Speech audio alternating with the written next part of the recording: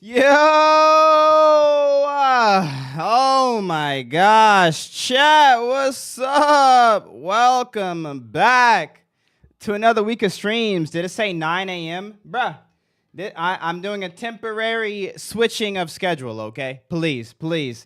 Yo, Tenor, what's up? Wolfer, what's up? Double I, how's it going? Daddy Dumbledore. Darkly, Hoa. Yo, Maze and Axels, how's it going, guys? Hello, hello, hello. What we playing? We hopping on For Honor, boys. I know what you guys are here to see. Someone asked me to play. I have like a hair stuck in my mouth or something. All right, got it. Some new game that came out. Ooh, I can't remember what it was called. Maybe you guys know it. Blades of Fire. But I saw some gameplay. I wasn't super interested, so I'm like, nah, I'm just gonna play some For Honor. We'll see what happens. What's up, Leonardo? How's it going, bro? Yo, Chris said, first time tuning in, I heard you duel on Fridays. How does that work? I do viewer duels on Saturdays now. Yo, Pootang! What's up, bro? But yes, it does say 9 a.m., okay? It does say 9 a.m. Hey, have a good one, Back Out Beasts. Have a good one, bro. Enjoy the Death Note. That's what's up.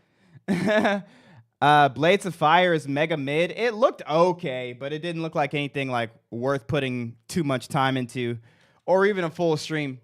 What's up, chat? Hope you guys had a fantastic week. We finally back. Bruh, there's something about these afternoon streams and something about these like Friday to Monday schedule that makes it feel like I haven't streamed in forever. What is Blades of Fire? Imagine like God of War mixed with like an Elden Ring, but like it sounds epic, but like it just doesn't really translate. You know what I mean? Because God of War is just one of those games that's just great because it's a great story, it's great visuals, and it's just overall just like an awesome time. And then Elden Ring, same thing. And so, obviously, putting both those together seems like it would be an awesome idea. And I watched some gameplay, and it didn't look bad. I think it will have a market for some people, but I just don't, I didn't see anything for me. You know what I meant? But, I don't know. Maybe I'll give it a try one of these days. We'll see. What time on Saturdays? This time, I stream at 3. That's me. Let's go. Yeah, I stream Friday, Saturday, Sunday, and Monday. 3 p.m. to 8 p.m. now. Yeah, we're evening streamers now. I just beat this game on Realistic. Hey, let's go. Yo, Leonardo, thanks for the follow. Let's go. Yo, missed you too, Pootang. Yo, the family's good. We actually just had a little family day. I woke up early, went to the grocery store with my son. We got a new internet, so I needed to go and what the heck was that? I needed to go return the old router. What the heck? And so I took him to that. Bro, everything feels off. What the? Bro, I haven't played a video game in so long. I'm dead. I'm alive. Dang. So we were out and about doing our things. And then we went to the store. We came back and I got a chili cheese burger with fries like in it. Think of like a nacho. But the bottom is like a half of a burger, and then a bed of fries, and then chili and cheese on top of all of that.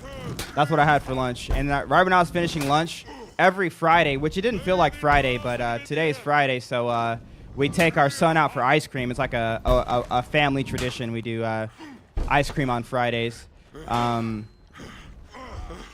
So we, my wife was like, hey, we're about to go. And I was going to get ready for the stream. But I was like, you know what? Ice cream with the family sounds good. So I went out with them. We went to get some ice cream. We went to the store real quick. And then we came on home. So I had a nice little family day. We're all doing great. We are feeling blessed, I tell you what. Have you seen the Ultron gameplay? Yes, I've seen the Ultron gameplay for Rivals. It looks crazy. He looks busted with the damage he does, doesn't he? That beam from that distance just looks crazy. Ah! The new Battle Pass weapons are sick. Did I miss some Battle Pass weapons? I'm so tired of using Warmonger, but she has the Hero Fest. Yeah, you use that Hero Fest, bro. You use it. What? He like, I don't know about that one. They say he's a healer. Yeah, bro, he's a strategist. But, bro, that damage, looks nasty. Oh, no. Hello? Ultron will be insanely nerfed. Yeah. I mean, I think we're finally at the part of Rivals where they're probably going to start releasing almost every character busted to drive engagement. And then they'll just slowly nerf and buff characters. My favorite ice cream flavor, just vanilla. I'm a vanilla guy. Basic. Basic and beautiful. Basic and beautiful. All right. Let's see if I could bring it back on this guy. Also, it feels like my controller is just having, like, a stroke.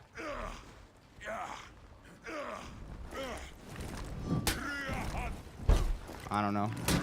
So glad I never touched Rivals. Rivals is an amazing game. Don't let me deter you from the greatness that is Marvel Rivals. There's not many games that come out that have the same effect that Marvel. The last game that came out that had the effect of Marvel Rivals, I want to say was and like don't quote me on it completely, but it was probably Round 5.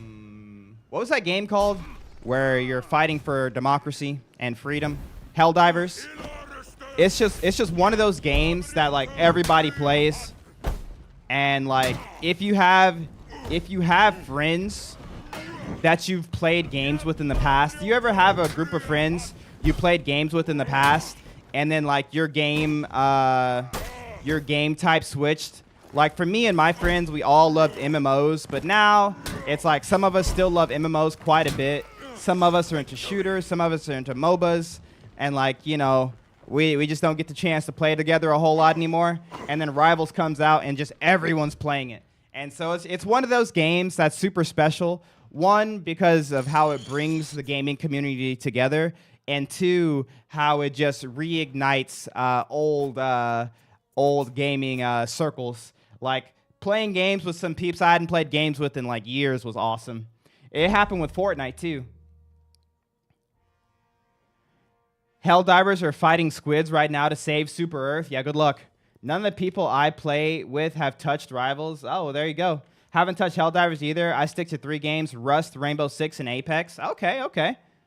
Didn't touch Fortnite either. Really? You never went to Fortnite? Fortnite was massive, bro. I remember back in the day, man. Everyone played Fortnite.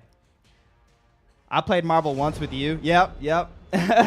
It's one of those games. If it wasn't for the ranked grind on Rivals, I probably wouldn't have played as much as I did. But I started playing the game. I had a lot of fun with it, and then the ranked grind just made it super worth it. The only reason I don't play now is, for one, you know, For Honor has my heart at the moment, and then for two, I just don't have the time, bro. I just don't have the time to grind, man. And I tried it. I was like, you know what? I'll just play Rivals like once a week. And then I would hop on for once a week. But, bro, you don't play the game for a week, and then you try to hop on, you're just getting dookie-cheeked by everybody. You're getting dookie-cheeked by the MMR, or you're getting dookie-cheeked by the people who play every day. And it's like, dang, man, I can't take 5 days off and then play, or 6 days off, sorry, and then play Rivals for 8 hours. Because what's going to happen is I'm going to like lose like 4 while I'm getting back into it, and I'm going to win 4, and then I'll be good. And then it's just like I wasted all my time. So that's why I don't play anymore. Otherwise, I would. Itachi Uchiha basically did it. That's what I'm saying. He wants the zone, right? Dodge forward, nothing in the zone. Oh, he's just bashing. Okay, that's weird. Bro, I feel like there's such a delay on my controller. Am I going crazy? Am I having a stroke?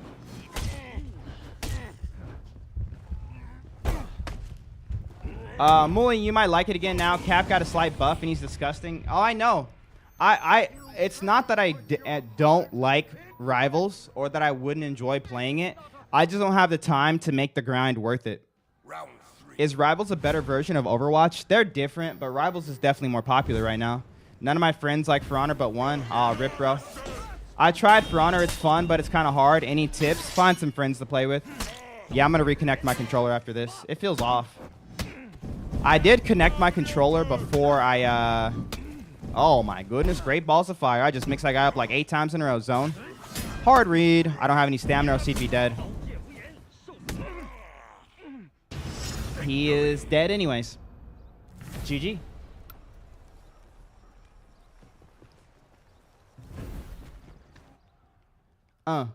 I definitely don't have friends to play with on Fronter, but it's fun solo. I play Xbox if you're trying to play. Yo, join my Discord if you're ever looking for people to play with. We got you. We got you. There's always people in the Discord looking for groups. Oh, no. Oh, no. Yo, Ronald, what's up? Always let the top heavy fly. This guy gets it. Oh, no. Incredibilis. Oh, no, the mixies. Cautious dodging. What's the Discord? I have it in my link tree, but I can get the link for you if you need.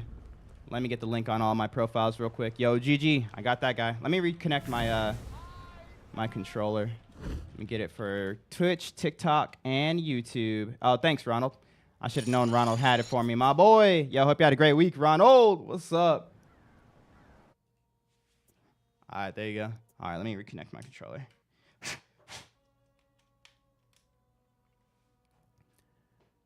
All right, here we go. Map vote. That works. Is there a list today? Not today. I'm going to do it tomorrow. Where's my mod, Muli? What you need mod for? Zixes. Is this a Tom Clancy game? No, but it is a Ubisoft game. I've been playing Landscaper for my boss. Absolutely poop, bro. Outside landscaping in this heat, that's nuts. Yo, life is puggy. Thanks for the follow. Off to the gym. Yo, have a great gym sesh. So I can mute you? Bruh. This guy, he's trolling. Is Drake black? What? For Honor 2 win? I wish I knew, bro. I wish I knew. Oh, chat, I can tell you guys a story. I didn't know if I could tell you yet because I wasn't sure what exactly was happening with it. But now, I'm pretty sure it was a scam. I almost got scammed. Chat. Scammers are getting better. And I think it's AI. Oh, thank you, baby. I can finally, love you, tell the story. Because it's been like a week and a half now. And it's like crazy. I've been magnet fishing with my grandpa here recently. By 11 a.m., it's way too hot. Yeah, it's crazy. It's crazy. Yo, what's up, Ace? Can I play with you? I'm not doing any viewer games today. Bro. So anyways, bro. And like, I will literally show you guys the emails. Because it was very intricate.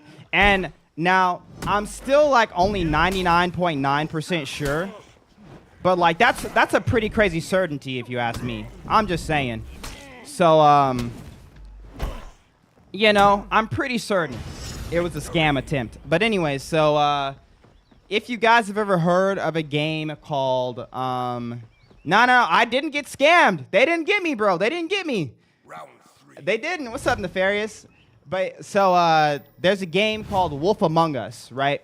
Wolf Among Us, awesome game. I played it on stream. It had to have been 5 years ago. You know, that game's kind of old, right?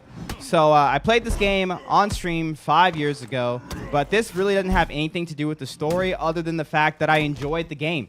Like, I enjoyed the game, and I knew there was we all know there's a second one coming out, but we don't really know when, right? It's just kind of been in the woodworks for, like, ever. Like 3 or 4 years now since it got announced. And I have a business email on my YouTube and my TikTok, I think, and my Twitch. I have my business email everywhere. And so I get emails from obscure game companies and product companies all the time. And I'm really bad about answering it. But, like, sometimes I go through and I see if there's anything interesting. And I went through it, and what do you know? There was an email from Telltale Games. And I don't know if you know, like, most game companies, like, you don't really know the names, you know? Muli, I'm a Nigerian prince. I need $100 to save my son. Bruh. Nah, but seriously. I see game companies and developers, and I'm just like, I don't really know that developing company. I don't really recognize his name. Like, it just doesn't mean anything to me, you know? And so I ignore it. And I feel like that's the right thing to do 10 times out of 10, right? Most of the time, it's just not worth me answering. And so, Oh my gosh, he threw that right there. So I see Telltale Games. Yo, Boris, what's up, bro? I see Telltale Games, and I'll read these emails to you. Like, you guys know what scammers sound like, right? Let me check my email, make sure they haven't emailed me. Okay, they haven't. All right, so what if they emailed me just now? Hey, sorry, I went AFK for a week. I'm back. You ready to do business? And I'm like slandering his name. Oh no. But let me read the first email to you.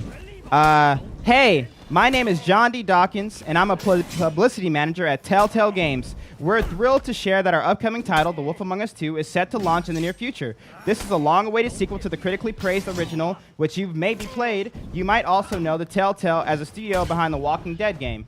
I'm like, all right, bet, yeah, like, bro, like, this is, you know, this is a lot, right? And I'm like, okay, this sounds, you know, legit. And it says, right now we're connecting with creative content creators to give them early access and be part of the game's promotion. We'd love to offer you a chance to work with us. You could make a short video about the game, whether that's Let's Play or review, or even a short segment included in one of your upcoming videos. If a full dedicated video doesn't fit your format, we can also do streaming and TikToks. If this sounds interesting, just hit reply and we'll send over the details, including rates and terms. After our collaboration, we'll also send you a few game keys for you to use in a giveaway. Looking forward to hearing from you. Best regards, John D. I'm live on Twitch, TikTok, and YouTube. Yeah, that was the email. Bro, tell me that doesn't, hey, congratulations, Nico. Tell me that doesn't sound official. Tell me that doesn't sound official. I'm like, all right, like that's, I mean, great. What do you mean too good? I mean, generally too good to be true if I wasn't a streamer, but like I am a streamer. So I get emails like this all the time. They're just not from like big companies. And if it's from a big company, it's super scammy. Like it's like, hello, we are from Xbox. We want to, you know, give you some insight on our brand new Xbox product. Would you like to work with us? And it's like, okay, bro, like what the heck? Like that's obvious. But this was in there. And I was like, thanks for reaching out. That sounds like an awesome thing. And they said, hi, thank you so much for your message. I'm glad to hear you're interested in collaborating on The Wolf Among Us 2. It's great to connect with you. We're currently preparing for the launch of the game and looking to work with creators who can share it with their audience in an engaging and authentic way. We're open to different formats depending on what suits your style. Feel free to share your standard rate for this type of collab, and once everything aligns, we'll prepare a simple agreement with NDA, compensation timeline, and a confidentiality clause. I'm like, yeah, bro, tell me that doesn't just sound like it. I've worked with people in the past, and it sounded super legit. And so we made it all the way to the end, bro. So we went back and forth trying to get the rates down, trying to get what exactly the deliverables were going to be, what exactly the timeline was going to be, and then all I had to do was sign the documents. That's all I had to do. That's all I had to do was sign the documents. And I was like, bet, it's here. And we agreed on everything.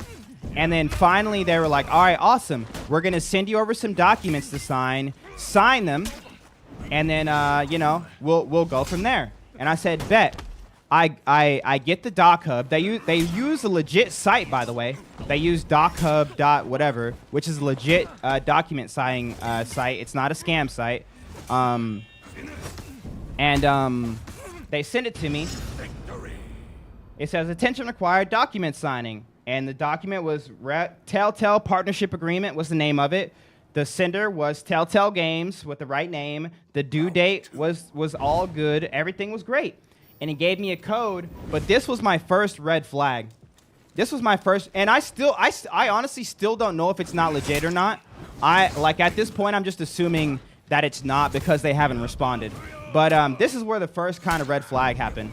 So when I tried to do it, I have a MacBook and I have an iPhone. And I had been doing all of this correspondence on my iPhone prior, and so I was just gonna sign it on my iPhone. Or at the very least, I was just going to read it, you know? I was gonna read through it, and it said, you cannot open this document except for on a Windows computer. And I was like, okay, that's weird. But it was a pop-up from DocHub. So the Doc Hub was kind of saying like, hey, we don't have all of the requirements for this document on our our site for full use of whatever the heck, use a Windows computer. And I was like, okay, bet. So it was a Doc Hub thing, but this is where it was weird, right? Because Doc Hub is a legit site, and I checked. Doc Hub's legit. Nothing weird about it. Everything's good, right? It was oh, my stamina. It was a what's it called?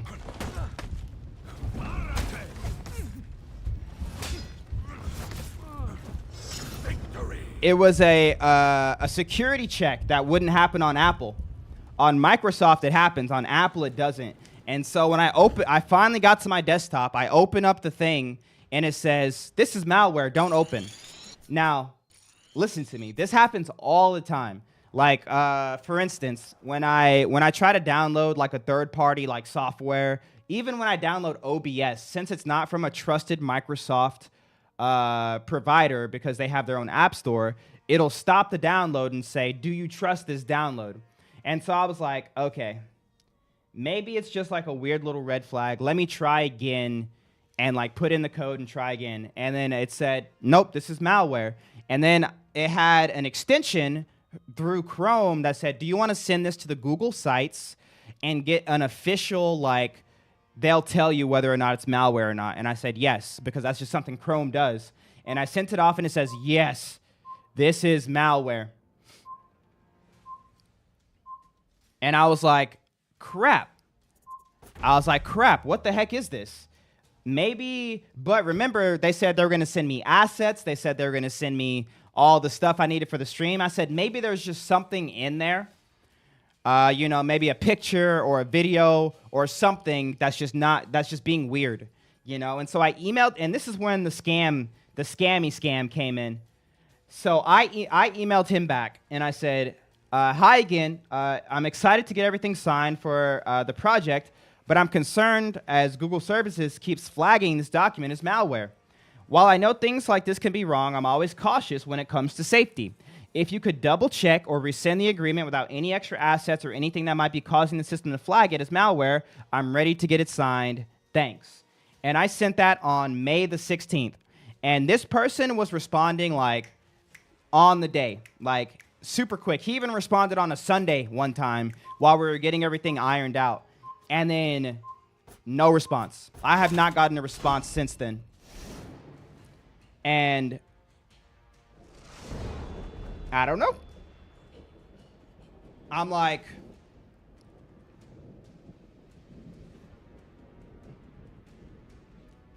The Wolf Among Us 2 should have honestly been a red flag. I don't think Telltale... Well, that was the thing, because it was supposed to come out this year, but they haven't said anything about it. So I was like, I said it actually makes sense because they're trying to get content set out to release. Because remember, when content creators release content, it's along the same time as the official announcement releases. So for instance, what'll happen is you'll see like even with like technology, you'll see like an iPhone announcement, and then all of a sudden you have MKBHD and all these other massive people releasing a video like 10 minutes after they release it. Well, yeah, it's because they've been gearing up for it. They've been preparing for it for months. And so I was like, okay, this kind of makes sense, right? But I mean, like I said, sounds scammy. I'd fall for it. I mean, when they started waving the money in my face, and they didn't wave it, but they gave me a very good rate that I was not expecting that much. And I was like, and the deliverables were only stream for 3 days, or a stream for 3 hours, so 3-hour stream, and minimum 2 short form social media posts. So TikTok, Instagram, YouTube Shorts. Because I told them that's where I get most of my engagement. So that's what we went for. And that was going to be $1,500.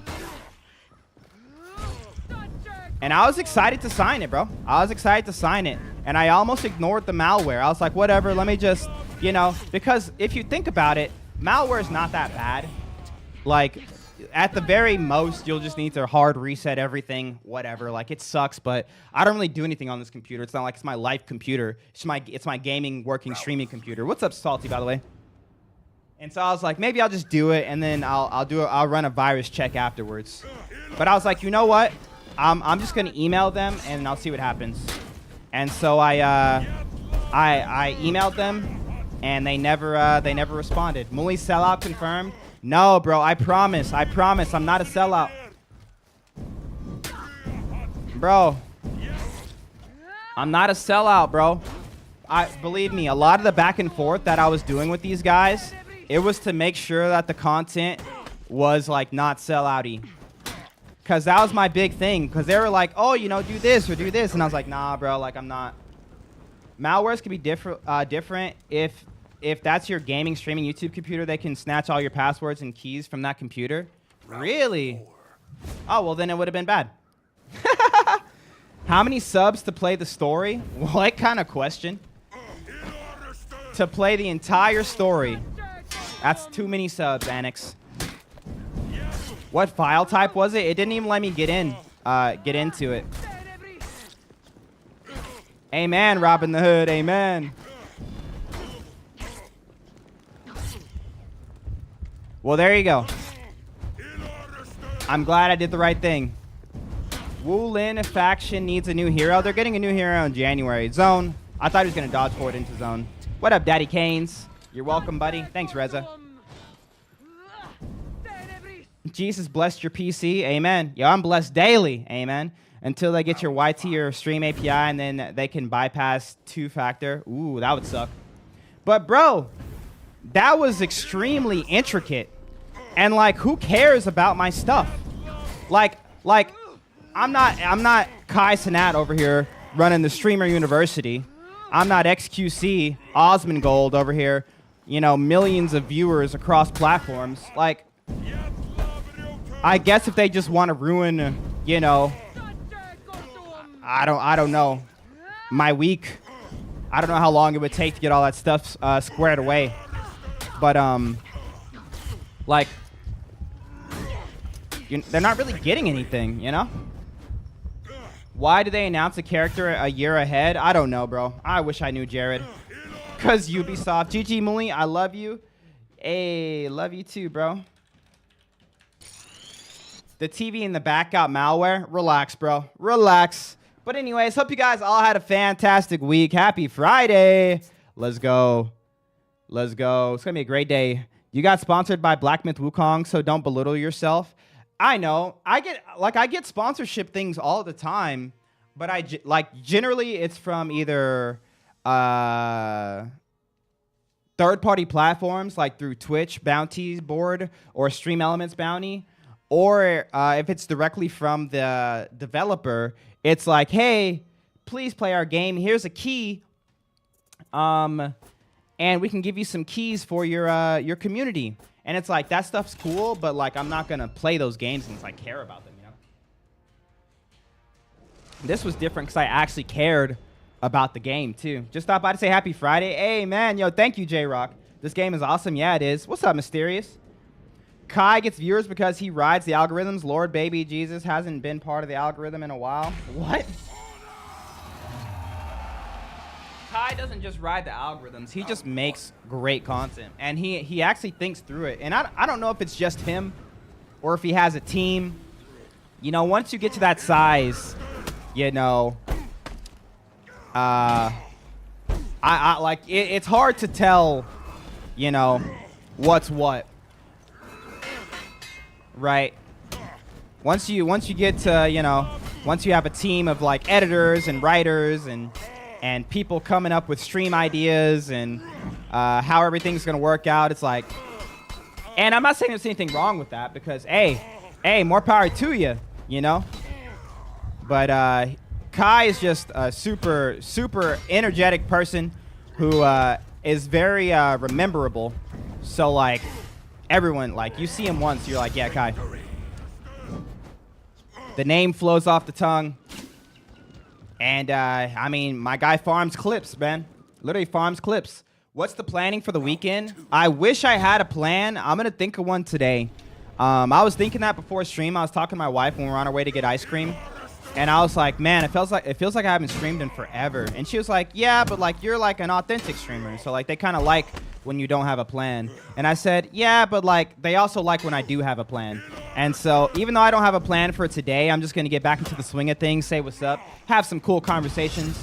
I'm going to get something cool going for either Saturday or Sunday. Saturday, I'll probably do viewer duels. I'm going to try to do something fun Sunday. We'll see. What's up, Boogly? What's your version, Authen? What's your version, Authen? How increase my gameplay? What do you mean? Love watching your clips. Best ones are when you're down bad and still win. Those are the best moments about the game. I agree. Let's go, Prosper. But I was actually watching that whole Streamer University thing. I did not expect it to be a compound where they actually bought out a stadium.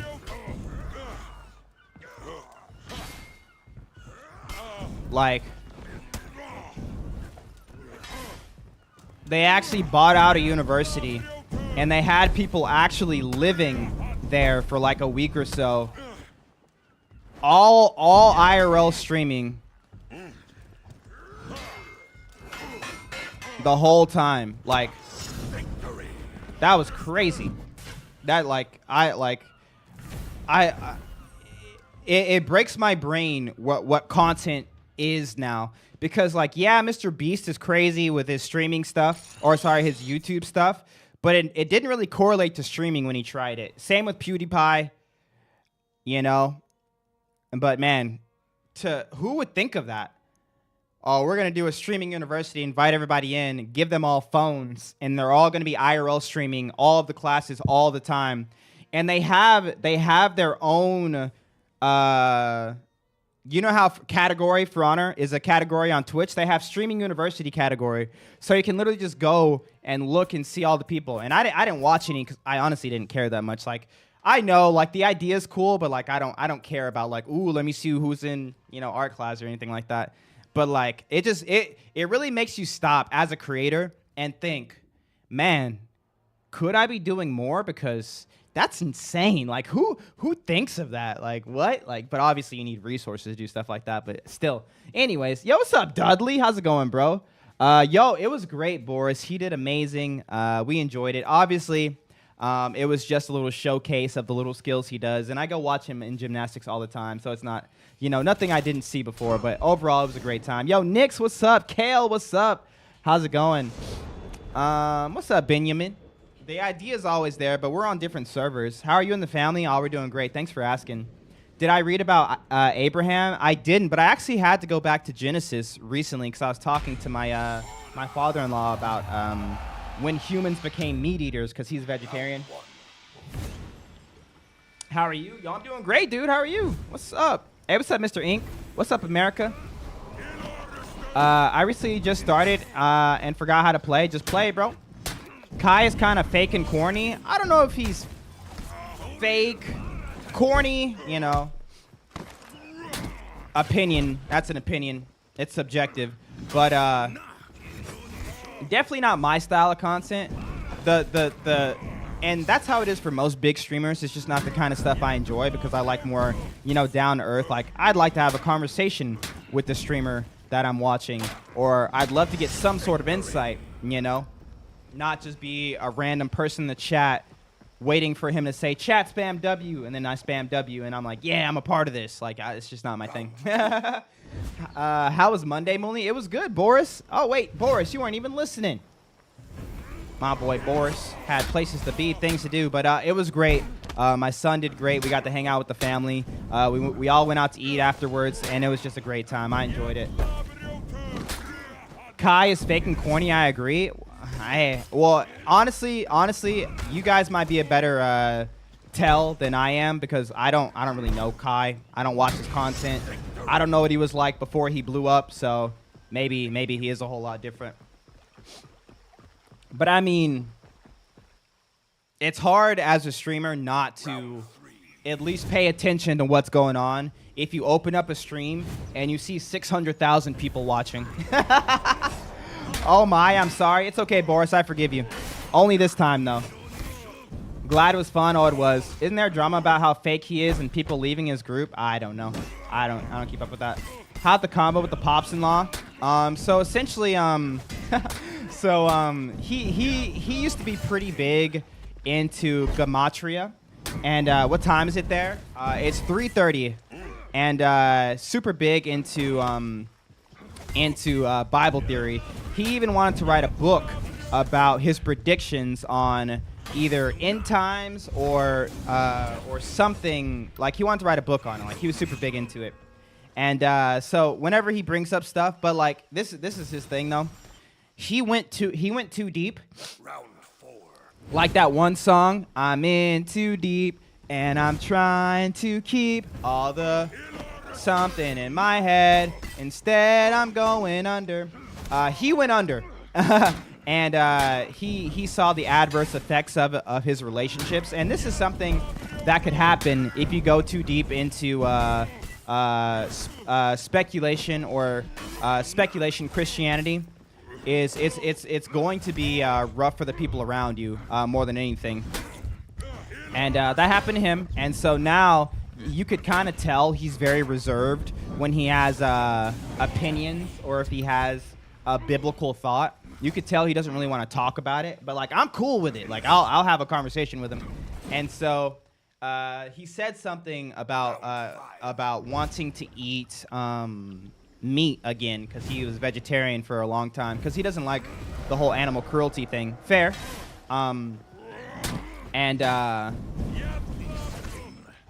He said something along the lines of, I still have a bone to pick with God, you know. when I get the chance to talk to him, I was like, about what, the whole meat thing? He said, yeah, you know,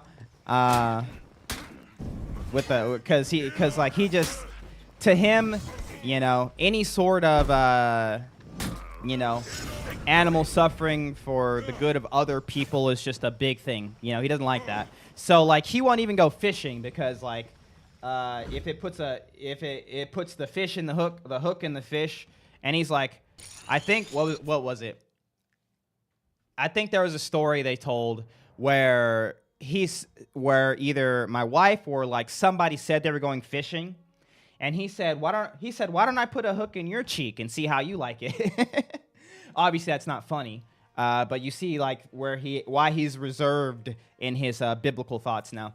But yeah, he's very like, you know. And so anyways, he said he brought up Genesis, I think it was chapter 6. No.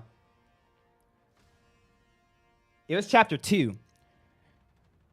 Yeah, it was chapter 2, and it was talking about man having domain over the animals.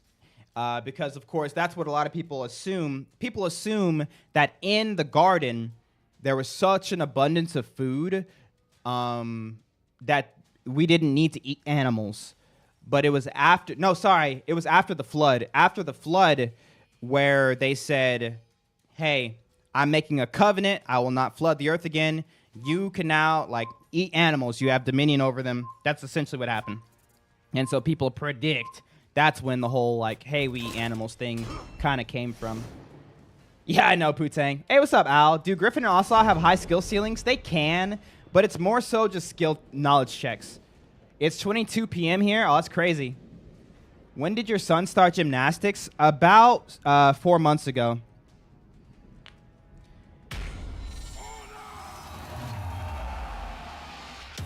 No hate, by the way. Thanks, Luca. Oh, what's up, TK Max? How's it going? All right, let's go. I'm on a PC. Oh, my goodness. Don't plant, scream, and feel pain, too. I don't know about screaming, but pain, yes. But I digress, you know. Thanks, chat. No problem, bro. Wait, what? Yo, Prophetic, what's up? Would you advise buying them? Nah, just play Highlander. Oh, my goodness. Wait, I wasn't... Bro, he juked me. Yo, what's up, Palm Tree? My week was good, bro. I missed you guys, though. Can you play Hito next? Hey, calm down, buddy. Calm down, buddy. You trying to get me to get some hate? No more. What are your thoughts on Charlie Kirk? I like Charlie Kirk. As a platform. As a person, I obviously don't know Charlie Kirk. But as a platform, I love open mic platforms. That's my jam. Because I love hearing differing opinions clash. Why is everyone playing Battlefront 2 again? I don't know, but I've been seeing it.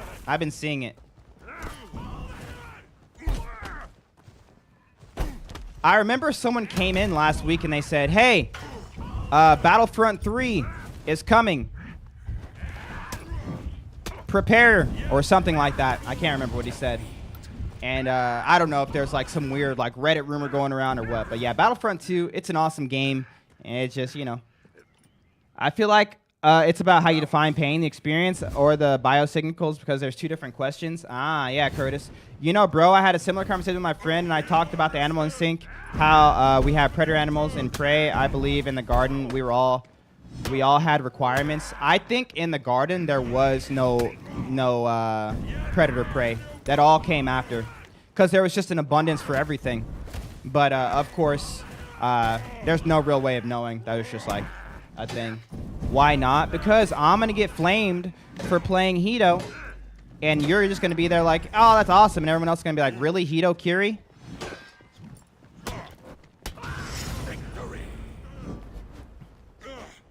Oh yeah, the May the 4th, the 20-year Revenge of the Sith anniversary. Yeah, there's a lot of Star Wars stuff going on. You're right. Yeah. Boosted popularity. I got you. Thoughts on year 10? I'm excited for it. 2 people play Hito. Yeah, yo, what's up, Junior? How's it going, bro? Help. Got cooked. It happens to the best of us. Sometimes you're cooking, sometimes you're getting cooked. 2 no lives. Yeah, I'm getting mixed. So I think I didn't realize it until just now. I was going for too many feints. Yo, woo! Thanks for the rose. I'm the best Hito player. I think so. I know you will cook. A user 5249181084931. What's up, bruh? Oh my goodness. Would you ever leave your religion? The evidence required for me to leave my religion. Oh, I almost picked Hito, bro. You almost made me pick Hito. Wait, am I playing on full screen? Yeah, okay. I was like, what the heck? Would need to be substantial. There would need to be some well, honestly, no. The only things would have to be is the evidence of Christ not risen or evidence of Christ not existing. The problem is it would need to be extremely substantial to the point to where it describes the first century in a complete way to where there's no gaps. And then it would also need to fulfill historical events that we know came from, right, Christ being alive and also Christ being crucified / resurrected. Because I mean that's the whole crux of Christianity. It's all about the resurrection. If Jesus Christ is not resurrected, we are all fools for believing in him. So, and that's a Bible verse. That's not Muli. That's Bible. I think that's Paul or Peter maybe. But I digress.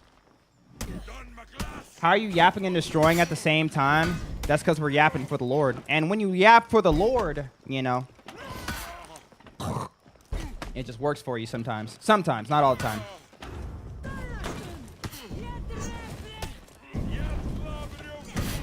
Do you skate? Yeah, I do. They don't contradict, they complement. What made you choose religion over science? Science is just the way we understand the world around us.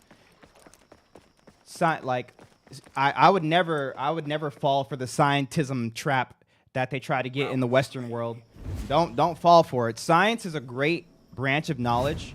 It doesn't contradict the Bible. It doesn't contradict religion at all. And it actually oh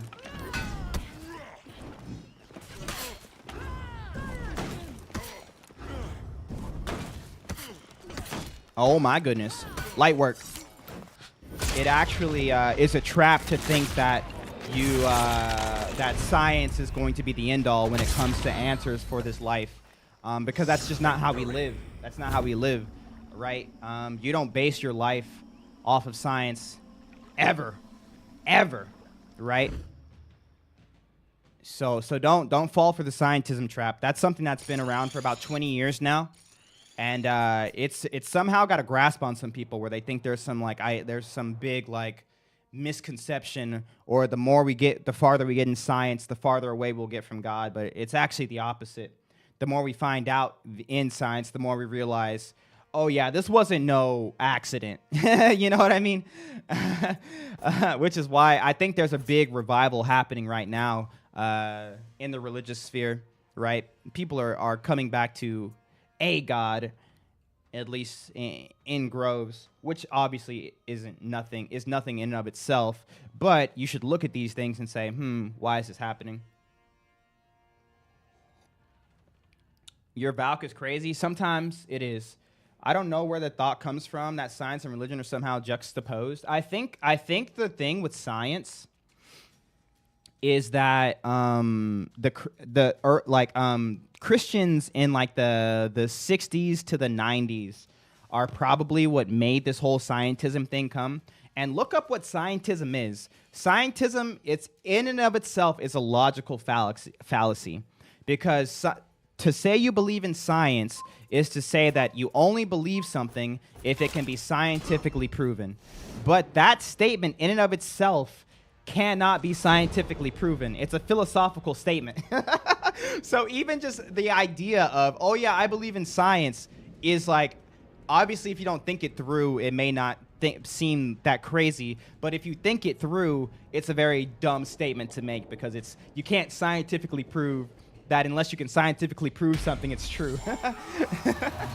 But that's not to say that science is bunk. Science is awesome, right? You know, the repeatability of an experiment to understand the truth of the world around us is a massive, massive game changer when it comes to so much, right? When it comes to health, when it comes to travel, when it comes to so many things. But that has nothing to do with things that are really important to most of us, which is philosophical or historical or... Ooh, that was too predictable. Loss issues of the sort. So, if you ever get the chance, all my science guys out there, I believe in science. Go look up Scientism. We respect your opinion, Mully, but that's respectfully nonsense. No, it's not. No one can truly live out scientism. I believe in science. Science answers a lot of great questions. I'm telling you it does, but it doesn't answer the important ones. And no one truly lives out a like scientism. They just don't. I was actually I was watching some Alex O'Connor the other day. You guys know Alex O'Connor, right? He's a really famous atheist. He would disagree with all you science folks, by the way, if there's any Alex O'Connor fans. And because he understands the issue with the statement, he had a very, very, very prevalent Christian theologist on his show recently, and it was John Lennox. Yes, John Lennox. Go look at John Lennox and Alex O'Connor. Alex O'Connor, he's the young guy with the British accent. Super, super, super cool guy. Very well spoken. You aren't telling me on that point, but all good. I'm not an atheist really either. Hey, do you guys understand the point I'm saying though? Like, what's wrong with scientism? Wait. Science is the study of our world. In essence, religion is a belief about the history and the origins of our world. Yes. Yes. But like, Round 4. they don't. Yeah, that's what. They don't contradict. I think you should control your emotions and allow people to make statements instead of policing people. Who's policing people? I don't think an intellectual would feel the need to degrade people who they disagree with. Wait, I didn't degrade anybody. I kind of get where you're coming from, but it's kind of the same for me when you talk about faith. I understand. And like, I didn't mean to come at anybody. I'm just letting you guys know that maybe y'all haven't oh, not me. Okay, I'm like, what did I do? Maybe you guys haven't really thought. I don't think you guys have really thought through some of the issues. But this guy, he put it beautifully. His name is John Lennox, and Alex O'Connor agreed because Alex was the one that brought up the whole idea, because he doesn't understand why scientism is such a big part of Western atheism. And John Lennox pretty much put it down to the whole like idea that and this is where I thought it would come from, is Christians back in the day. Remember, they used to fight so hard against scientific advancement when it came to evolution. They didn't want it in the classrooms and stuff like that. And then what else was it? What else did Christians like fight so hard not to have in classrooms? I can't remember. Something else. Dinosaurs, maybe. But because of this, right, push from the Christians, there's a massive push back that was like, no, we need to learn about these things. And the fact that you're fighting so hard against it lets us think that they must contradict each other or something like that. And since they contradict each other, I'm going to choose this side over that side because I definitely don't want to be on that side. So I'm just going to pick on this, you know? And so, but it's just not the case. You know what I mean? I main Highlander, which I just got clapped with Highlander. Why did I pick him again? The new character releases in June. Hey, what's up, Ninja? Hey, Determined, what's up? I agree, Zit. But yeah. But yeah, that's the there's just unscientific things in the Bible, but it's okay, bro. Well, yeah, that's because science is the repeatability. Science is the repeatability of events. You can't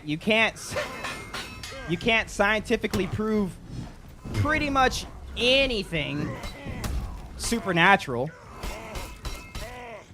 You can't scientifically prove anything historical. You can't scientifically prove anything philosophical. It's different branches of knowledge. That's the whole point. That's the point.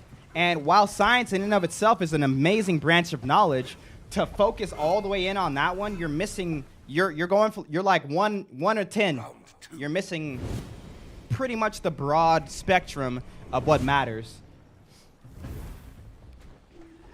Christianity can't be proven empirical, which I feel pushes a lot of people away. Well, you can't really prove anything. It's not about proving something. It's just about following the evidence of what's more likely the truth.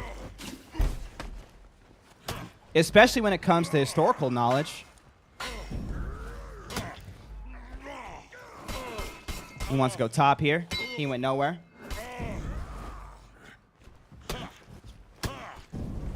You can disprove the way the Bible claims the earth and universe was made, though. How? It says, in the beginning, God created the heavens and the earth. It doesn't even tell you how it was done. It just says it was created. And then science says, yes, the universe had a beginning. And so you have science saying the universe had a beginning because the degradation of matter and energy, right? There's always like a delay or a degrading of it. And so it's not eternal. But you know it can't be created or destroyed. So, or it can't be destroyed or whatever the heck the law of thermodynamics is, right? And so it's like, are you Muslim? I'm Christian. There's no like contradiction there. It's literally just in the beginning, But one says in the beginning God, and one says in the beginning nothing. And so, you know, you can make your decision based off that. You're confusing the philosophy and the institution with your definition. The philosophy and the institution. The institution of atheism versus the... Or are you talking about science as an institution and the philosophy of science? I might be convoluting the two, but I think most people convolute the two when it comes to when they make the statement, I only believe in science. So I too am convoluting those two statements, but off of the understanding that it has been convoluted. Don't forget Saturday. I'll never. Do you think you could play around as Aramusha? No. Nothing. Oh, he went left. Let's go. No. I believe that the Big Bang did happen, but I believe that was God's method of creating the world and the universe. I mean, yeah.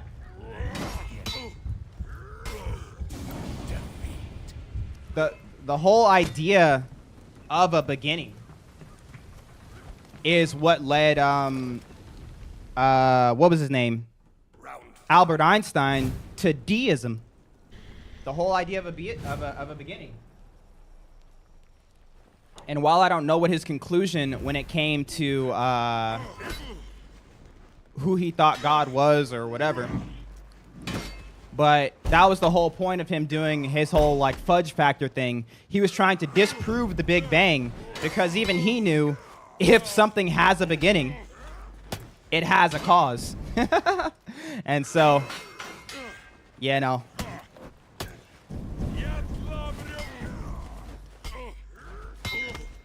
I'm mainly talking about like how a rap Bible asserts the earth was created before the sun, which is disproven, not the other more philosophical arguments. The earth was created before the sun? The earth wasn't created before the sun. I guess if you're going along the lines of light, let me see. Yeah, no. The first thing that was created was light. So yeah, it would still be sun.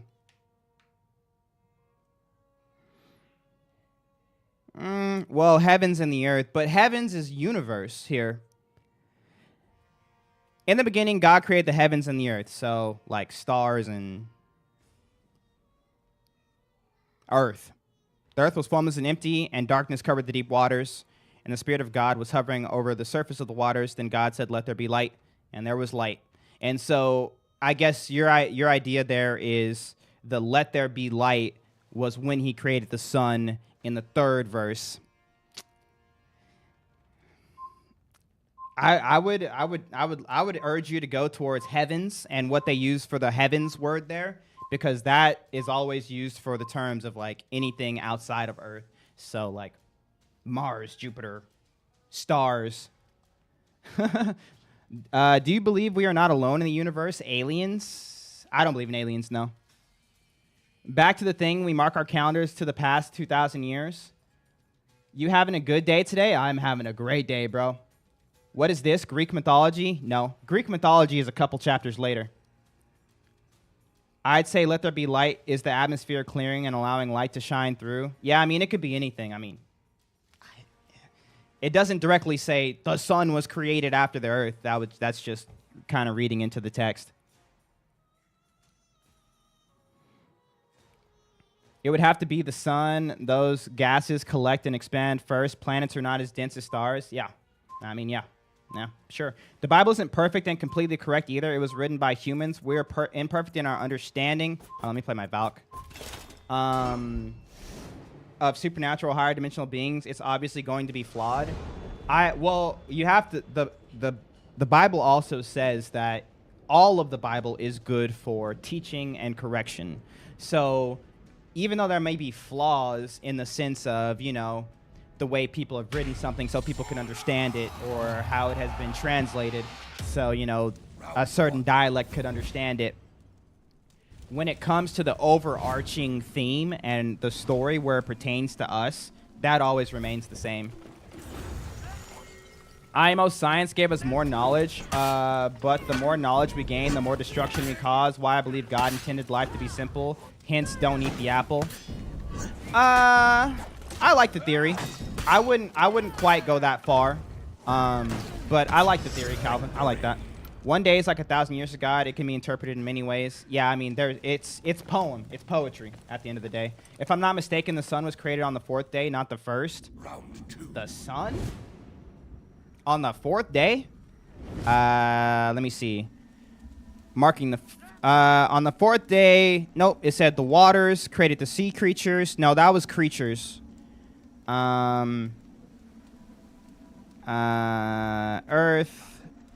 Sign, let the lights appear in the sky to separate the day from the night. Let them the signs and mark the seasons, days, and years. Let the sky, lights in the sky shine down on earth. And that is what happened. God made 2 great lights. So 3rd day. That's what you're talking about. The 2 great toxic ocelot. What did I miss? We're fighting an ocelot. He's not toxic, though. He's cool.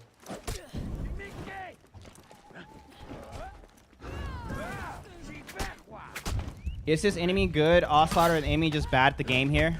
He's solid. He's slowing it down a lot. But, I mean, he's played like 3 good games against me.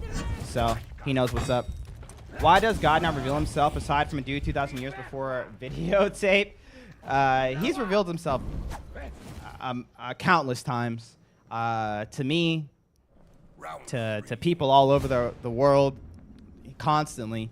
How he chose to reveal himself in the person of Jesus Christ, I mean, I don't know why he did it that way. Some would argue that it was the perfect time for him to do it because that was the expansion of like trade routes and stuff like that, where like the known world was finally starting to come together. You know, the start of the Silk Road, all that stuff was all apart. So realistically, if you're thinking at it from like a chess move point of view, it could have been possibly the best possible scenario for spreading it to as many people as possible, while also making sure it was a solid part of society going forward for as many people as possible. But, you know, I don't know why God did it that way. Round 4. Poo-tang with the 13-month tier 3. It feels longer. It does, bro.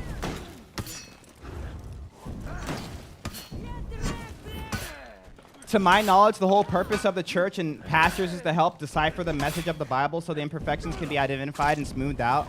No, because you don't want to wrongfully interpret something, right? The whole idea that only pastors and the church can interpret the Bible, it's pretty ancient, honestly.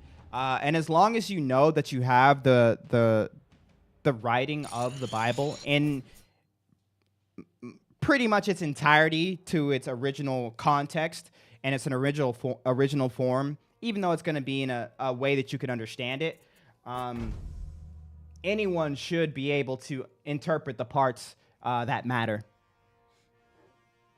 Anyone. And the whole point, Bible, understand more and more about it. The Holy Spirit, you know, reveals things to you. You get revelation through reading it. He's the helper. He's the one that helps us remember Bible verses. He's the one that helps us decipher these things. Now, pastors and churches are a great way to get the word in a revelation that the pastor should have had, because a pastor should be someone who has the Holy Spirit that's reading the word. He gets revelation. He shares the revelation, right? But that's not something that only pastors can do. It's something that anyone could do. Now, pastors have a unique gift in where they can actually share the revelation. Not everybody could do that. You know, some people, they might get a revelation and they'll be like, you know, but it's you know,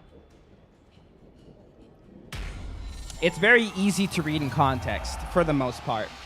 And the difficult parts I guess you could say can be smoothed out, but they can be understood with enough knowledge. Do you know about the translated genealogy from Adam to Noah? Are you talking about when you translate the words and in Genesis and it literally spells out, or not spells out, gives you the story of Jesus in the genealogy? Yeah. The reason the churches blew up during times of wide illiteracy. Ah, yeah, that makes sense. Yo, Goji, what's up? Wasn't the Bible originally written for the common person? Yes. I mean, the Bible, if you read the Bible, the Torah was written for the Israelites to learn and to grow in because of the covenant that they should be following. The New Testament, if you read through the New Testament, it's literally just the gospel, which is the good news. So it's meant for everybody. It's good news for everybody. And then the rest of it is minus like Revelations and maybe 2nd John is literally just like personal letters to people and churches. So literally, it's for the common person. Literally. Love the content, by the way. I hate Highlander. Bro, Highlander's the best. What are you talking about? This guy's trolling. I just finished dub of Ben & Jerry's and Bonafide pie. It was delicious. What?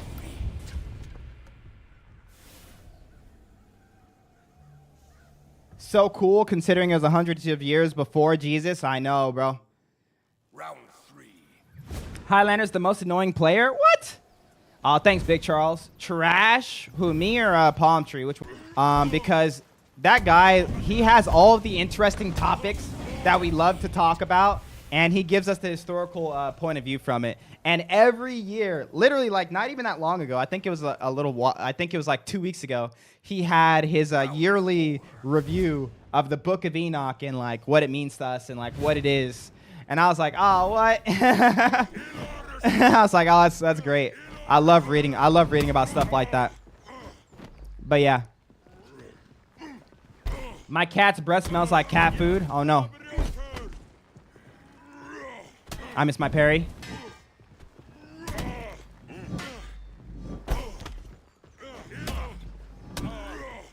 Uh-oh.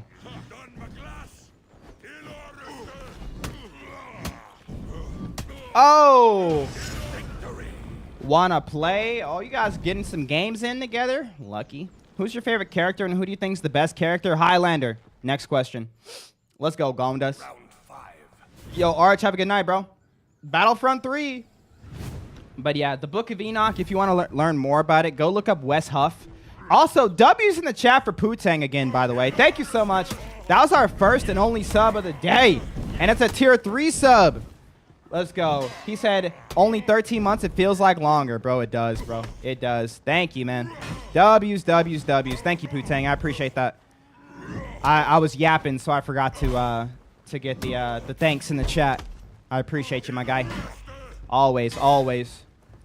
I'm not the best, though. I can only carry Mully and Dom. It's true. Top. Oh, palm tree. It's fine. I'm not bothered about wins. Haha. What's the agenda today? Viewer Dom matches or just duels? Just duels and yapping, I think. I'm trying to get re-warmed up for the day. And then we get some viewer Dom matches going on Sunday, I think. And we'll do some viewer duels tomorrow. Hey, what's up, Moto Lord? Thoughts on Berserker? It's good. Who do you think is the worst character in the game? Peacekeeper. Next question. Next question. Is there anyone who counters Highlander perfectly? Tiandi, Shinobi, Afira all do a really good job against Highlander. Like, really well. WPK, hey, yup. What's your thoughts on Romans 8:1? I don't know. What is Romans 8:1? Oh, because of that grave robber. Romans 8:1. I've probably read it before on stream, but we'll read it again. So now there is no condemnation for those who belong to Christ Jesus. Sounds amazing to me, bro. Love it. Unless you're looking for a fully fleshed out idea of it, right? We see it in Galatians. We see it in Romans. The whole idea that there is no longer any condemnation because we're no longer under the law. And then, of course, the verses that tell us what we are to use that freedom for, not to continue on sinning, but to actually grow the kingdom of the Lord. Help me. What are you going to do? Light attack? Oh, no. What's the guy with the stick called? Shaolin? Yeah. AKA West Buff. Yeah, I like West Buff. How come God gives us free will, and when we use it in a way we don't like, he sends us to hell? What? He gives it. All right, so this is the analogy I've heard, and I think this is the one I'm going to use for the foreseeable future, because I feel like it makes it personal enough for people to realize just kind of what's going on. Because I think that even though I enjoy the question, it comes from a lack of understanding of the situation that you're in, right? A lot of people don't really understand the dynamic of what's going on, and, you know, the beautiful gift of life that we have and freedom that we have in the sense that we have it, right? There's so many people who just don't understand. So this is the way I'll explain it. And you guys can let me know if this is a explanation that can help a lot of people, or oh my gosh, Boris with the 10 gifted. Yo, W's, bro. What? Yo, Boris. He said sub goal. Sub goal. Let's get it. Yo, W's in the chat. Who was the person who was asking that? I actually already forgot. Dang it, Boris. Blame Boris. W Boris, but also blame Boris. I completely forgot what who I was talking to. But imagine there's someone who loves you so much, right? They love you more than anything. They only want what's best for you. Person who asked that question, whoever that was. Imagine there's someone who loves you so much, and they only want what's best for you, and they know what's best for you, and they have it, right? They got all the answers. They have everything to take care of you, everything you need, right? And they love you so much, and they just can't let go of you, and so they lock you in their basement. And no matter how much you want to get out, and, you know, yeah, sure, if you go out, you won't have the perfect life anymore. You won't have everything you need taken care of. You won't have all of your you know, necessities met, and, you know, there might even be some suffering involved, you know. But, you know, he won't let you out of that basement. He just loves you so much. Round 5. Is that what you would call love?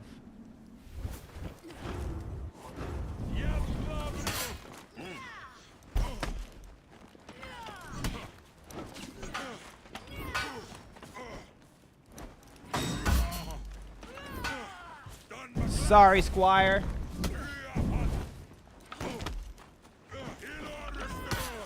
Was it debate me and you'll lose? Is that the guy? I'll wait for him to answer.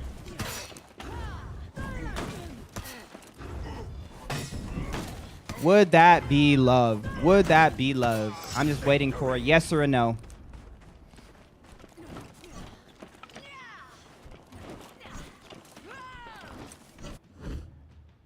Unless you don't care about the answer. He might not care about the answer. I think he just wants to keep on bringing up his issues with it. That's okay.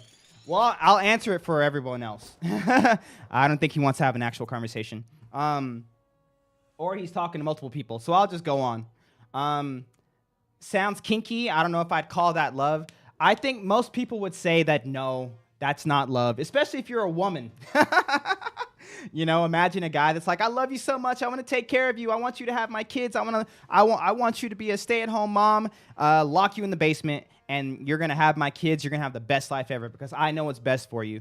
You guys wouldn't call that love, right? I know you wouldn't, because it's just, that's not how we express love in any way, shape, or form, right?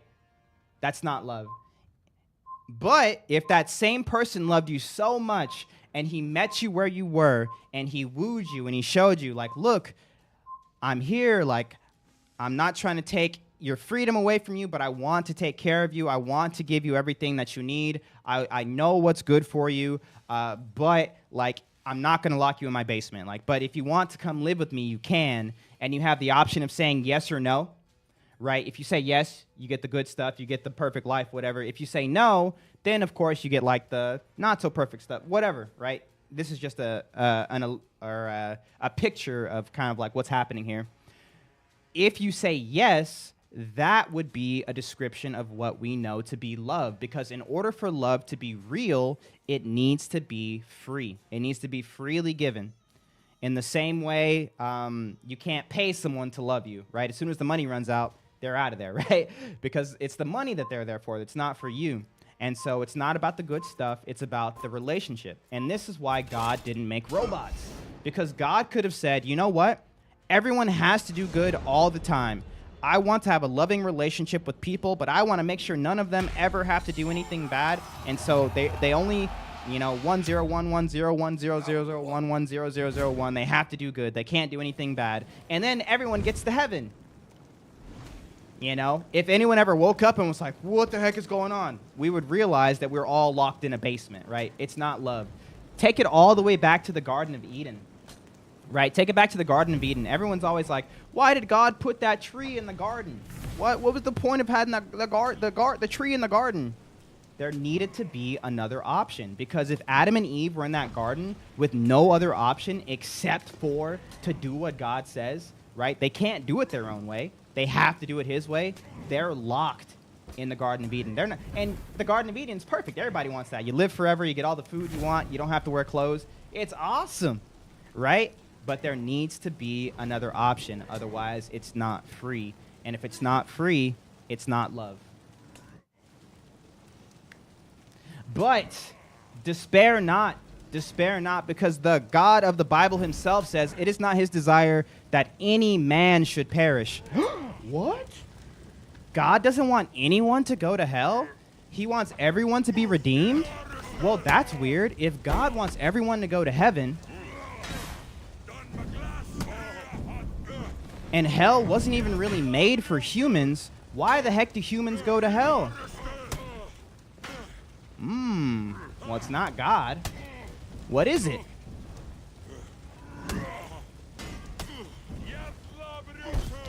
Think about it. Help!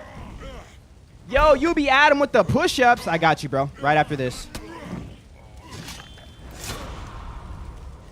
Bam, bam. Let me get these push-ups in real quick. I'm a little sore right now. I had a soccer game yesterday.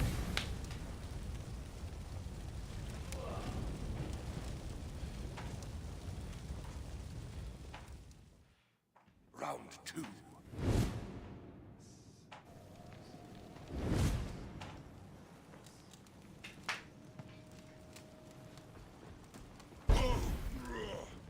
Get right, Jim is life. You tell him, Christian Hawkins. But yeah, hopefully that makes sense for you guys. The whole idea of free will, I know a lot of people are like, but, why God so mean? How can God be good but so mean? You're missing the picture, like most people are. Remember, if you have questions about Christian theology, that's amazing. Please ask those questions. But make sure you listen to the answer. At least so you'll have a good understanding of just what exactly the Bible teaches, and not just some skewed, over cynical version of what Christians believe, like the guy Debate Me and You Will Lose is talking about. He has a very misconstrued understanding of it.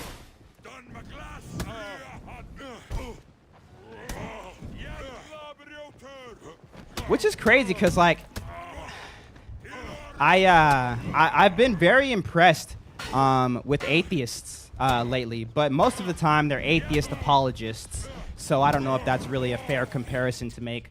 That would be like comparing me to a Christian apologist. Obviously, I don't know anything compared to them. But I'm always so impressed. I'm like, wow, eloquently put. They have a lot of thoughtful points, and I like where they're coming from. And the most importantly, they actually understand what it is that they're arguing against. They have a good understanding. Some of them know Scripture better than most Christians. And I'm like, oh yeah, that's awesome, That's awesome. Which is why I've really enjoyed apologetics with Alex O'Connor and whoever he brings on.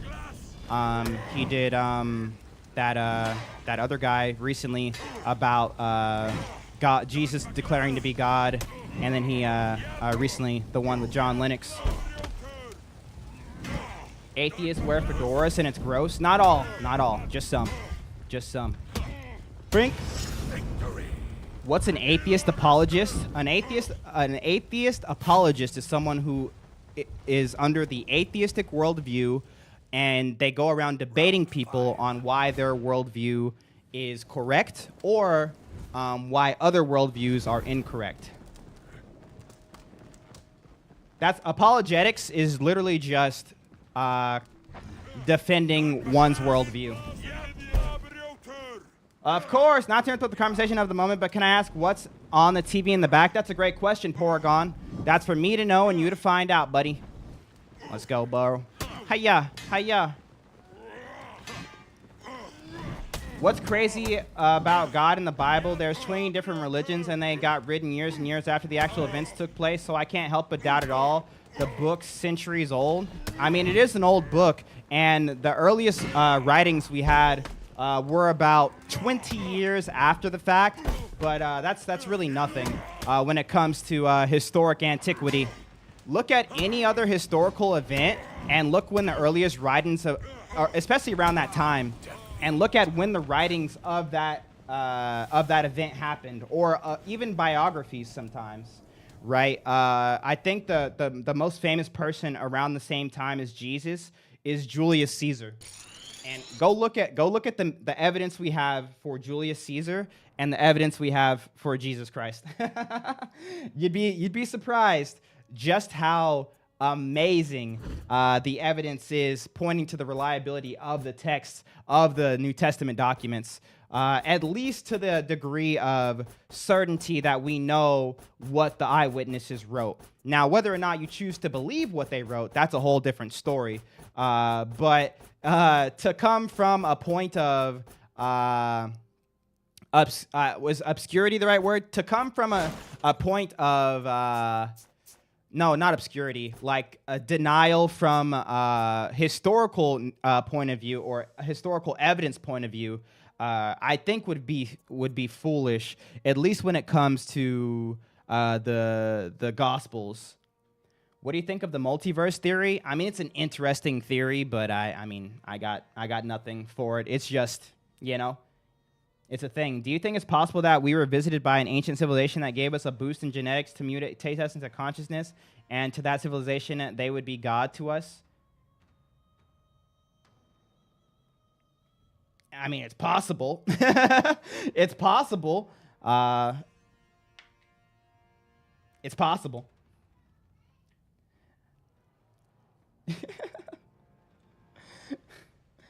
Likely? No. Possible? Yes. How can I improve my prayers? Sometimes I feel I'm just talking to myself and struggle with the ideas that God can actually hear me. God can hear you, and if you have this whole idea that you're talking to yourself, just get more authentic. I think a lot of people, me included, they feel like they have to say a prayer a very specific way. I remember I was working at Best Buy at the time, and there was a lady that came in, and she said, "You want to know how to get your prayers answered?" And I said, "No." And she said, "Let me tell you." And there was this lady in a wheelchair. I won't forget her, her demeanor. I'll forget her as a person. Like, I don't remember what she looks like exactly, but I remember her, her demeanor. And she said, "You have to come to God like a child, and he'll answer your prayers, And always just start by saying the Lord's Prayer, and then ask for what you want, and then your prayers will be answered." And for the longest time, even sometimes to this day, I pray like that. Having like a childlike faith, which this is all biblical stuff, right? But the problem with it is it kind of goes against the Bible when it comes to the whole don't have mindless repetitive prayers. Like, there's no point in having these mindless repetitive prayers like the pagans do, because we have a direct communicative line through our high priest, Jesus Christ, to the Father. And he doesn't care about you reciting the same prayer 10 times in a row. Like, imagine someone calling you and being like, just repeating themselves like over and over again, and you're like, okay, like, is there anything you wanted to talk about? And then you just keep repeating the same thing with no meaning or thought behind it. Now, granted, a lot of these repetitive prayers that we have nowadays, even in the Christian faith, there is meaning behind it. Now, could most people tell you that meaning? No. But, you know, there's meaning behind it. I think what's really important when it comes to prayer especially is that you really have just an unfiltered conversation with your Heavenly Father. Unfiltered. Like literally just you have a direct line to the Creator of all things. Pray for your situation. Pray for other situations. Pray for what's going on in the world. Pray for what's going on in your mind, right? Talk to Him. Hey, yo, man. God, I don't know why you got me streaming, man. I just got these annoying atheists that just keep coming to stream. They're so annoying, bro. I don't want to talk to them, man. I just want to play video games. Like, why do I got to do this, man? Like, and some people hear that be like, how dare you talk to God that way? It's like, God can handle the hate. God can handle the realness. Like, He wants the authentic you. Like, we see that all throughout the Psalms, right? All throughout the Psalms. So don't just, you know, I'm going to make sure I say the right prayer and do the right things. And like, no, you have a direct line of communication. And remember, prayer is to strengthen the relationship for you. Like, God's already as close to you as He's going to be. He's there. He's always been there. He'll always be there until, you know, God forbid there's a separation, right? He's always right there. So it's not God drawing closer to you through prayer. It's you drawing closer to Him through prayer. So it's strengthening your relationship with Him. Prayer is for you, right? Prayer is for you. God doesn't need our worship. God doesn't need our prayer. God doesn't need anything. He's self-sufficient. He's got God, right? So just try to remember those things and take the day and some people, like I do it via journaling. Journaling helps a lot. Reflecting is journaling, same thing, and just go through it, you know. I really, my best prayers are when I really have time to stop, reflect on my day, and really just like lay it all out for God.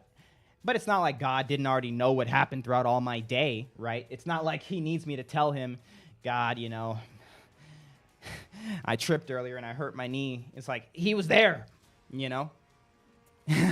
So, just, it's for you. Do you listen to Christian music? Yes. Doing duels and talking about something passionately is pretty hard. It can be. Drip renew, one of these days. No problem, Alec. Round one.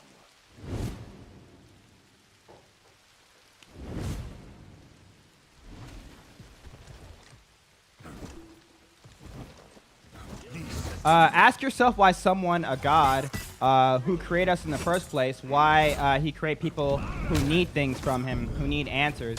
Is it God being lonely? Was God bored? No.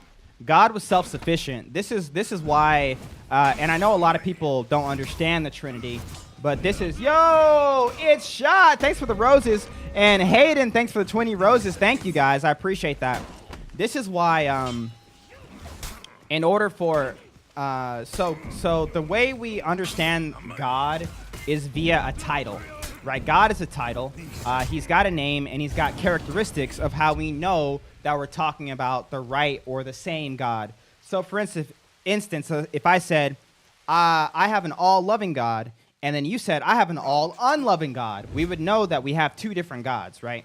So the whole idea of God really only makes sense in the way that people know God, because He is all-loving. But if you think about God before the time of creation, if there was nothing to love, God could not be all-loving. It would be a bit of a weird oxymoron. But since we have the Trinity, God in three persons, in perfect unity and perfect relation, which we also see all throughout the Scriptures, we understand that Christianity has a very good layout of an all-loving God that makes perfect sense in that characteristic. but God all on his own on the throne, he would in fact need to make us in order to express love. So that's funny. Hey, what's up, Exotic? Think.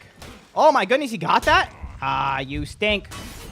So if God knows how your day was, but you tell him, that kind of tells you how important self-reflection is as a tool to people. Yeah, and it's huge. Like, it's a huge thing. Like, and this is true. Like, apart from what's up, Alush, by the way, apart from Christianity, being able to self-reflect is a massive way to move forward with your life and to fully immerse yourself in the presence of your day. Because so often we just get stuck just going.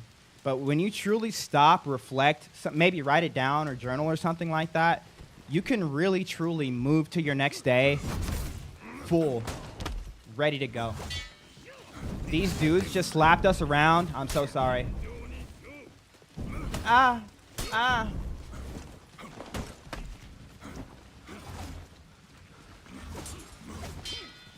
Next up, Raider. I promise you won't lose to this guy if you play Raider. Nah, Palm Tree is a beast Raider player.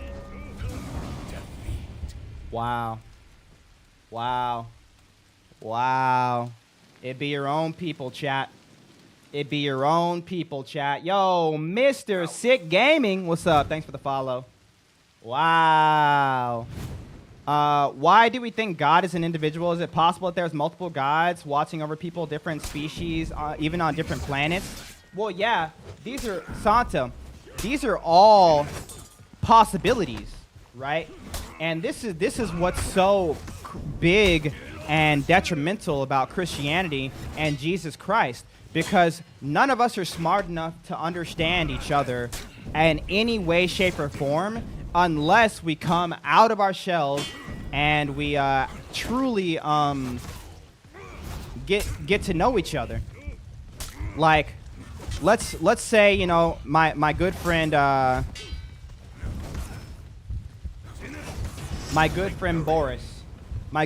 Boris from the Netherlands, I believe.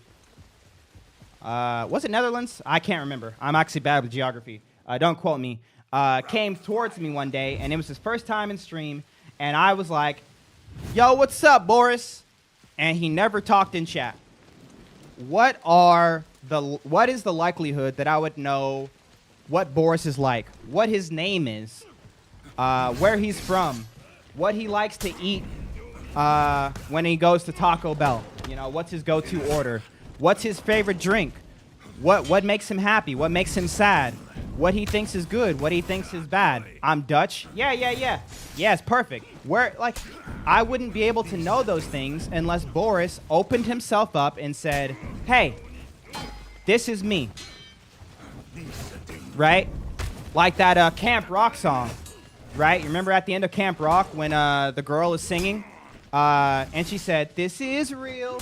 This is me. I'm exactly where I'm supposed to be now. Gonna let the light shine on me. Right? That's Boris. Boris is singing his heart out over there to me. And because of this, I'm able to understand Boris. This is the only reason we act like we even have an slight understanding of who God is, because God, in his relational love for us, has introduced himself to us through the person of Jesus Christ. This is how we know who God is, what he likes, what he doesn't like, his characteristics, right? Because he has reached out to us. Now, sure, there's the possibility that it's like, oh, you know, there's some God that we just have to kind of make up in our own head. And it kind of makes sense if there was like a whole bunch of gods, one for the dogs, one for the cats, one for the fish, one for the whales. And, you know, there's like 5 dimensions and like all this stuff. But like, we're not smart enough to even understand each other without any sort of back and forth. How the heck will we be smart enough to understand God or gods, right? It just doesn't happen. So that's all religion is. It's God reaching out from the other side and saying, this is me, like Demi Lovato in the hit movie from the early 2000s, Camp Rock, okay? That's all it is. That's all it is. Our job as thinking individuals is to say, okay, we've come to the conclusion that there probably is a God. Muhammad said he revealed himself this way. The Hindus said, the avatars of Hinduism said they revealed it this way. Buddhism says it's all about enlightenment. Christianity says this. Judaism says this. This says and you get into the nitty gritty. You figure it out. But I'll tell you what, God made it easy because there's only one where every characteristic of God as we know God, that would only make sense of God, all loving, merciful, just, all of these perfect and fully encapsulated characteristics, they only work with the Christian God. And it's the only God that said, hey, what's up? I heard you guys wanted to know about me, so I literally humbled myself. I came as a human to say hello. Also, you're in danger, but I'm also here to help you. So, like, what's up? Right? It's almost like he made it easy. Now, does that mean you should just willy-nilly just go and become a Christian? Like, no. Like, actually look into it. Look into the evidence. Look into what Jesus Christ taught. How he lived. How he died. The resurrection accounts. What happened after. Bro, these are all massive, massive things when it comes to the reliability, not only of the Christian understanding or a Christian theology, but Christ as a whole. He's extremely reliable. Why are we in danger? Because we're kind of stupid. Our brains tell us not to do something, and then we do it anyways. And then we're like, oh, man, I shouldn't have done that. And the next day, when the danger's gone, we're like, you know what? Maybe I'll do it again. And again, I really shouldn't lie. You know I was doing something I wasn't supposed to, but I shouldn't lie to my parents about this. I should just be honest about it. Never mind, it's fine. I really shouldn't cheat, but, I really need to pass this test, or, I really need this second girlfriend, or whatever else you cheat on. I really shouldn't be hateful to these people, but, man, they're really messed up, dude. Look at what they did. I hate these people. I'm angry with these people, right? You do things you know you shouldn't do constantly, without ceasing.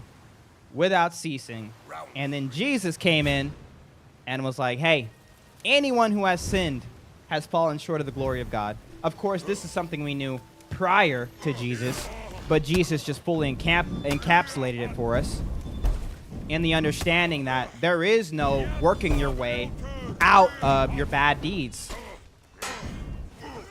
There's always the, oh my goodness, Boris with another 10, yo! What? Just be a good person. You ever heard that before? Just don't hurt anybody. You ever heard that before? None of it matters. It's all chill. Just be cool. You ever heard that before? That doesn't erase the wrong that you've done.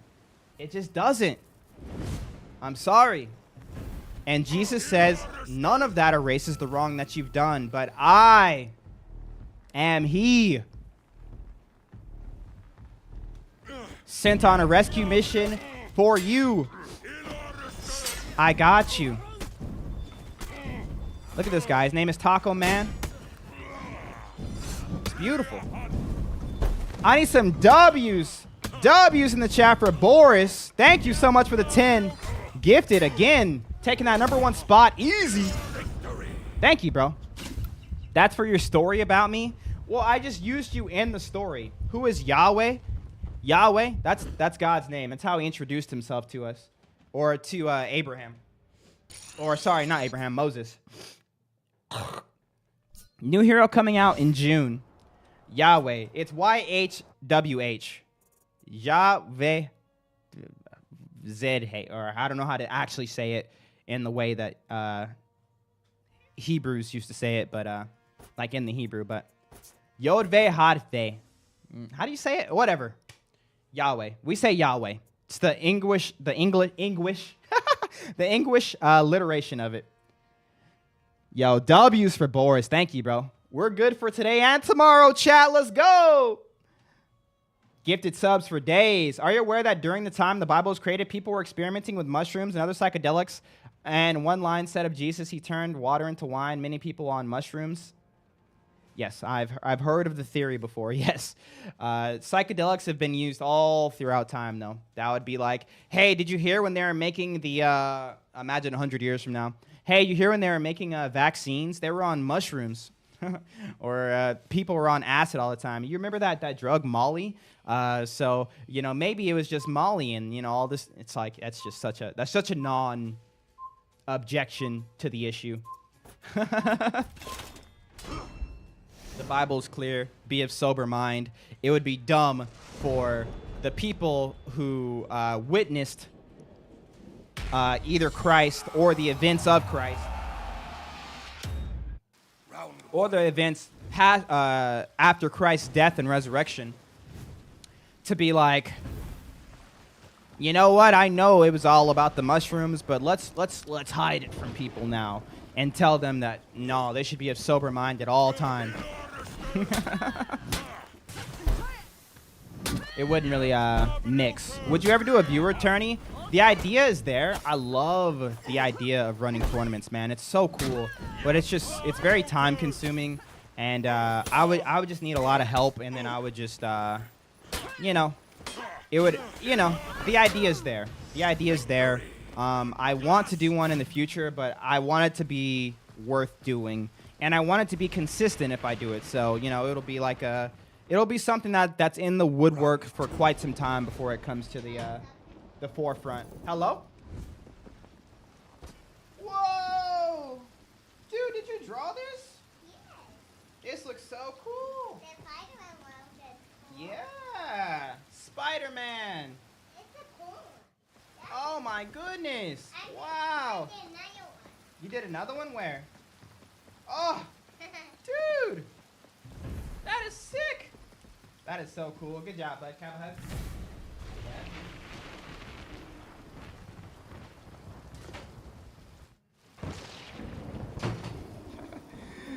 W coloring skills, don't lie to that kid. He's got a lot of work to do.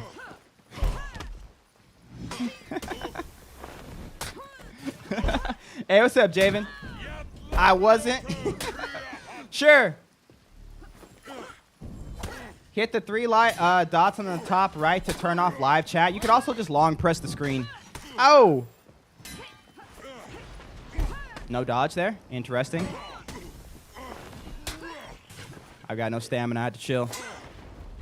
Listen is better than abstract art that actually museums give in. Yeah, you're not wrong. I actually didn't think that would land. Oh, I tried to crush and counter. Yo, Rasta and Rocks with the gifted sub. What? Rasta, you just followed. Hello? Yo, you're crazy, bro. Yo, we got 20 subs from Boris. And then we got a gifted sub from Rasta. W's. Why are you so handsome, Mully? I don't know. I thank you, though. I cut my hair a couple days ago. And so, you know, guys, when they get haircuts, they generally be, oh, you're Alec from YouTube? Let's go. Welcome over to the Twitch team. Now the rust is shaking off. Let's go. You know what I just realized? This is the first day Twitch is doing it, bro. Twitch is this is the first time in like Round 4. I can't even think about how many streams, maybe like a month, where Twitch is actually carrying the stream. W's Twitch, bro. Thank you. Kid looks like you, no question. Thanks, bro. Mully ignores us. Welcome to the neglected group. What?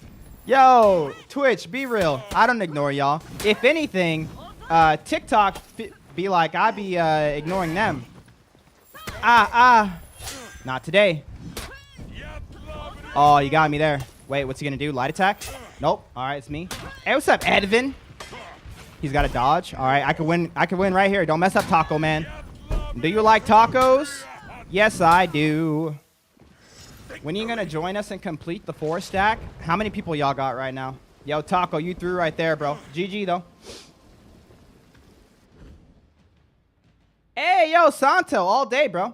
Do you know how people even 100 years ago were very ignorant compared to us, and trusting the words of people 2,000 years ago seems very faithful? If you showed them an iPhone, you'd be God. Yeah. Probs. Maybe. Because I've seen, yo, Santo, thank you for the $2 super, but have you seen the, have you seen the skits where people go back in time and they go back in time with their technology and their knowledge and they say, oh, bro, I'm about to take over. And then they go back in time. Let's say I go back to the 1800s. Just me, it's just me. And I start talking to people and they're like, hey, what's up? I'm like, bro, I'm from the future. They're like, really? What's it like? What do you have for us? And I'm like, I have this phone. And it turns on and I unlock it, but it doesn't do anything because there's no internet. And it's like, nah, trust me. And then it dies, and you're like, do y'all have a charger? It's like you don't know how to do anything with it once it's dead. And it's like there's a thing called pictures, and you press a button, and they're like, how does it work? And they're like, you unlock the phone and you press the button and the picture shows up, and they're like, huh? What's a picture? Because remember, there's levels to how we've gotten smarter. And so a lot of us nowadays, we are just we're on the end route of it. We didn't do any of the hard work to get here, right? We couldn't even tell you where the name picture came from. We just know it's called a picture. We don't know why, And they're like, oh, can you show us how to fly? He's like, yeah, in the future we fly. He's like, oh, cool. Can you show us how to fly? We want to fly. And you're like, dang. Well, there's it's called an airplane. And there's 2 jets. What's a jet? It's these things that spin really fast. How do they do that? If any of the natural man went to the past, we would have no other option but to acclimate. we wouldn't be all that. Unless we really just had the core. We would actually be we would be pretty low on the totem pole if you think about it, because most of them, even though they didn't have the technology, they knew how to work and get stuff done. So they're gonna be like, hey, do you know how to make a fire? And you're gonna be like, no. Do you know how to churn butter? No. Do you know how to hunt? No. Do you know how to build? No. Do you know how to do anything? I'm good on a computer. What's a computer?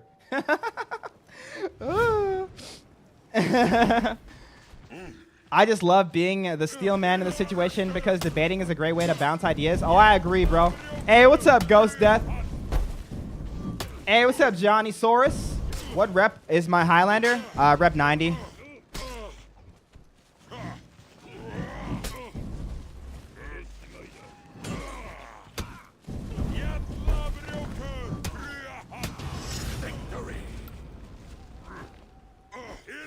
Bone Carter Magnum, read John 14, 8, and 10.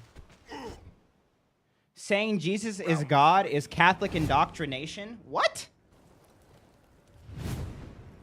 What? Hello? Yeah, I'm gonna be doing 1v1s all day.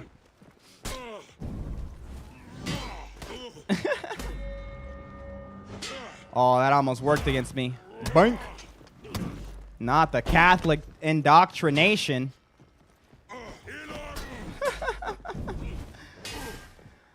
What's your rep? 90. Oof. Or total rep 426. Now, Jesus himself taught he was God. The only way you come to the conclusion that Jesus is not God is if you have extra biblical texts telling you so. If you're strictly using the Bible, Jesus, God, literally from the beginning. Yes, Jesus, God the Father, and the Holy Spirit are not the same person. They're the same being. They're all God. God is a title. So they're one in essence. They're one in being. God is a title. No beginning, no end. So Alpha and the Omega. All loving, all the characteristics of God. This is who they are. But three distinct persons. It's going to sound complicated to the non-Christians out there, which is fair. But understand it this way. And James Wood had a very good debate with Alex O'Connor about this recently. The entirety of the Bible screams Trinity. Literally screams it at you. From the Old Testament to the New. The Trinity is literally just us saying, okay, we understand what was being taught in the Bible. This is the summation of what was being taught when it comes to God, right? The person of God. This is how God has revealed himself to us. A lot of people think the Trinity is like this made-up thing to deify Jesus, to take some sort of control over whatever. I don't know why people think that people change the Bible. I don't like. There's lots of. Some people think money. Some people think control. None of that makes sense in full context of the scriptures. But that's just not where the Trinity comes from. Rep 90 is crazy. No, it's not. What'd you say? Oh, did you do the Hulk? Bro, this is crazy good. Wow, this is actually better. Purple hands. It's like Hulk Thanos. Yes. You're good at that, bro. Thanks for showing me. Why are there two testaments? Is the second one a sequel or something, or a revamp? So testament is just Greek for covenant. So if you're wondering, the Old Testament is Old Covenant. The New Testament is New Covenant. The Old Covenant is the covenant that God made with Abraham for us to be reconciled after the fall. Because remember, we all through one man sin entered the world. Through one man, all sin was forgiven, or whatever that verse is. I can't think of it exactly. But the old covenant was the covenant given to Abraham. Through your seed, we will have the Savior. And the new covenant is the covenant that Jesus Christ gave us, which is belief in him, no longer under the law, fulfilled and saved by faith through grace. So it's literally just covenant. Just like if you look up a lot of the words that are used, you'll get a good idea of what the heck a lot of this stuff is about. Even when it comes to gospel, like when I realized that gospel literally just meant good news, it changed my whole perspective on it. The whole purpose of Jesus is to be the mediator for God to humanity. Making them one being destroys his purpose. No, it doesn't.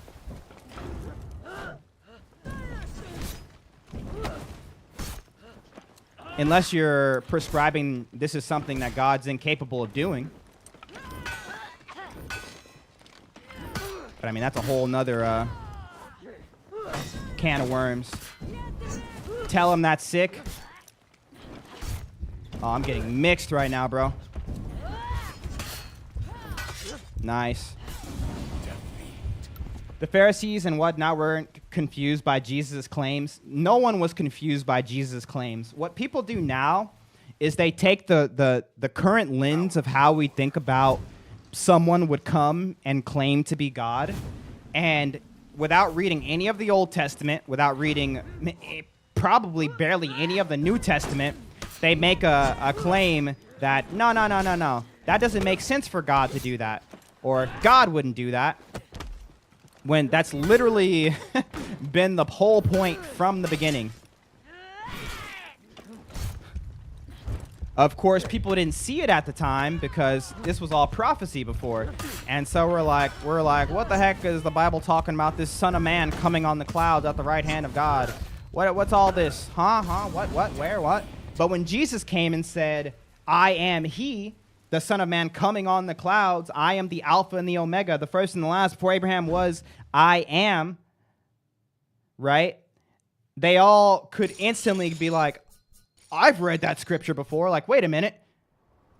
This guy's, he's claiming to be God. That's why literally in his very first sermon, not his second, not his last, nothing, his very first sermon, he said something, and they literally picked up stones to stone him to death.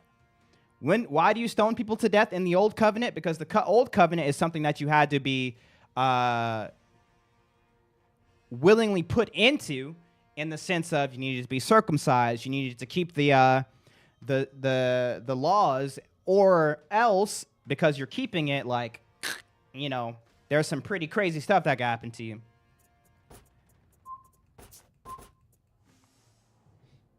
They knew what he was saying. There was no confusion. There was no confusion between Jesus and the people he was talking to. He claimed to be the eternal God in human form. Now, for us today, when we think of someone coming and saying, hey, I'm God here in human form. Also, we're a Trinity. That's what you're expecting to read in the Bible. But if Jesus spoke that way to the Jewish Pharisees and to the people in the first century, he would actually be miscommunicating. They wouldn't have understand what the heck he was talking about. And even though there were verses where people didn't understand what the heck he was talking about, that's when he was talking in parables. But when he was like claiming to be God, he was not speaking in parables. He was speaking clear as day. Win this and I'll do 50 straight push-ups in the Lord's name. I got you. I have a question. Yo, ask away. As a Christian, what's your opinion on the death penalty within the law? Does your faith change how you think about it? I think there is some things that people can do to forfeit their life to an extent. But I think there should be a chance for redemption for everybody. Let's just say I'm very glad I'm not in any position like that, because I really don't know what my overall stance would be. But I am fully and totally open to everyone getting a chance at redemption. Everybody. And sometimes it may sound pretty morbid. The death penalty can get people to really think about, one, what they've done, the seriousness of it, and then two, give them that sort of like, hey, yo, I know you said you wanted to get to know God when you're like 50, but you're not going to make it another 50 days. Maybe you should talk to a priest, you know? Think of Jeffrey Dahmer, you know?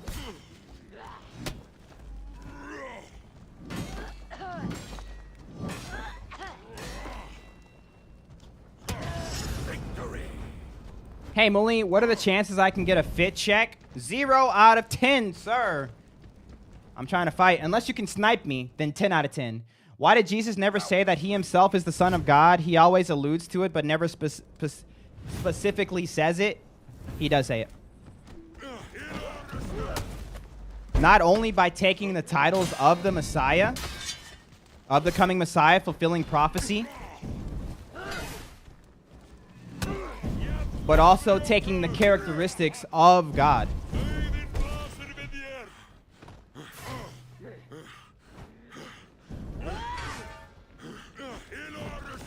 I know you guys are waiting for, remember what I said earlier, you guys are looking for the, hey, by the way, guys, I'm the Son of God. Well, he said Son of God. He said Son of Man, which is actually a more profound thing to say at that time.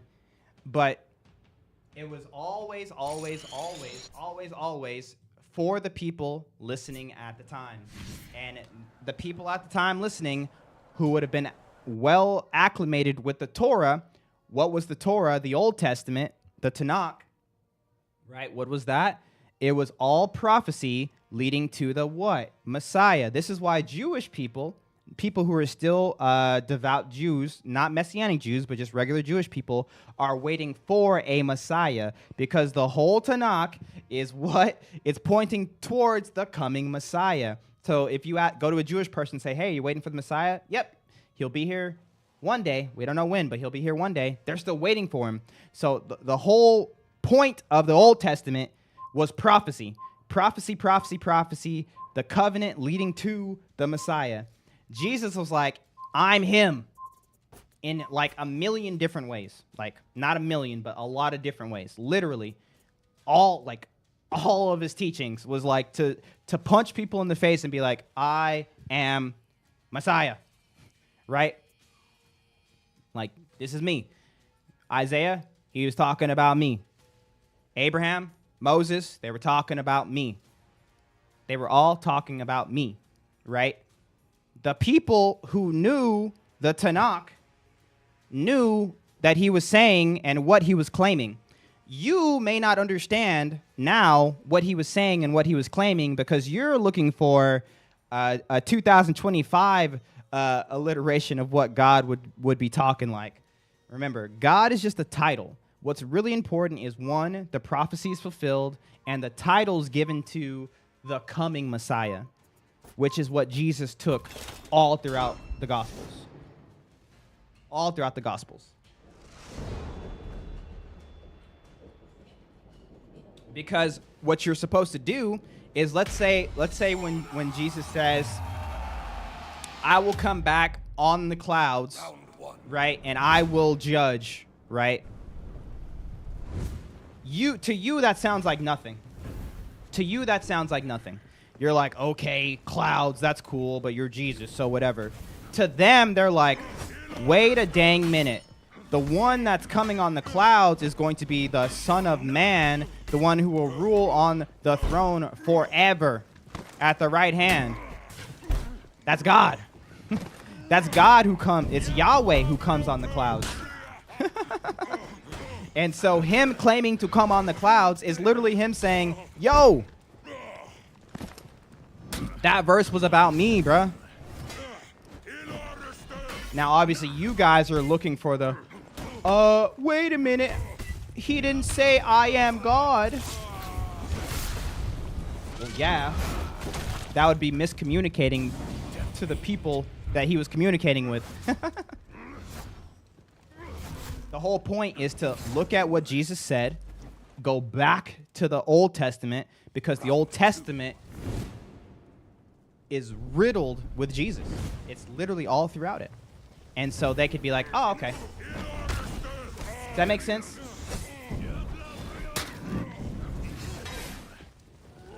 Yes, in John 10:36. I know it's in John. I didn't know if it was 10:36, but yeah. Light? Nothing. I'm getting griffined. Happens to the best of us, though. No way he didn't dodge attack here. That's crazy.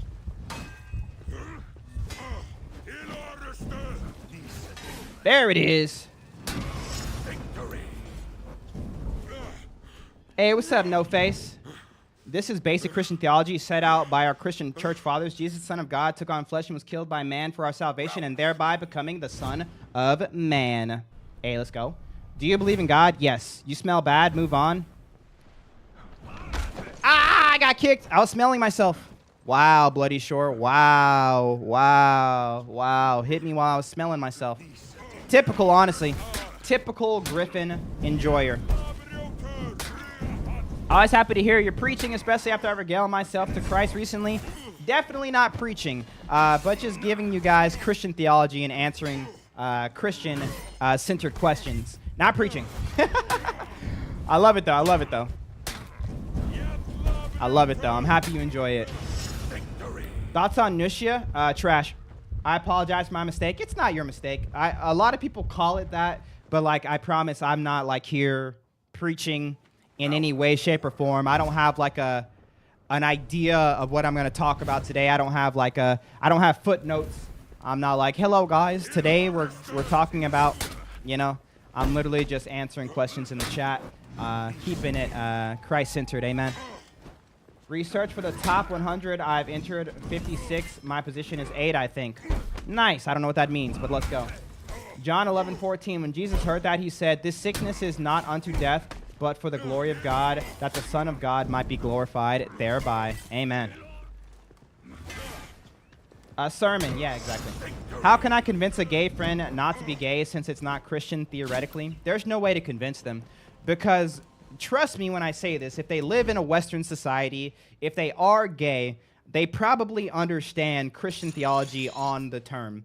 Now, while I don't think it's a bad thing to reiterate that it is a sin, same-sex attraction is something that a lot of people deal with, similar to adulterous attraction or lustful attraction. Like, there's just so many things when it comes to fleshly desires that we feel like we are innately built with. And because we feel like we are innately built with these attractions, that we just have to give in to them, whether that be adult content, whether that be having multiple partners, whether it be sex before marriage, whether it be same-sex attraction, whatever the case may be, right? It's always very important to reiterate the focus of, one, our identity in Christ. Our identity is not anything of this world. So a lot of people, they get their identity by their sexual orientation, which is mad weird. But it's normal nowadays. But like that's like the first thing you kind of want to sort of chip away at if you can have like real conversations with this person. So I'm assuming you're a close friend with them, and then separating the real them from their attraction. So like I'm not straight Mully. I'm just Mully. Like, I'm not even my body, really. My body is just how I experience this world. Like, I have a head, and I have a brain, I have fingers, but, like, I am not my fingers. I am not my brain. I am not my heart, right? These things help me live, but I believe that there's a real me. I feel like we all believe there's a real me inside all of us that is able to critique the things that you do. Because if we were just a brain, we wouldn't really have any way to critique what the brain does. Everything would just be, based off of this and your DNA, based off of your history, and based off of the things that you've gone through. This is the next action you're going to take, right? That's kind of what the brain would do. It's just an equation, But that's not how we do things, right? We actually have the ideas that come into our head, and we have the options to actually say whether or not we want to follow through or ignore these ideas or actions, right? And so this is this big whole philosophical idea that there is a real you inside of this meat bucket that we call a body, right? Because if there wasn't, I wouldn't be able to say, man, when I said that earlier to that guy, I was being real mean. I shouldn't have said that. Next time I see him, I'm gonna apologize, right? Because your brain would have been like, nope, you had to say it. What do you mean you shouldn't have said it, right? So all of that to say this, right? If you have someone who is not a Christian, not living a Christian worldview, you can give them the truth if they ask for it, especially if they ask for it. But there's no way to force them to live a Christian lifestyle, and you shouldn't even try to. But what you should do is be you should be a light unto this person's life, and trust in what the Word says, that we don't need to point out evil in the sense that people think that Christians need to point out evil, because the Bible says that as time goes on, evil will show itself. Like it will out itself, so to speak. And so we don't need to be like, hey, that's very bad. Hey, that's very bad. Hey, that's very bad. No, because people who are living in these lifestyles, the Bible says it will lead to destruction. And as it leads to destruction, they should have, hopefully, a point to where they're saying, crap, this is not good. Because this is what happened to me, and this is what happens to so many people. My decisions, my actions, my lifestyle is leading to destruction. I've made a wrong turn somewhere. I've made a wrong turn. I need to figure out where I need to go, right? And this is where you, as the light of the world, comes in. Because when people figure out that they're in darkness, what's the first thing they start looking for? Right? They start looking for the light. And so if you are this light to them, and by being a light, it essentially means living the Christian lifestyle, having that sanctification process, and showing them that even though you go through bad stuff like everybody else, I've got peace, I've got joy, I've got Christ. Why is Muli so happy, man? He just lost his house. Why is Muli so happy, man? He hasn't gotten a sub in like 5 weeks. Why is he so joyful? What does he have hope for? What is it about that Jesus, right? That's being the light of the world, so that when people realize the darkness that they're in, they realize the destruction that they're heading towards, they stop, they look around, and they look for the light, and that's you. And so when they finally come to their senses, hopefully, you know, of the nature of their destructive ways, or the path in which their ways are leading them to destruction, then that's when you can say, let me introduce you to Jesus, right? And that's what being a light to these people are. It's not about, you know, every time you see him, hey, man, you're sinning. Hey, man, you're sinning. No, like, sure, you can have that conversation, especially if they want to have it, but that's not really what's going to help them at the end of the day. What's really going to help them is being that light. And Ghost Death 420 with the Galaxy. Sheesh. Yo, thank you, bro. He said clutch fight. Yo, my boy. If you got a hero request for me, let me know. You too, Boris. I want to ask for it. Yeah, I got you. If you guys have a character you'd like to see me play, let me know. Ooh, we got some push-ups. But would you agree that gay isn't a sin, but acting upon it is the problem? Yes. It's the acting upon it that's the problem. The same way, the only thing in which it would be a problem is the lusting. But the temptation is not the problem. It's not the temptation, it is the action. So for instance, I in the corner of my eye, I see a girl. The temptation that comes in my head is, you gotta check her out. When she walks by, rub her neck it up, you know? That's the temptation.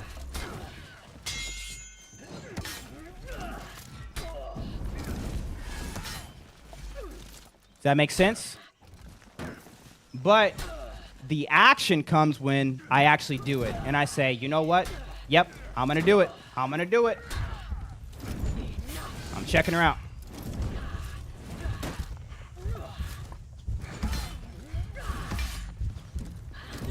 No. Yeah, my day's going great. My day's going great, Ryu. I sold the YouTube short of you hitting Shigoki through a tree.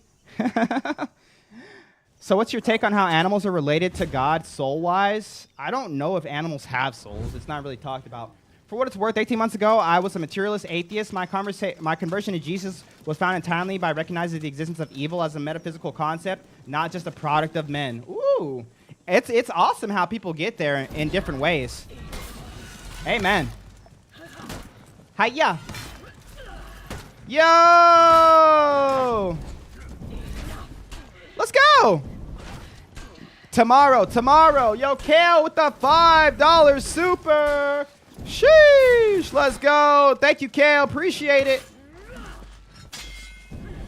W's in the chat for my dude, Kale. Thank you. Yo, Chase. What? With the Galaxy as well. Sheesh. We need some assassin gameplay. You shut your filthy mouth, Jaden. I'm sorry, but no. Round 3. So yes, the temptation isn't the sin. The sin is acting upon that temptation. I think a lot of people get mistaken and they feel like just because they have the temptation that they've sinned. But that's a misunderstanding of it. And that's something that can keep you in bondage. So really, truly understand.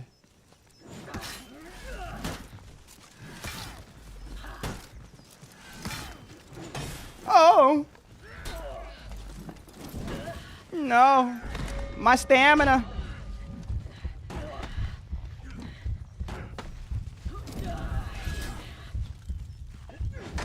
Oh, he misses parry. Why the assassin hate? You know why. Yo, thank you, Kale. Repentance is key, amen. Yo, Chase! If you have a galaxy, if you have a character you'd like to see me play, Chase, let me know. I got you, my dude. And Boris as well. Rasta, I got you with the push-ups. Thank you so much again, Kale. I appreciate that. Wow, you guys are going crazy right now. I appreciate the support. Help me.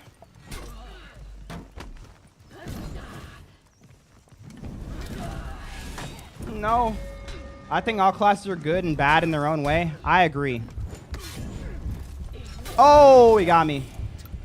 Instead of push-ups, you should do burpees. I'm just going to do push-ups. Burpees suck. I only do those when I do leg days. Stop the assassin hate? Never. Good night from the UK. Hey, yo, have a good night. UK, let's go. Love all my peeps from all over the world. Do your favorite samurai. I got you, Chase. Let's go. Boris can't come to the phone at the moment. He's currently getting destroyed by a BP. Is this true, Boris? Bing. Weakling. I forgot how cool Warmonger is. I don't necessarily enjoy playing her, but like cool-wise, she's very cool. I don't have the new execution, by the way.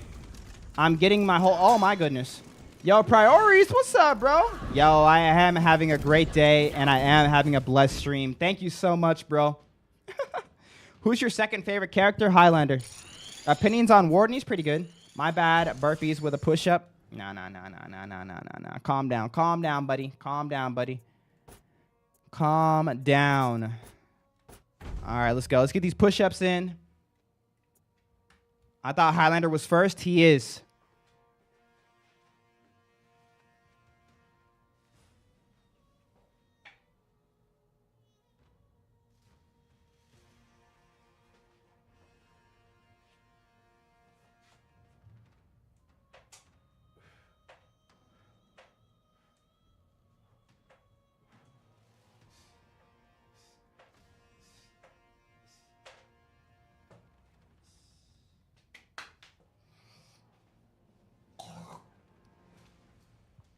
Let's go.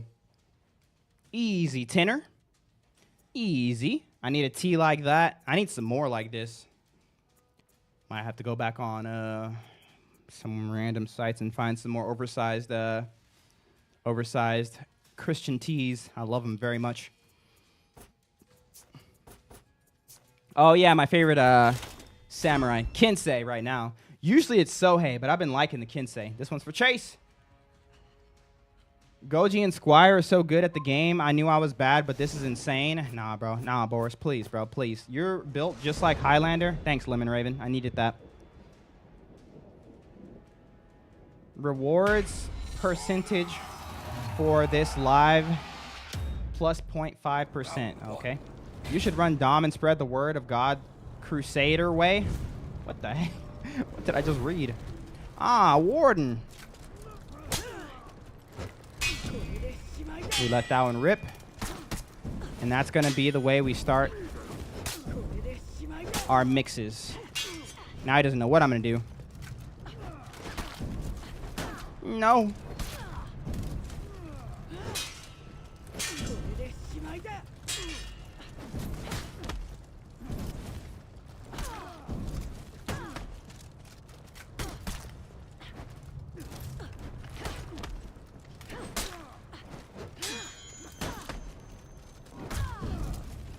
Oh my goodness, he got me.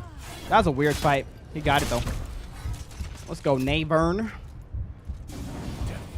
I definitely didn't get into my mixes as much as I should have. Yo, Jokel said, what's up, Muli? I feel like it's been forever since this game's last update. Yeah, most of the things that's happened in this game recently has just been little events here and there. No major updates. Light hit. You're a light hit, Jay Vodka.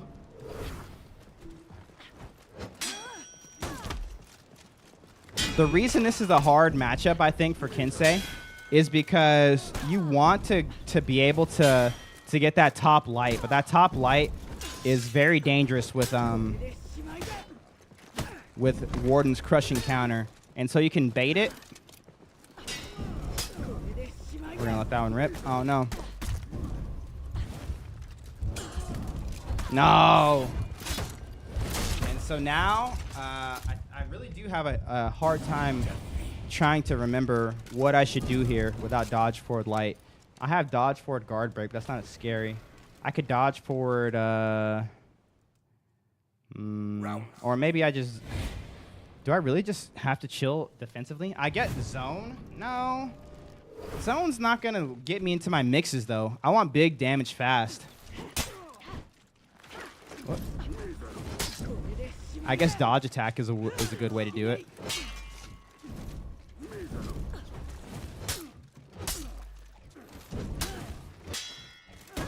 I guess light attack.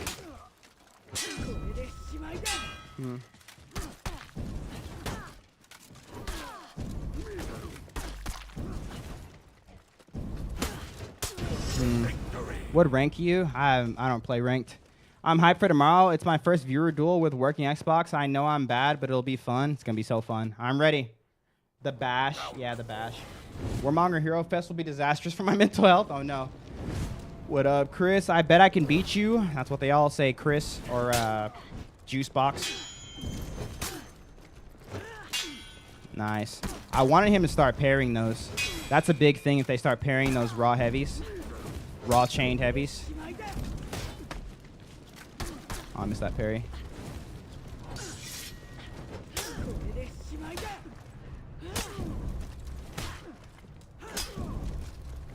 Ooh, I could have got it again, but... Think. Let's go. Did you see all the evidence they have for Amenhotep II being the pharaoh of Exodus? What? No way. Amenhotep II being the pharaoh of Exodus. I'm putting this on my Amenhotep II Exodus. The years line up. 1400? Oh, snap. Oh, bro, I got to look that up later. Hey, what's up, Verx? Bro Chill's trying to option select. This isn't 2022, little bro Warden. Don't come at Warden like that. He's trying his hardest. Yo, Rasta with another gift sub, bro. 1v1, bro. I'll be doing some 1v1s tomorrow. Let's go. I got to let this one rip. Bink, bink. The delay, bro. Craziness. Oh.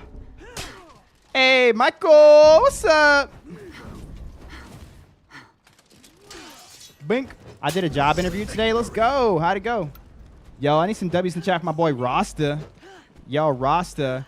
Do you have a Bible verse you'd like to share? I give you guys the Bible verse of the day. I think I went hard today. This is Matthew 25:34. Then the king will say to those on his right hand, "Come, you blessed of my Father, inherit the kingdom prepared for you from the foundation of the world."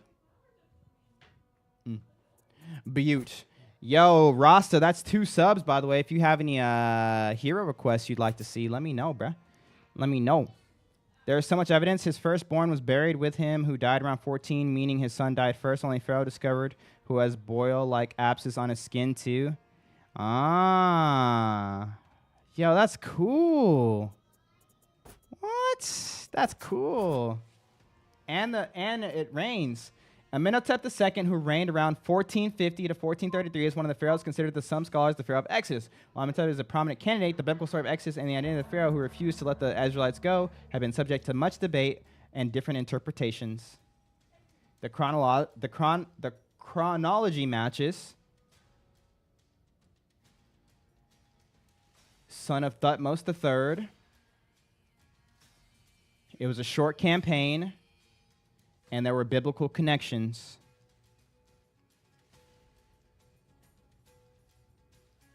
And, oh, wow. A quarter of a century before him, no pharaoh died. Oh, man. That's crazy. That's cool. That's cool. Berserker? I got you, bro. Yo, what's up, Wolfer? Don't want to sound disrespectful, but I always wondered what made some people religious. It's different for everybody. Everybody kind of has their own journey to get there. It's not a one-size-fits-all thing. What's up, Day Dada? But I think at the end of the day, it's always going to be I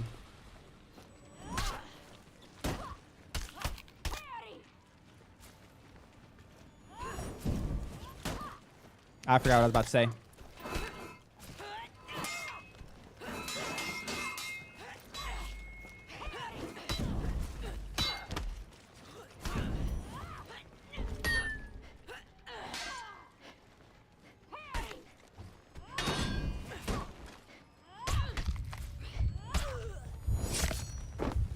1v1, bro, smoke me again on one of these days, James.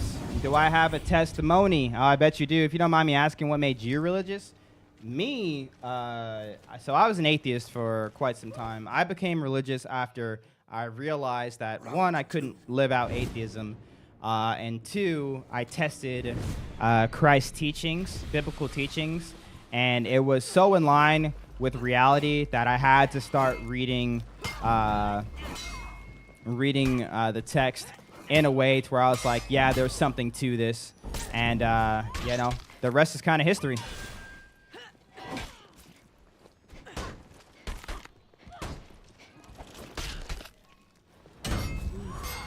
Oh, he think he got me. I studied the Bible for 25 years. Dang! How come you don't play Breach? Because Breach is dookie. Why am I floating? Hey, what's up, Ian? Like that? In the Bible, the Pharaoh who reigned before the Pharaoh of Exodus reigned for 40 years. Only Pharaoh to do that was Amenhotep II father, who reigns for 53 years, I believe. Yeah. It matches up. I just read a short little TLDR. The thing is, I'm not religious, not for any reason, but it's not my thing. I understand. It usually comes from a sense of caring. A lot of younger people, for instance, young anywhere ranging from like, you know, 10 to like 50, they just don't care. They have no reason to. Yeah, I got clapped as Berserker. Rasta, I blame you for that. Thanks for the gifted subs, but I blame you for that. Do you believe that new gen, cutting-edge science and religion can exist at the same time? Like I can devote scientists can also be Christian? Yes. There are devout leading scientists who are Christian. Crushing counters when you light and parry. Yeah. Dang, I got clapped. Dude. You should 1v1 Walush. I've 1v1 Walush before. I always try to whenever he asks. I try to get some games in. The thing is, I'm a curious person. I care and respect what everyone does and the way they choose their life. And I mean, being curious is great, but coming into any idea with a claim like that is, I think, unwise. So. And the way you test these things, Sharpie, and this is how I started to test it, is I would take them to their extremes and I would find my lines. Because in today's day and age, people like to pretend that there's no lines until there's a line that gets crossed, right? Because the whole Western super hyper individualistic society is, if it doesn't affect you, just let people do what they want to do. I just want everyone to do whatever they can do, and I can do whatever I want to do, and everyone's free, and everyone's happy, and like we can come together and make a utopia out of this place where no one is infringing on others, right? This is the thought process that comes in a lot of you know, Western society, but. Take it to its logical conclusion, take everything to its logical conclusion to find out if it's truly something that you can live out. So, for instance, you said, I respect what everyone does and the way they choose, what they choose in life, right? You respect what everyone does and what everyone chooses in life? Or, you know, are there some lines that you're like, I don't respect that, right? And that's what I'm talking about. Taking these things to their logical conclusions to being like, okay, yeah. If someone's, you know, in their 50s grooming 12-year-olds, I don't respect that way of living, right? You know what I mean? Like stuff like that. So think about the claims that you make when it comes to even your worldview, you know? Hey, what's up, Melanie? It's been a while. I was only asking about religion is because I'm just wondering what made people religious, and that's all. Yeah. Religion is just a worldview. It's all worldviews, and when it comes to finding a worldview, you need to find one that matches up with reality as you know it. And so when you find a worldview that matches up with reality, that you can truly live out, you know, that becomes your, so to speak, religion.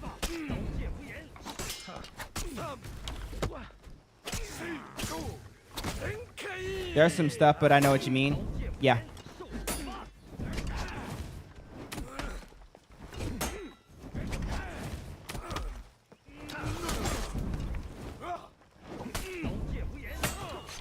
Does God match up with reality? Yes.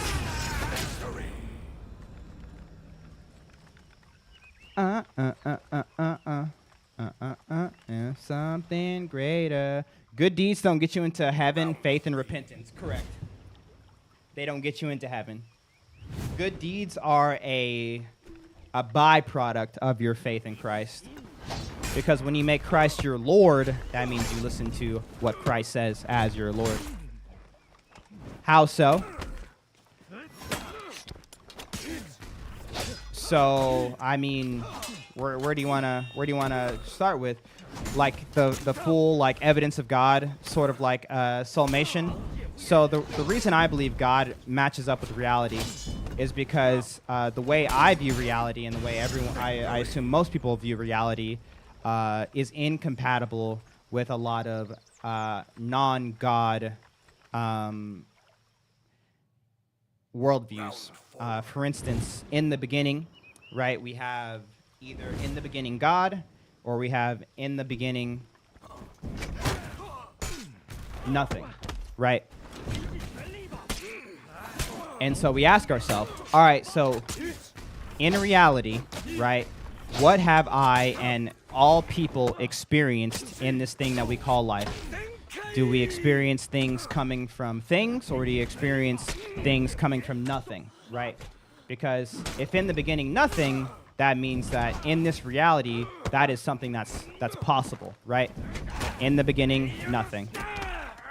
But obviously, as I'm sure most of you would say, no, nothing does not, or something does not come from nothing. That's just not how this world works, right?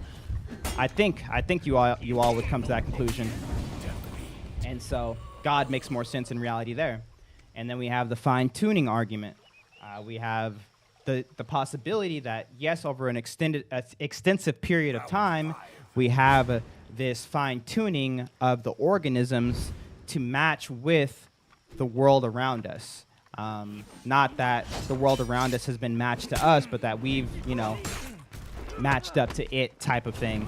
So have you ever heard like the young Sheldon thing where his mom was, what was that? The show was Young Sheldon, where his mom was doubting God because Sheldon kept on giving her like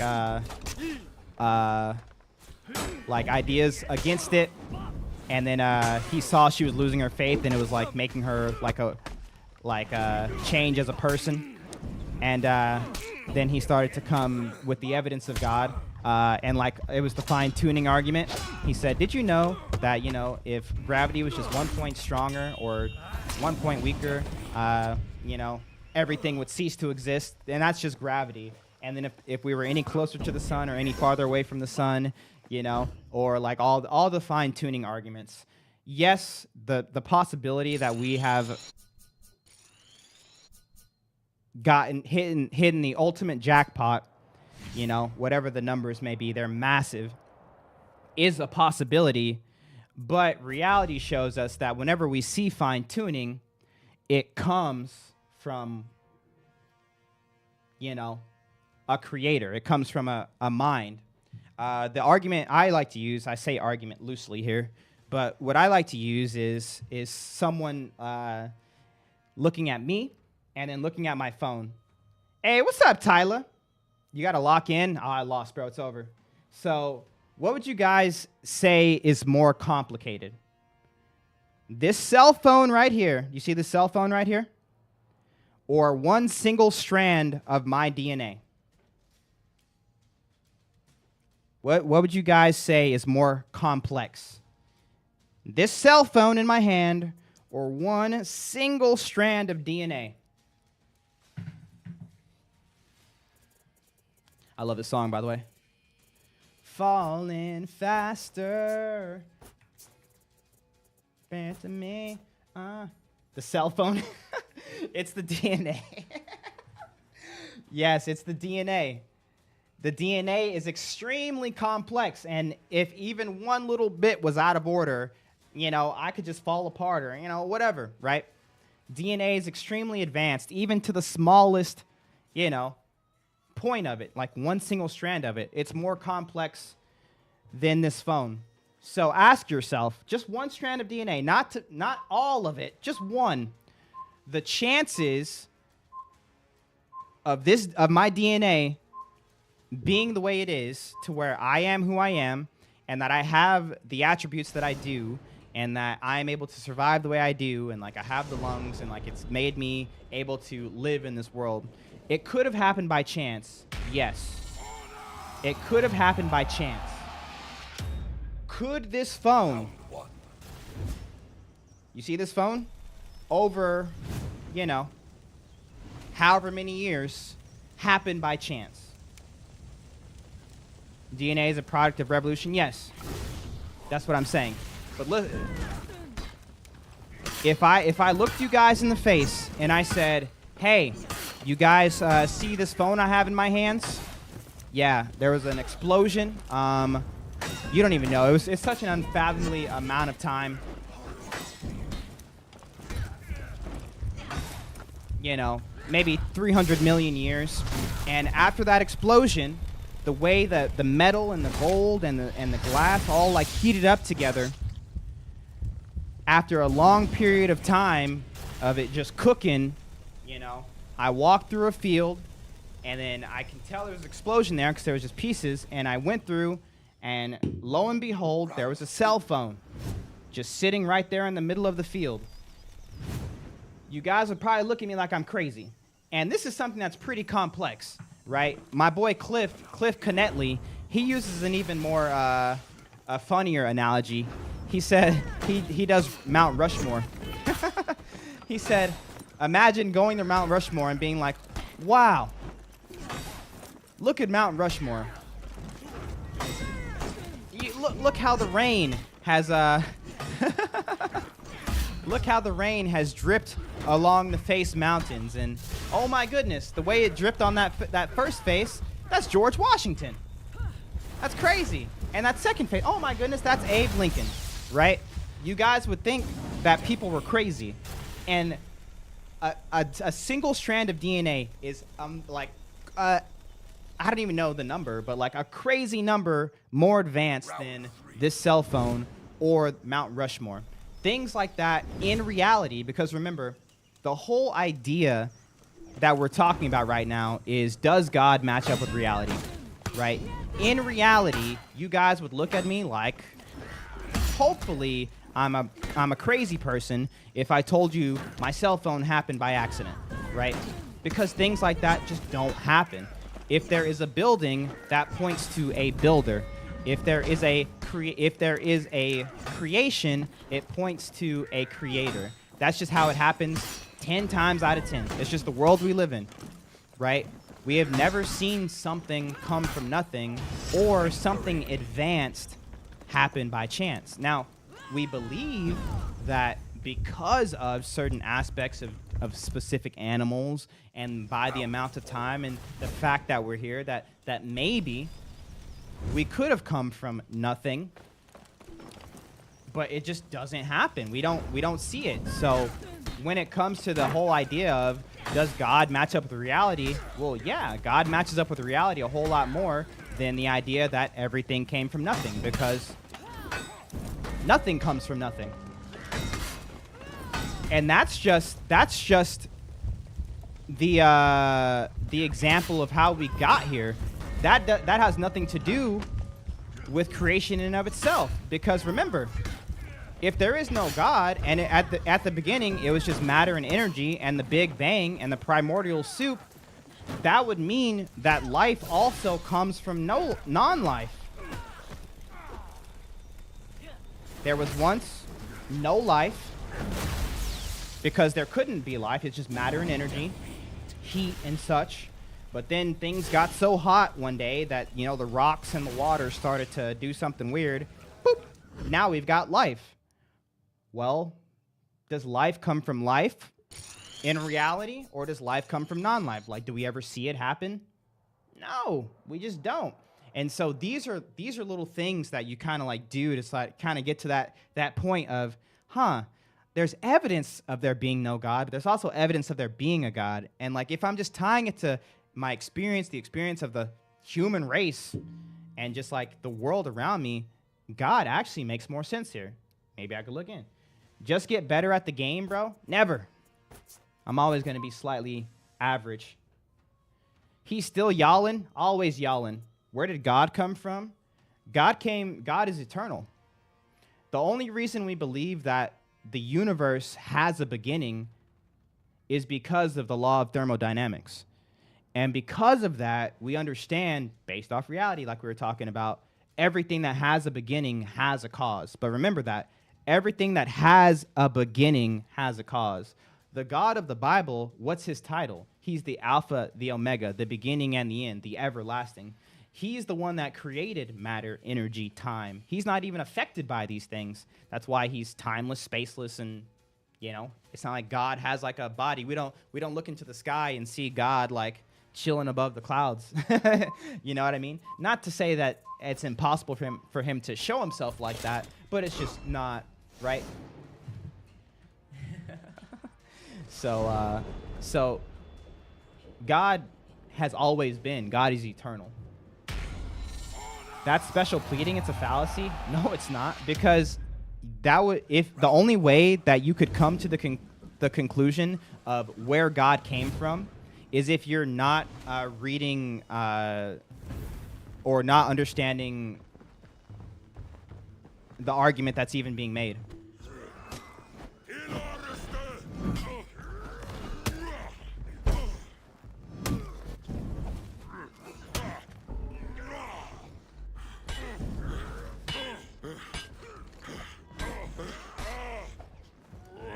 Hey, what's up, Giant Tree? If he wants to believe in him, why doesn't he simply show himself? Why should I blindly follow? You don't have to blindly follow. No one should become... Ooh, hard read. Bink, bink.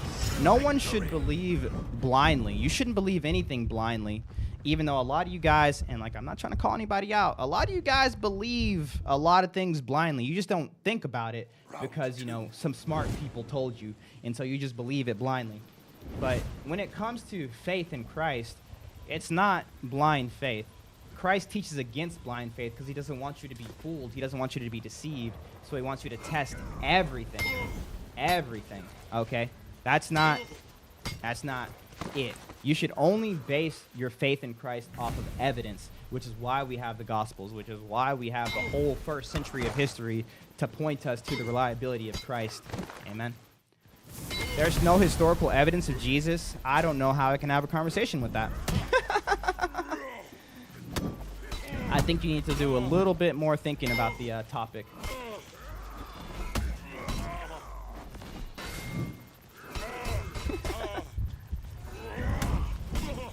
It's actually been a very long time since I heard anyone say Jesus wasn't even a real person. I don't know what to say to that. That's like you that just shows me you haven't done anything. Round 3. That's like trying to teach someone math, and it's like, all right, are you ready for your first lesson in math? 1 isn't a real number. Done, my class. 1? Okay, well, it all kind of hinges on 1.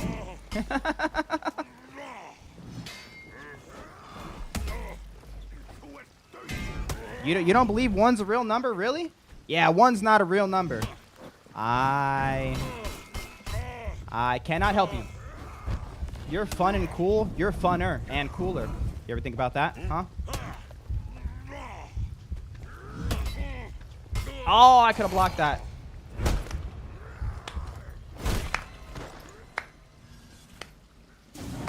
Show me the evidence. You got it, bro. I believe in you, bro. I can't help you. I cannot help you. The Bible can't be used as evidence. You don't even need the Bible, bro. Round 4. Yo, Ronald with the 5 gifted. Let's go. Yes Cream is crazy. It's all about what they're choosing to believe. The strength of your belief doesn't matter. It's the object of your faith that matters. You should not have blind faith in anything. You shouldn't have blind faith in the Big Bang. You shouldn't have blind faith in evolution. You shouldn't have blind faith in scientism. You shouldn't have blind faith in in Christianity. It should all be based off of evidence. If you guys really became Christian because that smart guy Muli was a Christian, I would call you dumb. I'm sorry. I would. I just got clapped. Good fight.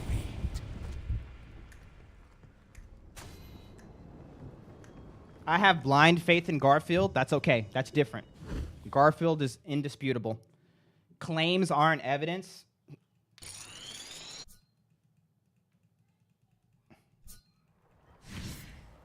I'm sorry. I don't think I can have a conversation with you, D-Dada. I like your name though.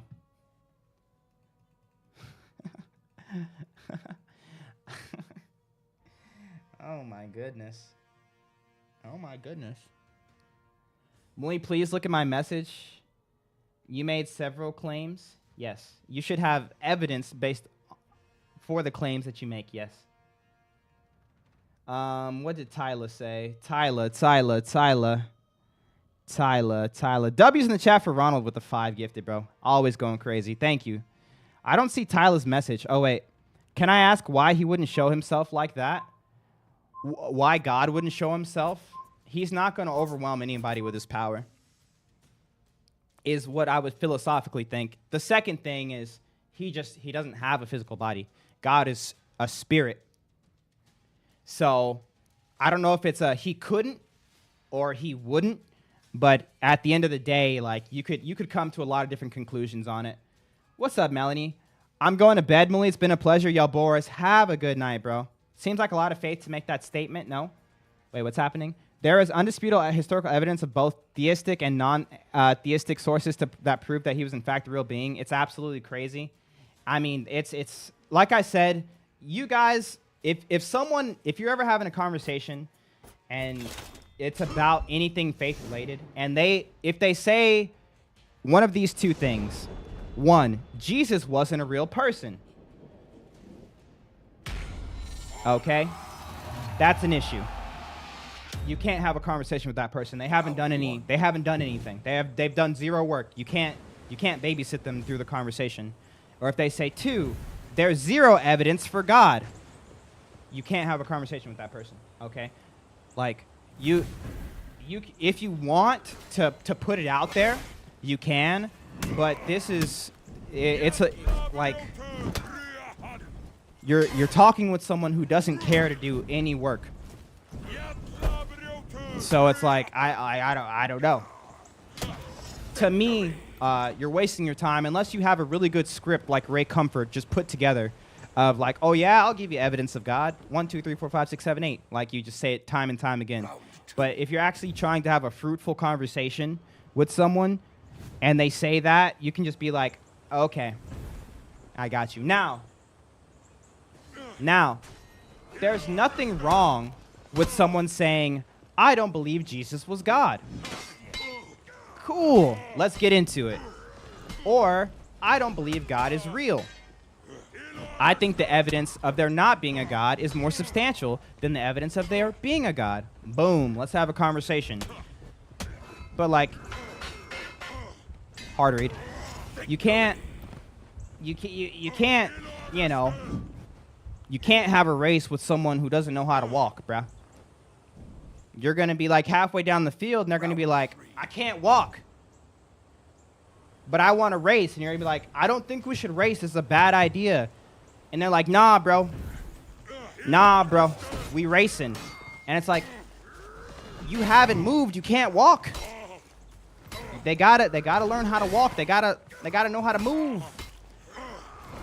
And having these deep theological conversations, they require at least some baseline. And I think the baseline is just that.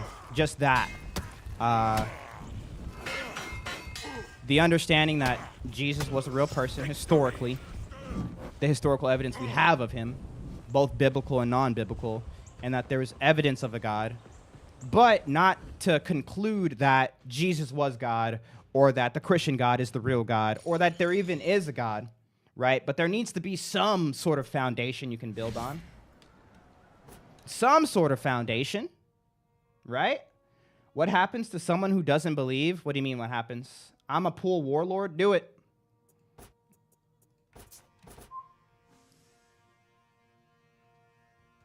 You're arguing to people whose whole life is based around the idea of religion. It's a waste of time to try to get them to change their mind. No, no, no. These are always fruitful conversations to be had. And as a religious or non-religious person, even though everyone's a religious person, but you know, I won't get into that right now.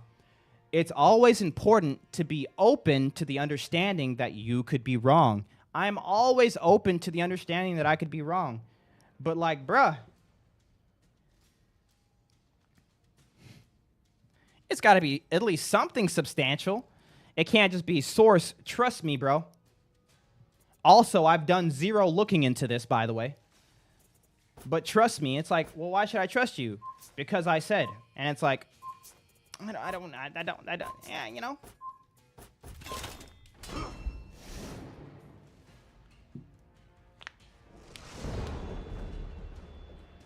Can you science explain miracles? Are you talking to someone else or to me? I'm assuming someone else. These are conversations I have no say on. You always have a say, Lane.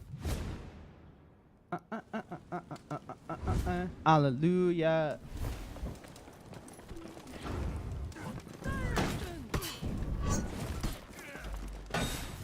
The Bible is ancient literary fiction? That would make no sense.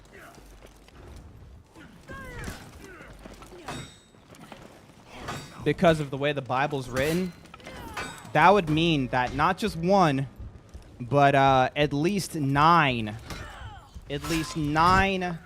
authors of the New Testament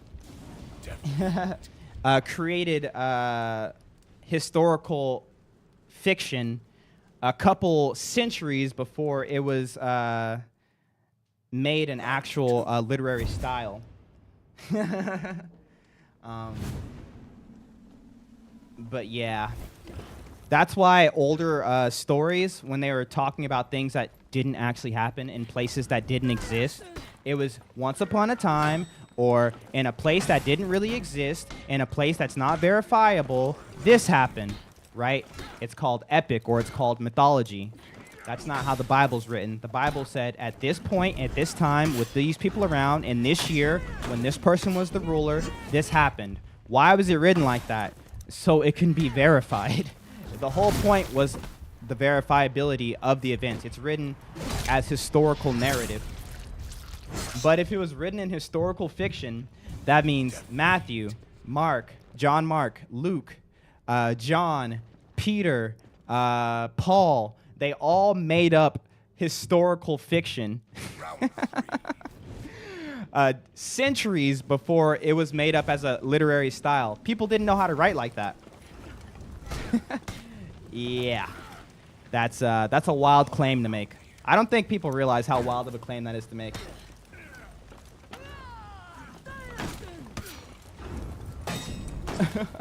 Have to log out of stream. Hope you have a great day. God bless. Let's go. Bro, please, I had to test me. Can we 1v1? I'll do some 1v1s tomorrow, chat. Not today. Who's your favorite character? Highlander. Help me.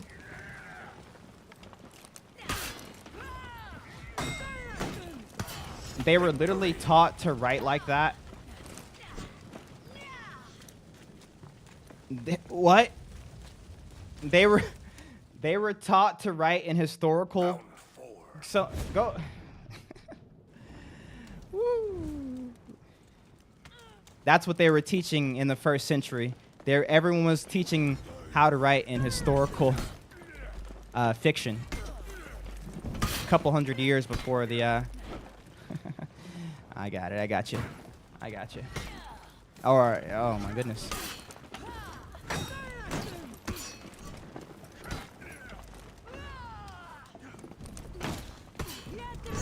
What's this fool talking about? This is was in a time when almost no one even knew how to write. I don't know, dude. This is why I said you can't really have conversations with people like this. They've done no work. They've done no work.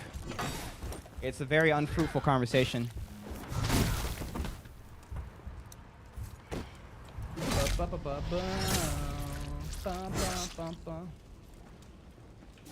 defeat.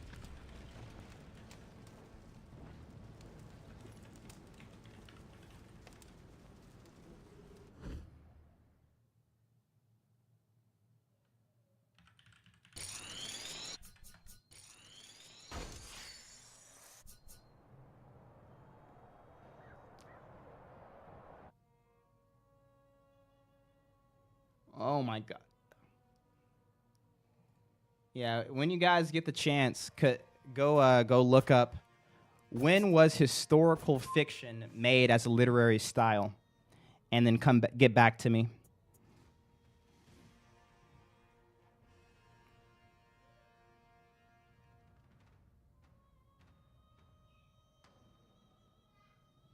Mortal Kombat 1 has something tomorrow? What does Mortal Kombat have tomorrow? Oh, Combo Breaker. Okay. I mean, I like the tournaments, but I'm not really. I thought there was a new something coming out. I like to think about the stories from the Bible and compare them to other mythologies. I don't know what to believe, but I'm open to most things. Have I got the story for you? I was the same way. Enter Greek mythology. Muli got haters. That's how you know he the GOAT. I don't think I have any haters. The ancient Greeks wrote epic poems. Yes.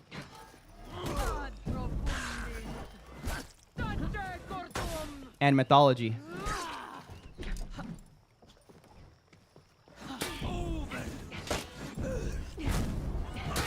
Oh my goodness.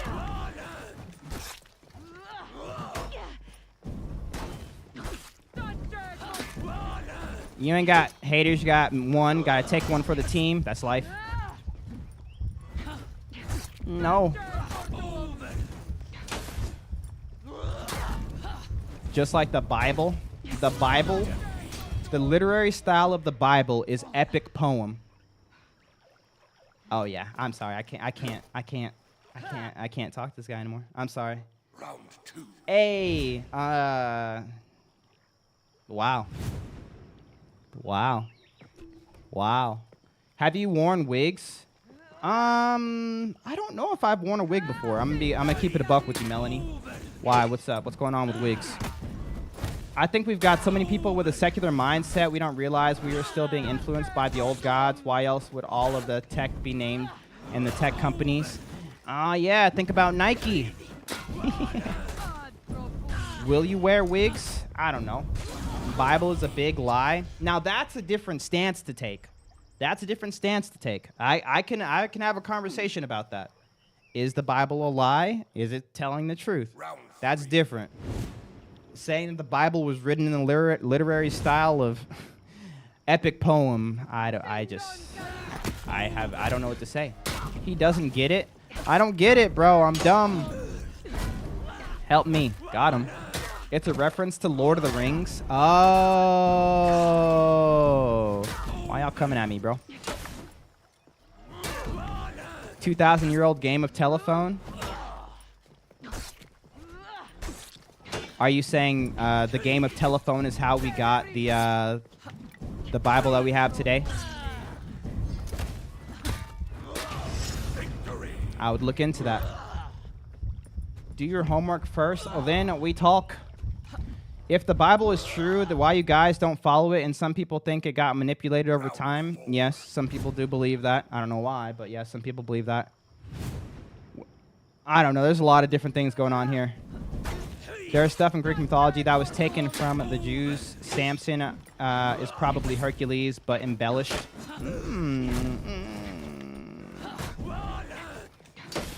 There is a guy, there is a girl, there is a loss of power, but I digress. I do wish we had the entire Bible. Many testaments were removed because they were too much for everyone.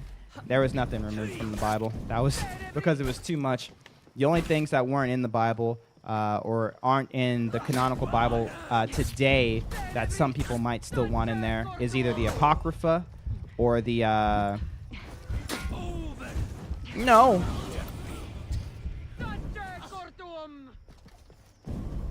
But the rest of the Gospels are known forgeries. So there's nothing removed from the Bible because it was too much for people. If there was book, so in order to get the book in the Bible, right, especially the New Testament, because the Tanakh, the Old Testament, has been a thing forever, right? Jesus gave us a pretty clear revelation on the full Torah. So we know the first chapter, we know the last chapter of the Torah, right? He quoted pretty much all the prophets from every chapter of the Torah. And so, like, we know Torah is the word of God. Jesus believed it's the word of God. The New Testament, it was written by the eyewitnesses or people who knew the eyewitnesses. Awesome, right? But what about the other gospels, right? Because you have the Gospel of Thomas, the Gospel of Mary, the Gospel of Judas, right? All these gospels. You have the Book of Enoch, right? You have a lot of these other gospels. Why are they not in the Bible? Were they taken out? Were they taken out? Well, no, right? The whole reason that we have the New Testament the way we have it is because there's tests that people used in order to get the New Testaments. And this wasn't the only writings of these people, right? These people had other writings. That's why there's some books that are called like 1 Corinthians, 2 Corinthians, 1 John, 2 John. There were other writings, but these are the ones that we have in the Bible. Why? Because the tests are, one, do we know who wrote it? So, was it written in the time, in the area, from the understanding of an eyewitness, right? So, did Matthew write Matthew? Well, obviously, if Matthew was written in 200 AD, Matthew couldn't have possibly written Matthew because Matthew was a first-century Jewish guy, right? Same thing. So, when you have these books coming up that we now know are Gnostic texts, not only because of the time they popped up, but also because of the contents in the texts. These things were written sometimes in the 3rd century, 4th century. And so how could Thomas write a gospel in the 3rd, 4th century? Thomas was dead, so we know it's a forgery. How could Mary write a gospel? How could Judas write a gospel? Judas was pretty much dead before Christ even resurrected. When did he have time to write a gospel? Like, obviously, these were forgeries. People were just using, and the same way people use names today, they were using popular names to try to spread worldviews, right? They were trying to spread Gnosticism. It's the same way so many worldviews, they include Jesus today. Why does Islam include Jesus? Why does Mormonism include Jesus? Why do Jehovah's Witnesses include Jesus, right? Because it gives them an authority figure to push their worldview. Look, you know that Jesus guy that everyone knows was always telling the truth? Yeah. He's a part of our religion too. Oh, you know Thomas? Yeah, Thomas. We know Thomas. Everyone knows Thomas, right? This is what Thomas wrote. It's like, no. Like,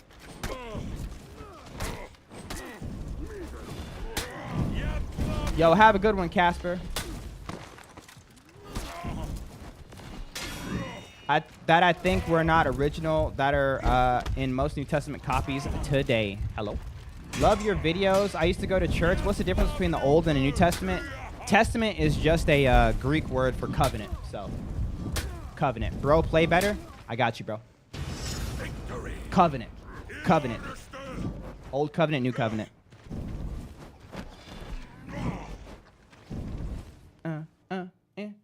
Round 3. I'm agnostic. Nice. Aura. I auraed once. Just once.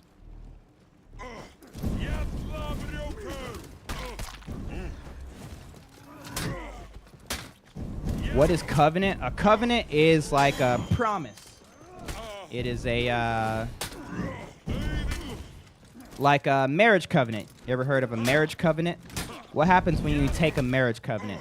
You're taking a covenant. You're making a promise with another person to keep certain vows. And so the old covenant is the old covenant between us and God, and the new covenant is the new covenant between us and God, i.e. the covenant we live under today. Talk more about the history of the Bible? Yeah, I got you, Kev. I'll talk more about it as it comes up. Round 4. I just accepted Jesus' sacrifice and pray to Yahweh, then keep it pushing. Hey, let's go. There's also no original manuscripts, only copies from the late 3rd century. 3rd century is a stretch. I think the earliest manuscripts we have are the 2nd century. And these are just from the copies that we have. The reason we know that the people who wrote the Gospels actually wrote them, and I think this is where a lot of people get confused, or maybe they don't understand kind of how we understand history. There were other people writing about the Gospels. So, you know, Matthew, Mark, Luke, and John. Well, first, everyone was talking about it. We're think about this for just a second, and just really grasp what's happening in this stream right now. We're talking about something that happened 2,000 years ago. Why are we talking about something that happened 2,000 years ago? And it's not just us. This is probably the most common topic of conversation happening in the world right now. We're talking about something that happened 2,000 years ago. Think about how important that event must be for us to still be talking about it. It's pretty important. Think about 5 years after the event, 10, 15, 20. Everyone was talking about it. The word of mouth was insane about this Jesus, about this way. It was insane. The 1st century went crazy with Christianity. It wasn't really called Christianity at the time, but the way was spreading like wildfire. It was craziness. Everyone was talking about it. The eyewitness testimony started with word of mouth. Everyone was talking about it. At a point, they were like, we need to write this down so that other people can know the way. They wrote it down. They wrote what happened, right? You had Matthew, a disciple. You had Mark, a disciple of Peter. You had Luke, a physician who knew, who did Luke know? Who did Luke know? Oh, an associate of Paul, yes. And Luke, being an associate of Paul, he actually went to other eyewitnesses to get the full story. So he went more of a detective type of way. He went to people to get the story, but it was a story that had been talked about all throughout this time. And then, of course, you have John, who was a disciple of God, or of Jesus. So you have these people writing about this thing, but it's been talked about like crazy. There is no hanky-panky going on when it comes to the writings, because it all matches up with what happened in history, 1, and then what is written by the early church fathers, 2. Because the reason we have even the slightest idea of when these things were written, it kind of hinges on when the disciples were around, when they were alive, right? Because we know what happened to a lot of the disciples, like when they were alive, when they died, but also with Paul.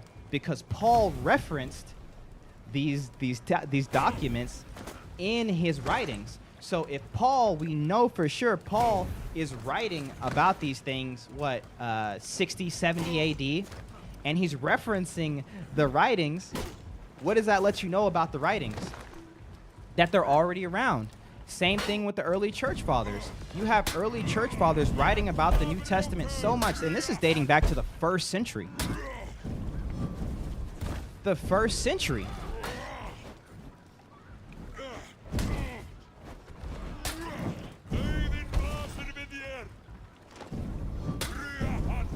Paul died about 68, 69. Oh, so it was earlier than that. Okay, sorry. It was earlier than that.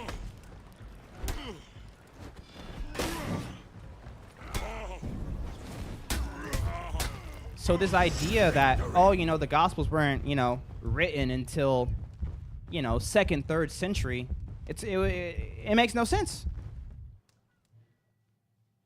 Round 2. 50 to 55. Day da da. Look at him go. Look at Day da da. Very confusing person that is, because how the heck do they know that? But have come to the conclusion that Jesus wasn't a real person. To record history about a man coming back from the dead. It's crazy. Weren't until 80 years after he died. Why did they wait? It wasn't 80 years. That's probably when John was about writing his. but there was writings before that. Hey, what's up, Veluxia? Maybe the 2nd and 3rd century is when they gained massive traction. No, the traction was already gained by that time. Yeah, no, that's just the manuscripts that survive to this day. But and like think about this: the manuscripts that we have from the 2nd century, the 3rd century, some of them are in different languages on different continents, right? So think about 2 separate sides of the known world at that time, right? Think about 2 separate sides of the known world at that time. They both have matching manuscripts. What does that tell you? Using our deductive reasoning, what does that tell you? You got Ethiopia over here. You got, you know, Asia over here, whatever. They were both copying off of what? Common prior manuscripts. You can't describe miracles, describe. I don't know how you guys play as Highlander. He's too complicated for me. Highlander's not complicated. Locky and Shigoki. Why are you rooting for the Shigoki?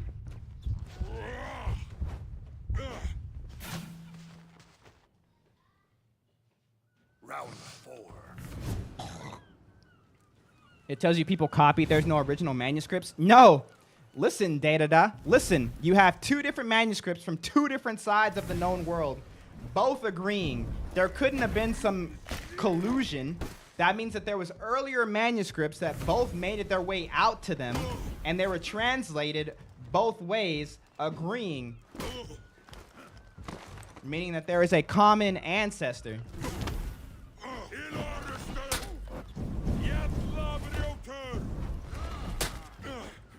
Known to whom? The time you get to the later dates for Daniel, thus proving Daniel's written about the future. Daniel, my beautiful Daniel. Greek and Ethiopian don't have the same amount of manuscripts. That's because the Greek Bible still used the Apocrypha, but when it comes to the number of manuscripts, that doesn't have anything to do with the actual context. I've heard theories about the flood only being localized. Yeah, I've heard that theory as well. I don't know where I stand on it. It meant they copied and distributed them. Yeah, but listen. If 2 people on 2 different sides of the world had the exact same writing,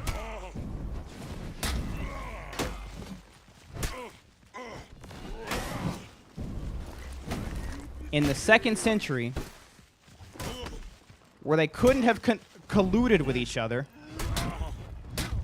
what is the logical conclusion of what happened?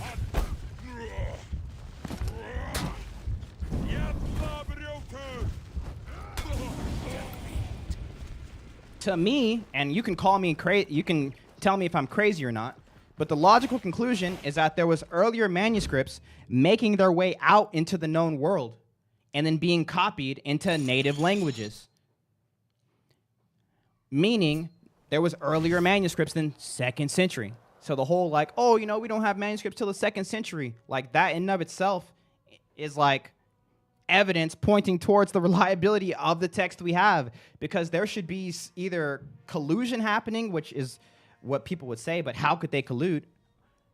Or there would be major differences in the text if there was 2 different groups of people coming up with these, you know, texts for whatever reason. And like, this is the biggest question that I never get answered. If it didn't happen, why do we have the texts? And I know for some people, they instantly want to go to other texts and say, well, you know, if Greek mythology didn't happen, why do we have Greek mythology texts or something like that? But like, we're talking about real people in real places, in real events that match up perfectly with the text, giving us a timeline of that 1st century life of Christ and after the fact, leading us to the world we have today that we can look back on. We can look back at what was going on in the 1st century. And you have these people writing the Gospels, writing the New Testaments, following this way. For what? Why are they writing these texts?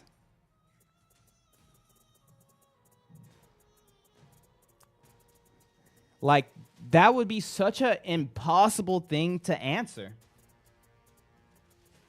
That would be such an impossible thing to answer. Especially when you find out what happened to these people. Same reason people create every religion, brother? Yeah, but that's what I'm saying. You can do this with every religion. What did they get from writing this? What did Muhammad get from creating Islam? Right? Round one. What did Paul get for helping spread Christianity to the Gentiles? Right? What happened to Matthew? What happened to John? What happened to Peter? Do you guys know what happened to these people?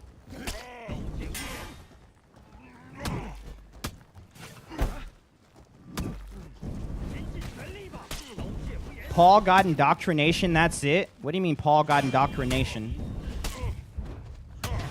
Victory.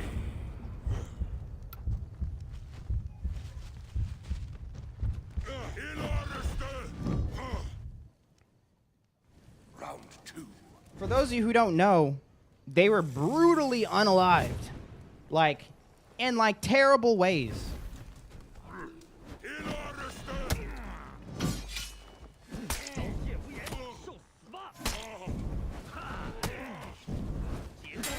John got a little bit luckier. He just got exiled.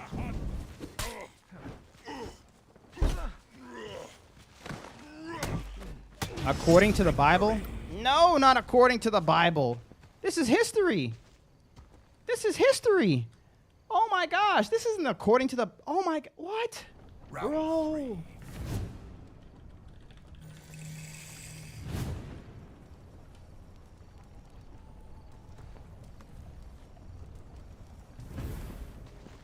Who was John?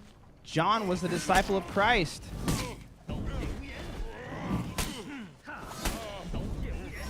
The one who wrote John, 1 John, and Revelations. No, not John the Baptist. John the disciple.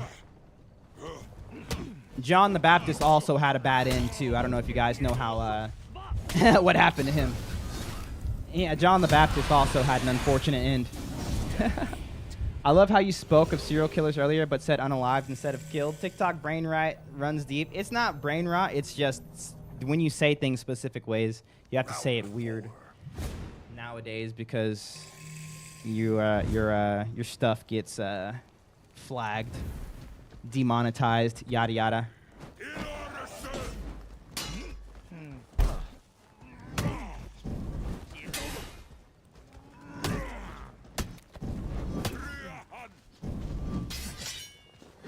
John the disciple. What game is this? This game is called For Honor. Victory.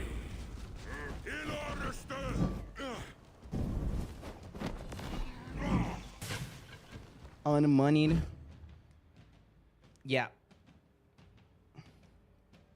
I think I'll end that conversation here because this conversation is so extremely unfruitful. So I'll stop it with this question, and if this gets answered, maybe I can continue on.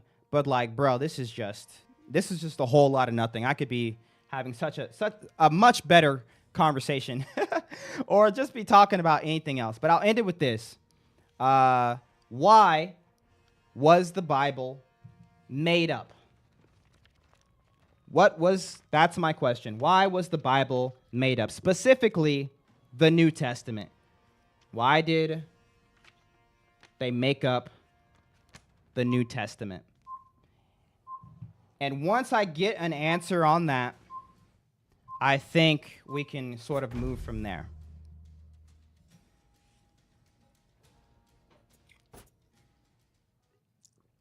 Because no matter... And this is the thing, and what I want you to think about when you answer, because a lot of people might just have a gut reaction you need to think about, one, the answer to my question, and then two, how it actually relates to what happened to the people who wrote the Bible. Because the Bible wasn't written by one person. It wasn't written by one group of people, right? It was written by different authors on different continents. Some didn't even know each other, if we're talking Old and New Testament, obviously, because of the the gap in between. They would have even been alive. And so, why did they write their respective parts of the Bible? Because we have a Bible here, so it all needs to match up, right? That means Paul, John, Luke, Mark, Peter, they all need to have common reasons.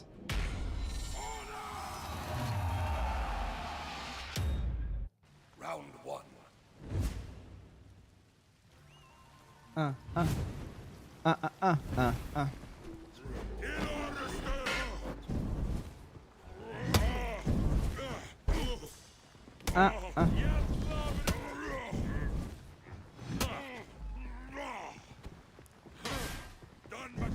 The reason I bring that question up as well is because I think it'll be very easy to see just how up a creek without a paddle you try to fill in the blanks when it comes to whatever the heck you think the reasoning for the Bible is made for, especially when you come to the conclusion at how these people spent their last days.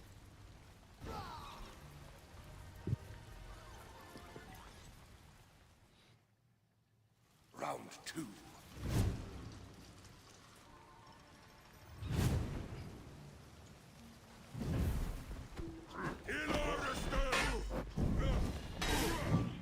Praise God. Amen, Kev.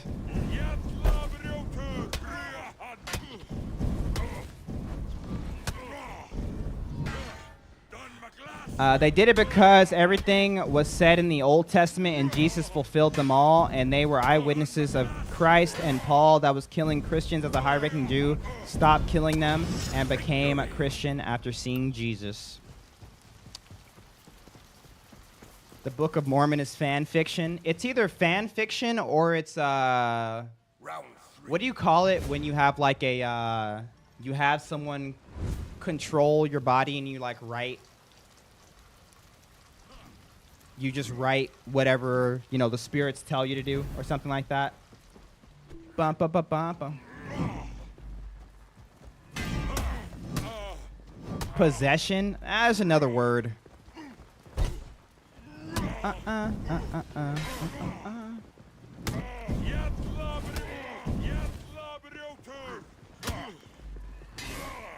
Cult? No, not cult. What's it called? Victory.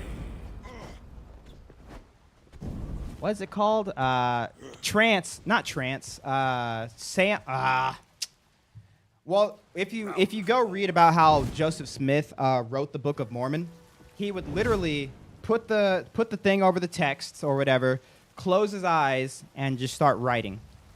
Like, you know, something had control over his body and was writing for him type of thing. What's that called? Hypnosis is getting closer, but I can't think of the exact word.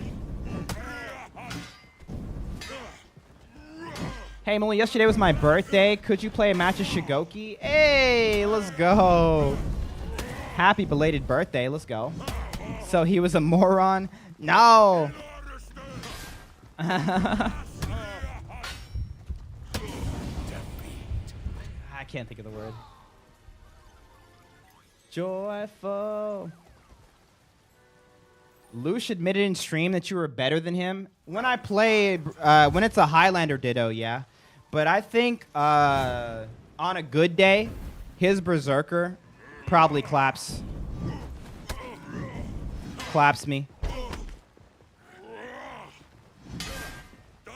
Puppetry, it's like puppetry, but it's like you're being controlled by otherworldly spirits. It's trance. Oh, whatever. I can't think of the word. Yeah, you guys aren't wrong in what you're saying, but there's like a specific, like channeling. Like channeling. I think that's the word I'm looking for. It's like a channeling. Maybe. Ah. Ventriloquism. Why do you think people have a hard time believing in God? People have a hard time believing in God because they don't want to. It's always stems to it always stems to a heart issue. 10 times out of 10. And you know, I want to say 9 times out of 10, but every time you can always just see the hardness of the heart towards a very specific thing. And some people are better at hiding it, yes. And some people hide behind the whole, you know, intellectual side of things. But every time I've seen it, and every time it's seen throughout the Bible, it's always a heart posture issue, which makes sense because the whole point of coming to Christ is having a heart for God. And so, you know, you see it time and time again. People who hate God or people who love themselves, right, their heart hardens. It always ties back to the heart. So it's a heart issue. It's a heart issue. And the way you could sort of like get to it is kind of like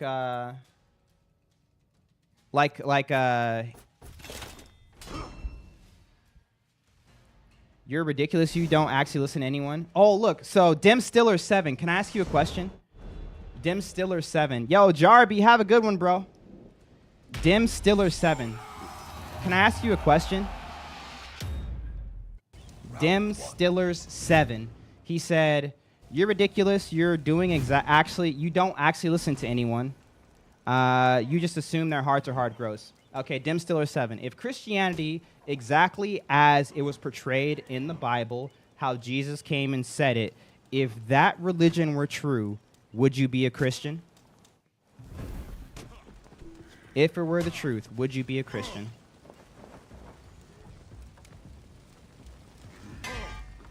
Follower of Christ. Can we run the ones? I'm going to do some ones tomorrow.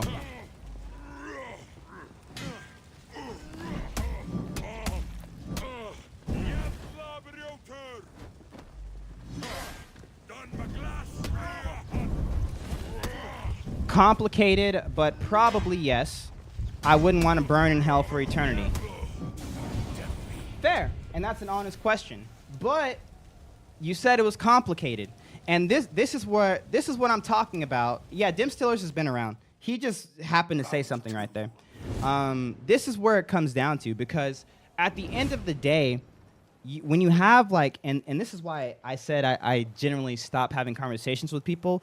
If you can have a fruitful conversation with someone about Christianity, you can get to the heart of the issue, which always delves down to something. Like underneath all of the questions and the ransoms and the ideologies and the problems, there's always but why would God do this? Or why doesn't God let me A, B, C? Or why God, like there's an actual substance issue, but like you have to like layer it down. You can't just force it out of someone. And so it all like it's always. And this is one of the reasons I like Cliff Knetley so much, because Cliff Knetley, he's been talking to people who aren't Christian or who have walked away from the faith or have issues with the faith for so long. You'll notice him do it when he talks, but he's able to sort of like dive through the question that someone's having and get down to the thick of it and be like, okay, I know what you're really asking. Like you have a problem, you know, with hell, or you have a problem with control or submission or sin or whatever the case may be. Obviously, I haven't been doing anything near to what Cliff has been doing, so I can't just hear a question and be like, oh, he's scared, or he doesn't like this, or he doesn't like that. But it always ties down to a heart issue. And the reason I wholeheartedly believe that is because there were literally people, probably smarter than us, who were around watching Jesus perform miracles. Like, not even like, oh, you know, I have to really, you know, pretend to believe this. They literally saw it happen. And yet they still chose not to believe, right? They still chose not to go. And it's like, I would assume that anyone here that is an atheist or someone who is not a Christian would tell me if I asked them, hey, if Jesus was around today, right? Because, you know, everyone's always mad he was around 2,000 years ago. He told you who he was, the Messiah, God in human form, and he performed a literal miracle in front of your face, right? Would you drop everything and follow him, right? And I mean, you'd be surprised how many people would say no. But it's not surprising when you see it happen time and time again in the Bible. And I mean, to me, that seems like a hardened heart. And yeah, maybe I can give it a 9 out of 10, not 10 out of 10. Maybe there is some people who really have intellectual issues with it. But I mean, it always seems to delve down to a heart issue.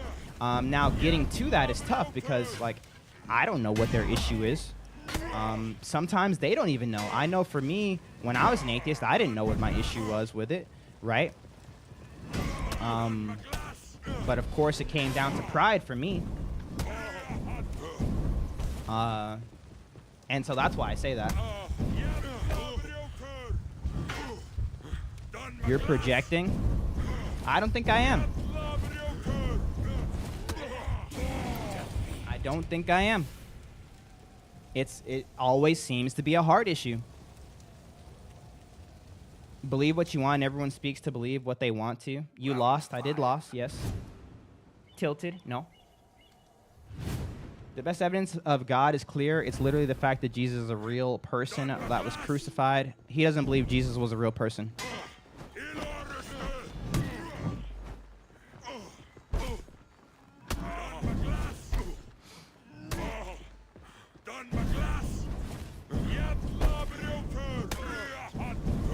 He's not taking the bait today. I don't know, man. Christianity does a lot of evil, IMO. It does. Now, is it Christianity as a religion or Christianity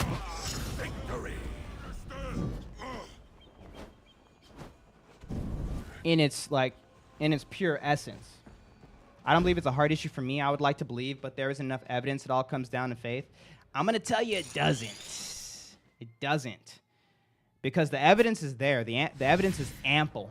There's ample evidence of the reliability of Christ. There's ample evidence of God existing. But do you actually care enough to look for it? Have you ever Googled, is there evidence for God? Not saying that Google is the answer, end-all, be-all, but like, why haven't you? Have you ever stopped at one of those videos that said, oh man, awesome archaeological evidence shows that this book of the Bible is reliable? Oh, you skip over that video. Why? Right? What is it if it's not a heart issue? If you know? Yes, there is also evidence of there being no God. Yeah. There's evidence for both. Yeah. I pray for everyone finds their way to God and see how better your life will get once you get it. Yeah, and obviously. Now, when it comes to the true betterment of their life, could get better, could get worse. It kind of depends what's going on in the world. Obviously, there's some Christians in South Africa that would disagree. There's some Christians in China that would disagree that their life gets better once they become Christian, because there's a lot of places where Christians are just persecuted pretty heavily. But you know, if you're in a Western civilization before Christianity becomes outlawed, Christianity would never become outlawed. What? That can't be a thing. If you are in a Western society and you come to that conclusion before that happens, then yes, your life might get better. Mine's did. Finally, I found you again. What's up, Houdini? When you talk about having a relationship with God, it becomes internal freedom. You're free. Amen. Yes. More fulfilled? Yes. Better life? One. Sometimes. Corny ad game? What's corny about this? You frustrate the heck out of me, but you're chill. Hey, I love you, dim stillers. Ah, no.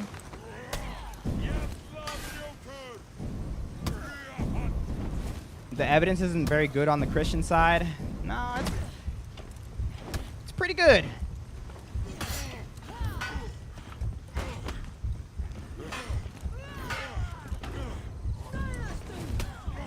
It does confuse me.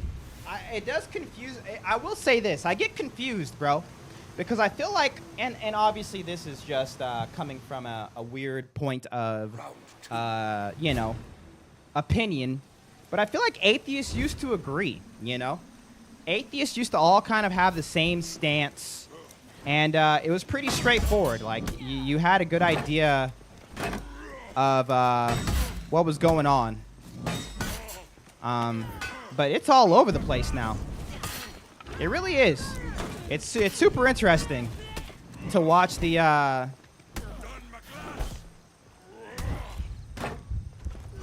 same thing that happens to like religion sort of like splitting with their ideas happen to like atheism. It was burgeoning at the time. It's matured. Yeah. Because I watch so many atheists and I'm like, bro, look how far atheists have come. This is crazy. And then I hear other atheists speak and I'm like, bro, like, is it 2010? Like, I haven't heard people say these things with this much confidence in over a decade. But of course, I'm heavily in the apologetics sphere. So like, I love hearing people debate and have conversations about things they agree on and things they disagree on. And you know, Alex O'Connor, I know I said him earlier, but he's such a massive voice for atheism right now. Especially, you know, Richard Dawkins isn't really around, and you know, Bart Ehrman is kind of old now, and not a lot of people, you know, following what he's doing anymore. But even Bart Ehrman wouldn't say something like Jesus wasn't a real person, and I'm like, I hear it, and I'm like, what?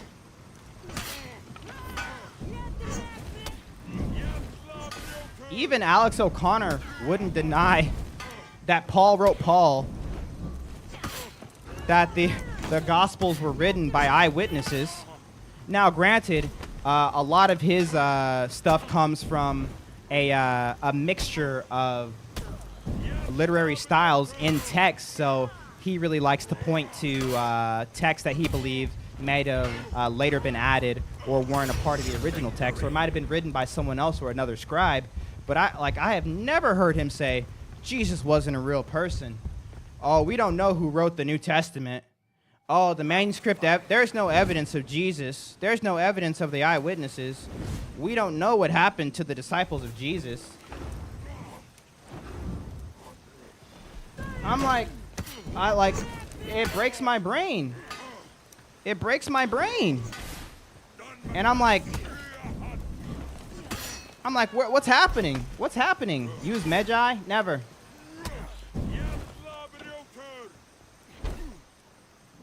There's such a stark difference. My girlfriend was atheist. I changed her mind, though. What? What the heck did I just read? If Jesus was alive, he wouldn't be proud of our nation. He is alive, and he might not be proud of our nation. Yes, he might not. It depends. It depends on what part of the nation you're talking about. Hey, what's up, Sharpie? It's you. I just got the game, and I watched your video to get more. Thank you so much. Let's go. I dislike most things. Oh, you watched my FPS video. Oh, let's go.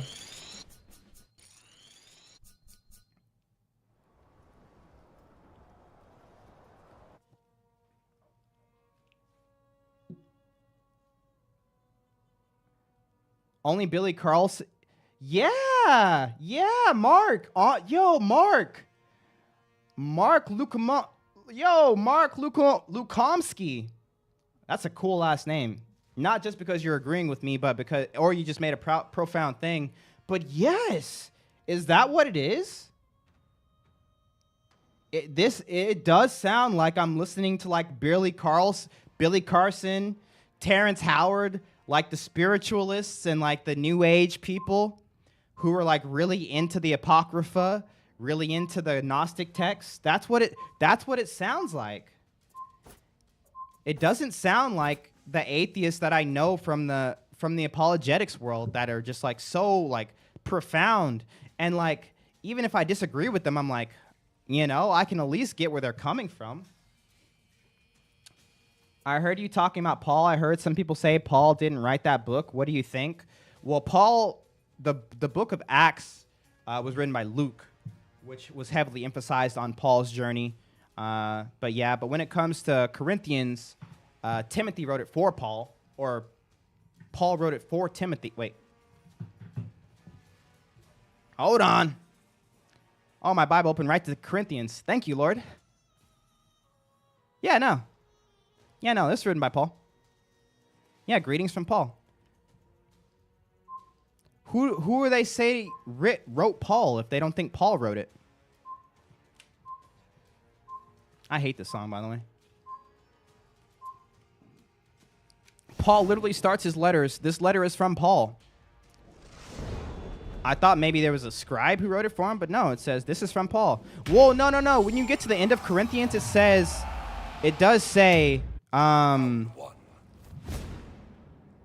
does it say? Also, was it Theseus?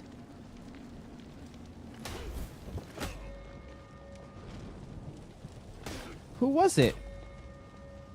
Someone else said, also, this is someone telling you, hello, I'll be there soon. Is that Timothy?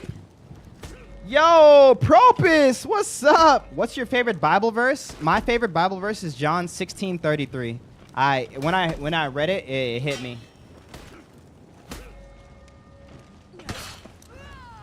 Great video for everyone to watch. Billy Carlson debate her historian Wes Watson.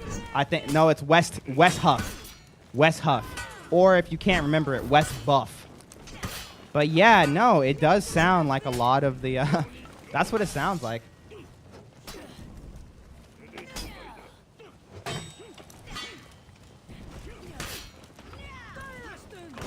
Mainstream scholarships say that Paul's 13 letters are forgeries. I have never in my life. Round 2. I've heard people say this doesn't sound like Paul writing in this thing.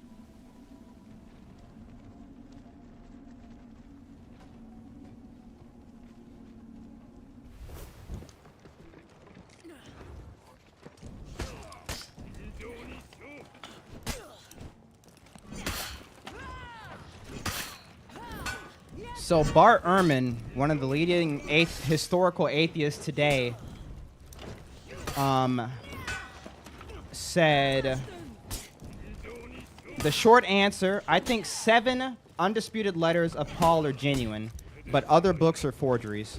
So where do you get, like, I mean, I don't know if Bart Ehrman counts as a leading. Well, if he doesn't, who does? Like, why would Bart Ehrman not take the Round 3. not take the stance that they're all forgeries?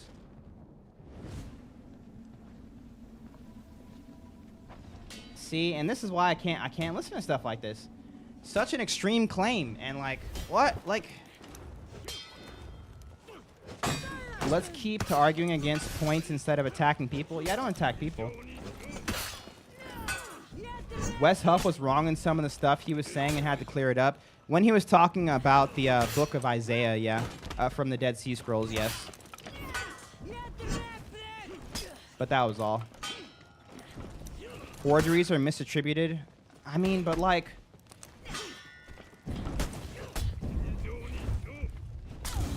if literally Bart Ehrman, like one of the leading atheists, is like, yeah, I know Paul at least wrote what we have in the Bible.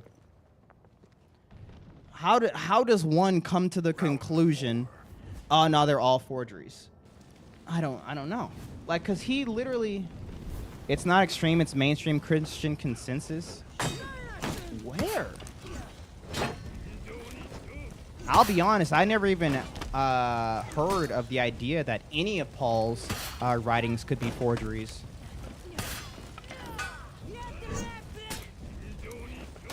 But to claim they all are? If these books were written thousands of years ago, how are people so certain about their origins? Yeah, I mean,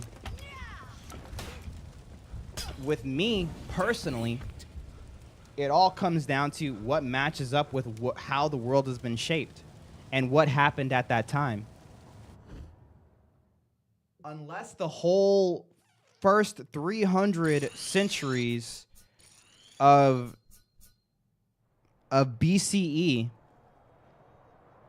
or AC, what do you call it? What's it called? Because they don't call it AD anymore. They call it Common Era. Unless the whole first 300 years of the Common Era were all just this weird, elaborate scheme to make sure Christianity came out on top, like, none of this makes sense. Literally zero. None of what they're saying. The most logical conclusion is that we have what the eyewitnesses wrote, what they actually believed. Whether or not it actually happened, that's a different story. But we have what they wrote, we have what they believed, we know what happened to them, we know what happened regarding them, and how this caused the spread of the world we have today. Why we have a Judeo-Christian world that we have today. It all makes sense following the Bible. If you start tampering with either who wrote the Bible, when it was written, or even the reasoning for the texts, then you have this whole breakdown of 300 years of just like, oh, so maybe this never even happened. If there was a person named Paul, he actually didn't even write anything, and we actually don't know anything, and, you know, people just made him up a couple hundred years after, and then we started this huge, like, succession of Christianity. Even though Christianity was already in all these different parts of the world by this time, that doesn't really matter, you know, because people were just making it up and just copying stuff because they wanted to control people. And it's like, I will secede, or I will come to the conclusion that, yes, when Christianity was in its full force of spreading in nature, people took it and used it to control other people. I will not deny that fact. Christianity, the name of Christianity, has been used for so many terrible atrocities over the past 2,000 years. I'm in there, bro. I agree. I agree. But to come to, like, wait, where'd he go? Oh my gosh, he, like, disappeared on me. To come to, like, any other conclusion about the origins of these writings, like all of Paul's writings were forgeries. What the heck? Like, why? Like, that's such a big, just nail in the coffin of the first 2-3 centuries of the Common Era. It just makes no sense. It makes no sense. Yo, Bringer of Law, thanks for the 11-month resub.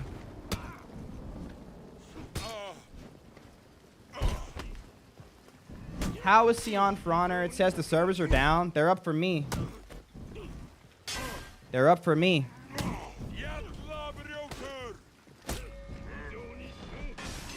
Did he say the Vatican wrote Paul's letters? Oh my, I don't know.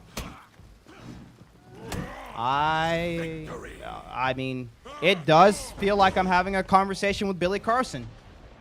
It actually does. Round 2. Christianity came from the Gnostic. No, the Gnostic came after Christianity, which is why all of the Gnostic texts try to use Christian authors. The Book of Thomas, the Book of Mary, the Book of Judas, or the Gospel of Judas. It wouldn't make sense for it to go the other way around. Gnosticism, of course, maybe an idea can be dated a little bit earlier, because Gnosticism, the whole idea of Gnosticism is that the spiritual is good, the physical is bad, you know? So no sex and, you know, all that other dirty physical stuff, that's bad. You know? Our bodies are bad. But that spiritual, the spirit is good, right? But that's not what the Bible teaches. It actually goes against what the Bible teaches, which is that, no, the spirit is good, but the body is also good. The body is capable of bad, but so is the spirit in some way, shape, or form, right? The spirit is how we control our body, and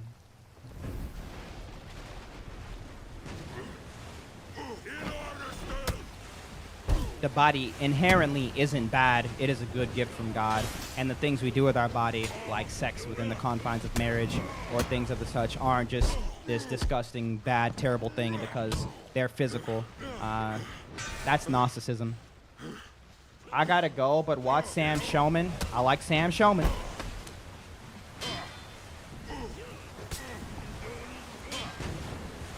Who were the gospel writers talking about that were eyewitnesses?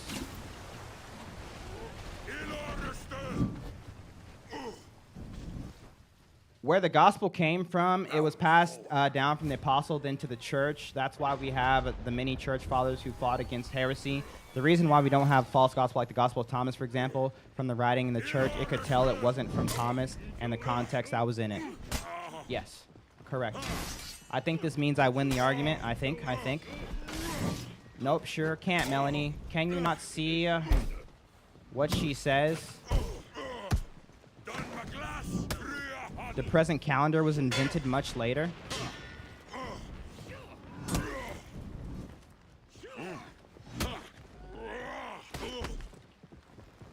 Does that mean just the things didn't happen? I just keep coming into the middle of conversations. I don't even know what's happening anymore. My brain, I can't. TikTok has kind of died. Well, hello. I'm still here, kind of. It goes up and down. TikTok just does its thing. You play any Yorm? I can. Drill parries a light, then falls for a faint guard break. Hey, Brown Waffle. Faint guard break is unreactable, please. I'm chilling before bed. Let's go. She kept on asking for names. I gave her names. She just then ignores me. Some people just don't want to learn. They want to stay rooted in ignorance. I mean, you know.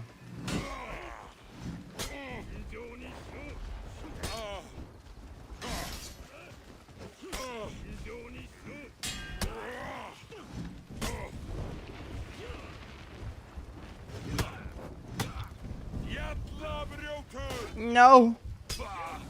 The modern Gregorian calendar is a minor correction on the Julian calendar, which was created much earlier than Christianity. Seen people saying there's an update, but I don't have anything for it. I haven't had an update. Josephus, you could use as another example, but he was Jewish. I gave you a completely unbiased source, a Roman making fun of Jesus. Why would they make that Jesus never existed? Yeah, I mean, even the name Christian. Do you guys know where the name Christian comes from? Have you ever heard someone when they people use the N-word?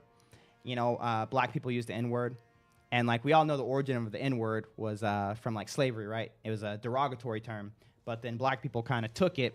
Not saying I approve of the way they use it, by the way, but they kind of took it, and now it's a term of endearment between the black people. Like I'm not black, sorry. Between the black community. Similar with Christian, right? Christian, it was a derogatory term of the little Christs that were popping up all throughout the first century, right? It was just something people were like, oh yeah, we are little Christs. Christians, that's good. That's sort of the whole, that's why Christian literally just means follower of Christ. It was a derogatory term that we sort of just coined. But none of that matters because none of this actually happened. The whole first 100 years of the Common Era is a lie. All fake. Made up in the Vatican locker room or whatever they call it where they write the fake books. That's crazy to me. It's been so long since I've heard these things. I don't even know how to respond.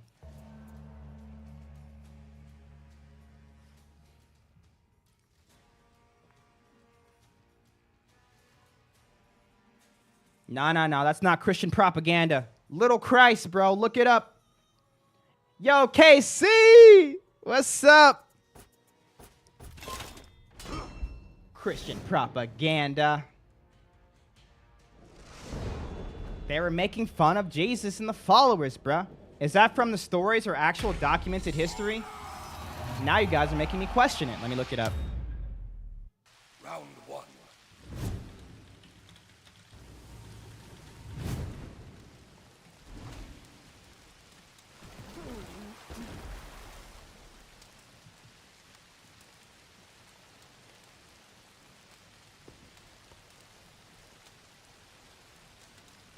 Hey, this is what I'm got.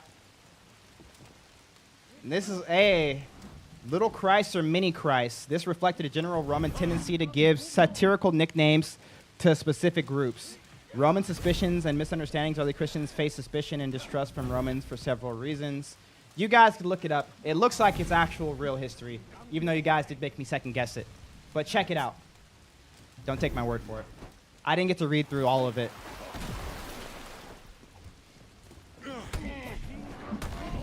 Help me. Can you play Sekiro? I can, but I won't. Oh my gosh, I'm getting clapped. I'm back. Got him. How do you not get headaches from the screen? Any tips? Diet, probably.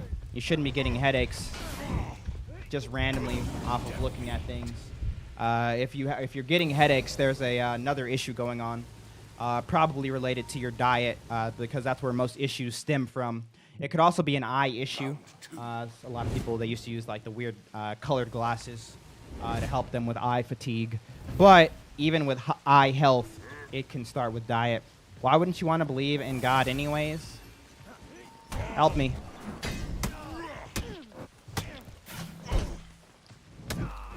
Been playing For Honor for a little bit now. I feel like I've plateaued. Any tips or suggestions? Stop everything you're doing. Start playing Highlander. You're welcome. This is my first time watching. I've seen clips of you. Do you do 1v1s? Yes, I do. I'm doing some 1v1s tomorrow. Got him. 20 nugs for a Friday night sounds solid. Let's get it.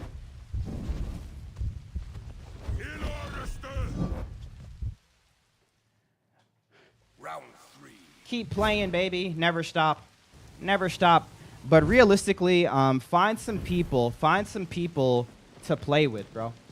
Some people that are better than you to play with, and you should grow. You should grow.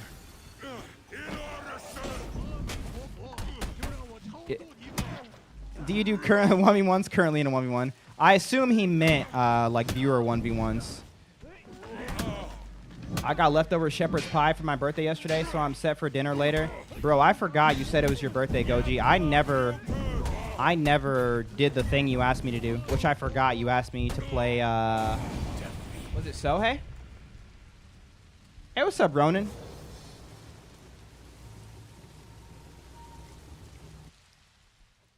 Yeah, I'm just messing around. Let's go.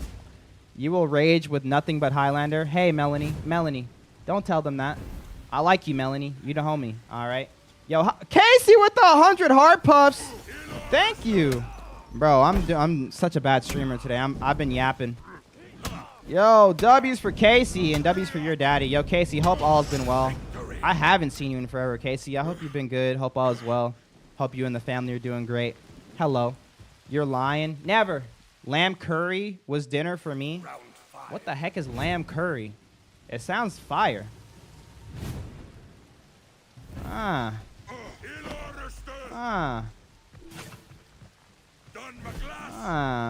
Little struggle bus, but staying positive. Well, hey, you mind if we say a prayer?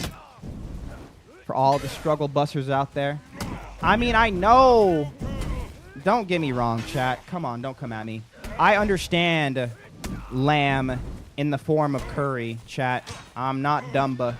All right. I know what 9 plus 10 is. Top.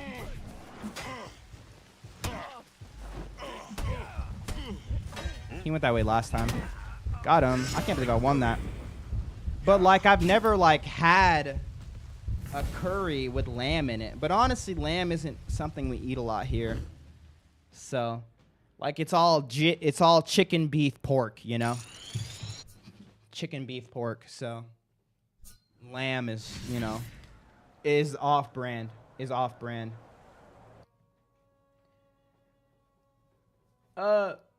Lamb is the OG brother, how it was meant to be. That's what they all say. It's what they all say, but it's all lies. It's all lies cooked up in a random room for control and money. And so that Taco Bell pricing would become more expensive than just making tacos at home. It's all a lie, chat. All of it.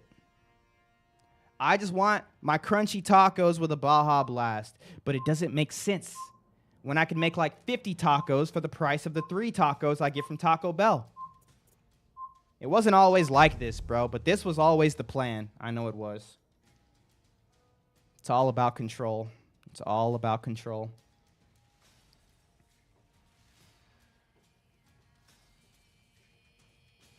Are you having server issues? No.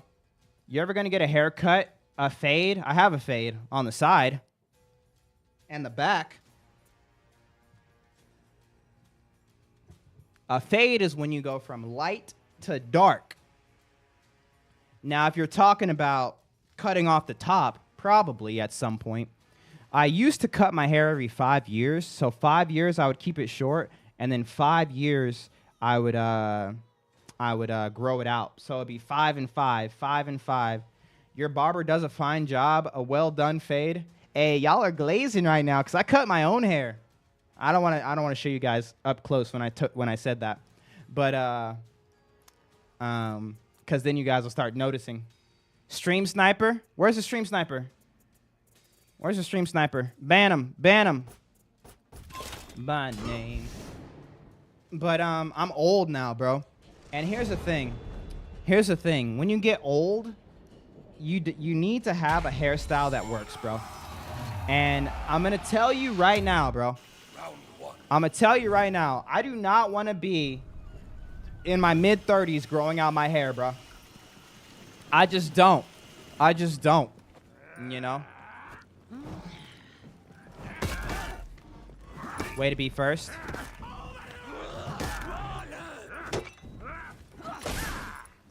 So the next time I cut my hair, it will be the last time I ever grow out my hair, you know? Because I'm not going to grow out my hair in my 40s either. So it's sticking this time. So that's essentially what's happening. My hair grows like a weed. Mine does too, bro. But like, I'm not going to be one of those little weird little mini afro guys. Never again. Or the little baby dreads. I can't do it. Not in my mid-30s. Not in my mid-30s. It doesn't look good.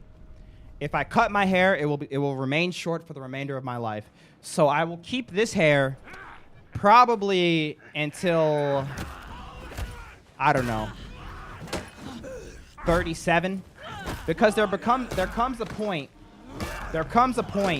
where having long hair is also weird as a guy. And also dreads, they're incredibly hard to keep a decent length because it always grows and it gets longer and you never really know when to cut it, and like it doesn't make sense to trim it, you know? Oh, I missed my parry. Like, what am I gonna do? Like cut like 2 inches off my hair? Like, that's weird, you know? It's weird. And it's gonna untangle my dreads at the end. So it's like you either have them or you shave them off. And I don't want them to go all the way down to my butt, you know? Especially not high top dreads. So we'll see what happens. Exactly, Brown Waffle. See, Brown Waffle gets it. In your opinion, which religion is closest to Christianity? There's none.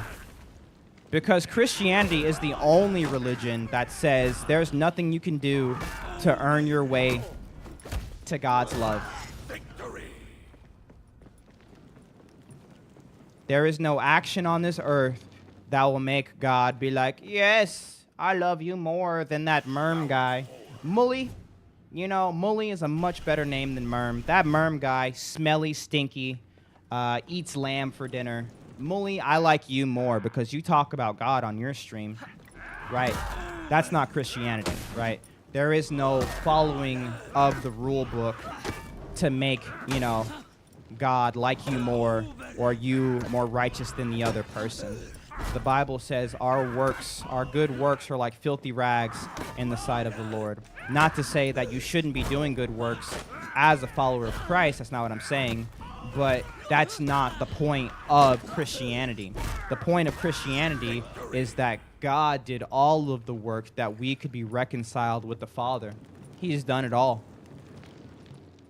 He's not going to be like, you have to pray this many times, and you have to go to this place this many times a year, and you have to feed this many poor, and you have to do this, and you have to say sorry this many times, and you have to eat Taco Bell at least 7 times a year, and you can't go to the bathroom right after, because if you do, that shows me you're not him, you're not one of mine. None of that, bro. None of that. God did it all. And oh my gosh. Oh my gosh, my boy Rare with the 5 gifted. Sheesh. No. W's in the chat, my boy Rare. I lost. It was Rare's fault. And this is why Christianity is so different than any other worldview. Because remember, every other religion says, I can do X, Y, Z to earn God's love, to earn God's mercy, to earn enlightenment, to earn. But Christianity doesn't say that. Christianity is the only one that says God loves you so much, and he is so holy and pure that 1, it doesn't matter what you do, you're not earning his love because he's so holy and pure. And then 2, he loves you so much that he's going to do the purification for you. He just wants you. He wants you. He loves you, all of you. Not just the you pretend to be when you're on stream. Not the you pretend to be when you're around your friends and family. Not the you pretend to be when you go out and, you're just, puffing up. But the you who's broken, who's lost, who's sad, who's scared, who's desperate for change. Like, he loves you. And he wants to carry you to that next level or that next aspect of your life. And that only happens when you are reconciled with him. And he says, you know what? I know you can't get there on your own. I'm going to do it for you because I love you so much. And so he is the only one who literally humbled himself to the point of becoming a servant, a human. Imagine an all-powerful God being like, yeah, fine, I'll be a like that's so beneath him. But he did it. Why? Because of his love for you, to come and save you, to come on a rescue mission for you. There is no other religion in the history of religions that even stacks up to what Christianity teaches. The Bibles, the Muslim or Islam doesn't really include the Bible. It includes the story of the Bible. The Bible and the Quran contradict. So any Muslim, except for some Muslim scholars, would come to the conclusion that the Bible is not the word of Allah because it's been corrupted, and the word of Allah cannot be corrupted. So for them to say, is the Bible the word of God? And they say yes. And then you ask them, can the Bible be, or can the word of God be corrupted? And they'll say no. And it's like a big thing.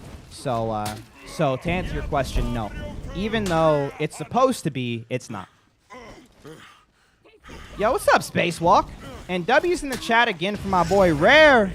I'm sorry if you said anything in the chat, Rare. I was yapping, bro. You know how I get when I be yapping, bro. I be missing stuff. I be yapping, bro. The funny thing is that the Quran sends people to the Bible for the answers. I don't know. I know, bro. I know. Oh, I got smacked. Oh, I got guard broken. Oh, I got top heavied. Don't light attack me and I won't parry it. You fool. I gave you the solution and you didn't take it. Bink. What the poop was that? Oh! He's going to cancel into a light, right? Yep. My grandma saw that coming. Whoa. What's this guy's name? Beamify? It's a beautiful name. Beamify, please. Take that. No. He doesn't know what to do. He knew what to do. Ah. Can one's own understanding also misinform? Yes. Which is why you need to have a foundation. Because if you don't stand for something, you will fall for everything. Round 3.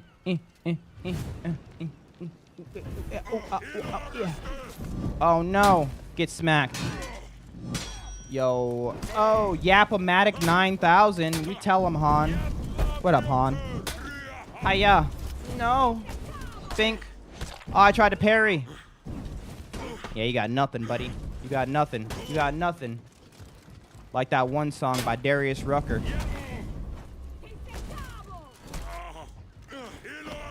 Where he says, I got nothing. No magic words to stop your leaving. To end this hurt. Have a good life. Hey, you have a great life. I think morals evolved out of our collective need to collaborate. They were needed for societies to become more civilized and to make life more manageable and pleasant for everyone. The Great Tree. That's a theory, and I used to think the same way. I definitely did. I definitely thought that, and it made sense to me, you know. It wasn't until I came to the unfortunate conclusion that that makes no sense based off of the world we have today and how differing morals are just flying in different directions, and why that wouldn't happen in the past, but it's happening now, you know.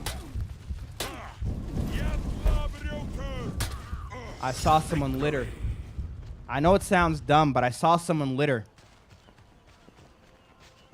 And my brain almost broke because I was like, Tristan, with the tier 3, 12 months. Bro, you guys are nuts. I saw someone litter. Listen to me, bro. I saw someone litter. And I was like, how the heck have we come this far via, you know, all of this is societal conditioning? The very least that we could do is not litter. Everyone knows littering is bad. There is no upside to it other than convenience, but still people choose it. And so if I reverse engineer that to this whole idea that we came to our collective morals that we have today based on a societal push to move forward, when we also believe that we're more enlightened than the people of the past, yeah, freaking right. Yeah, freaking right. We can't even get it right today. We can't even not litter. We can't even not litter. Think about that. Don't litter. Don't litter. That should be a standard truth of humanity, moving society forward. If we can't even get that, it's all downhill from here, baby. Good luck with societal morality. It's going downhill. Used to be a little dip too. Everyone grows at their own speed. Some folks don't grow at all. It's true. And, you know, that is what led me away from that thinking. Because it ain't way. It ain't no way, bro. It ain't no way. Hey, Muli, you gonna send me a B-Day gift when my B-Day comes up? What do you want for your birthday, bro? What do you want for a birthday? I can tell you, I can sing, and I can do a kickflip. That's all. But we'll think of, we'll figure it out. That stuff that upsets me the most is when people go through a drive-through and throw their old trash out the window at the bro. Yes, dude. I see that happening. Bro, it's crazy. Why would you need to go to church to be a Christian? You don't need to go to church to be a Christian. But going to church, like many things, is good for you as a Christian. Because at the end of the day, we're not the shepherds, we're the sheep. And what happens to the sheep when they're on their own?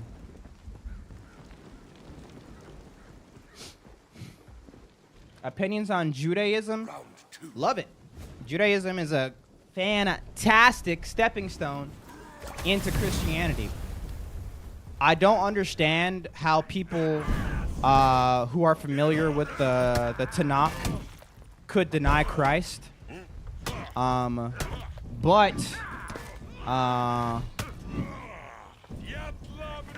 You know, obviously massive love for the basis of my worldview. It was through the Israelites. Now, granted, the Israelites and the Jewish people of today share practices, but aren't really, you know, the same in that, in the sense, right? Right, we don't have the Levites anymore. We don't, you know, it's different. It's different. At least I don't think we do. I could be wrong. But yeah.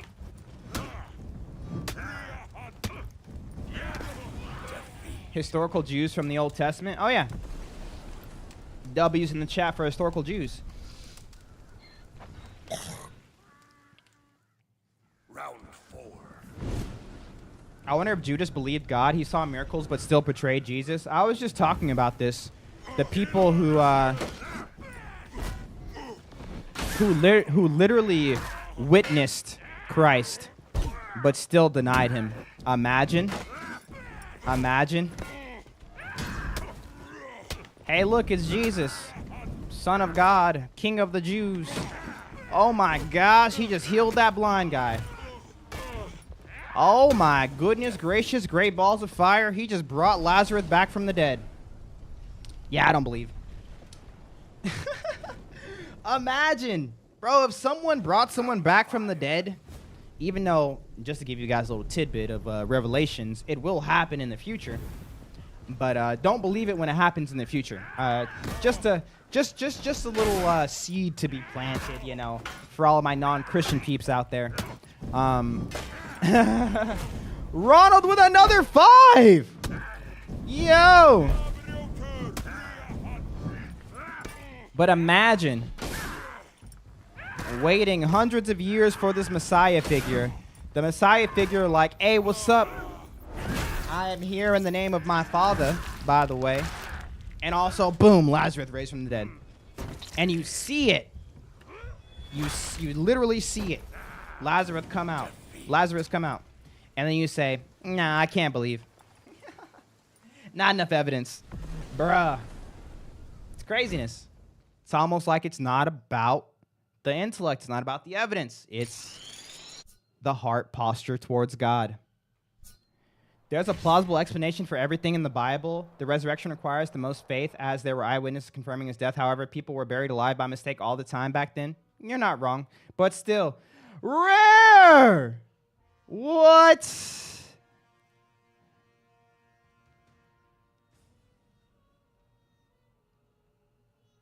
What the poop? Ron, you're mad quiet. I haven't been in here in a while. Usually you chime in. You okay? I think Ronald's just, you know, spending time with the fam. It's evening time for Ronald. Yo, Ronald and Rare. Just bop, bop, bop, bop. 5 gifted, 5 gifted, 5 gifted, 5 gifted. Yo, W's in the chat. That is insanity. Thank you, guys. Yo, Foxy. Marriage, I had sex before marriage. I'm not going to hell. It's not, the sin is what separates you from God. The sin is what sends you to hell, because there must be a punishment for the sin that has been committed. Do you hear me? Regardless of the level of the sin, we all sin, whether it be small or big, all the time. Probably daily. Even if you try not to, right? You're prideful, you're angry, you're covetous, you're greedy, lustful, whatever the sin may be that you struggle with, whatever it may be that's going on in your life that is causing you to do so. You know, you just got that brother that's just so freaking dumb. I have to be mad at him. I just want him to die, you know, right? Whatever it is, okay? The sin is what sends you to hell, because a debt must be paid, because God spoke the truth when he said the wages of sin is death. So a punishment must be paid for the sin.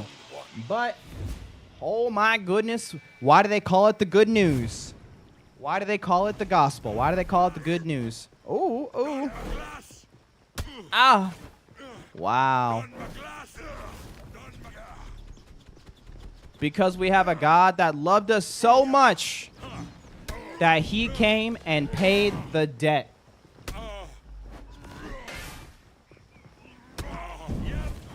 So that everyone who believes in him shall not perish, but have everlasting life. So don't focus too much on the sin. Focus on, have you done wrong? Yes or no? Do you want God to forgive you for that wrong that you've done? Yes or no? Because if you want forgiveness, that will lead you to repentance, a changing of your mind. But if you don't want forgiveness, that is what leads people to a hardened heart. Who goes to hell? People who don't believe. People who have sinned. Don't get lost in the sauce. Don't get lost in the sauce. Everyone has fallen short of the glory of God. Everyone deserves their punishment. Me included.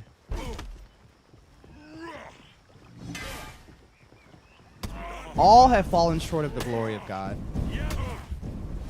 Don't get lost in the whole like, oh, it's all about the belief. It's all about the who doesn't get in and the who gets in. No, no one should get in. Is there any crime that justifies eternal punishment? Yes. Crimes against the eternal God.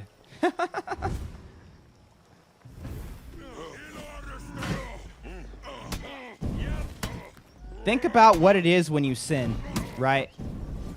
Think about what it is when you sin. Sin means to miss the mark. God has given you a free will and a purpose for you to fulfill.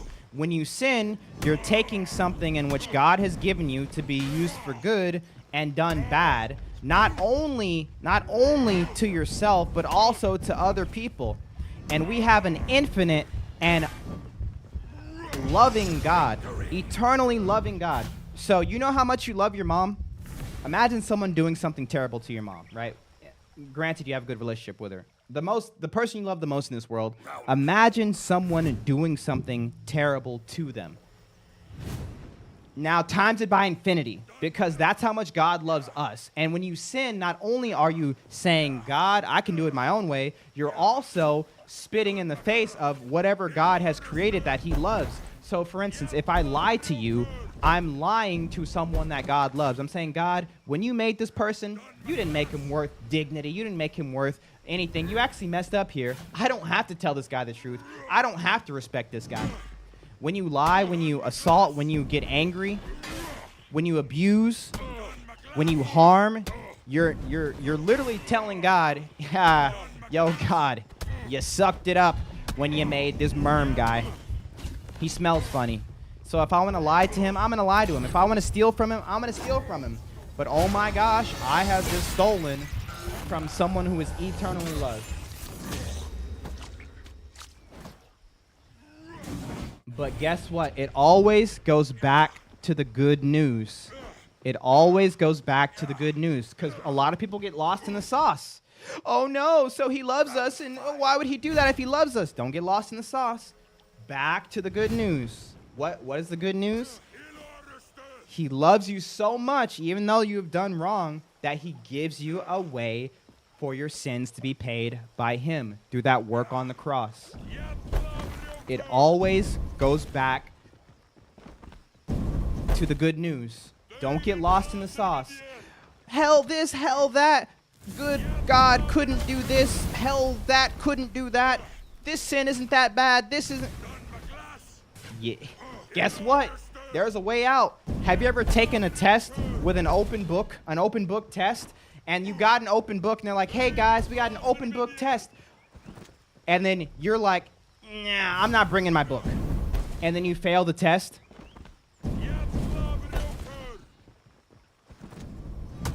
Imagine someone who has an open book test. They don't bring their book.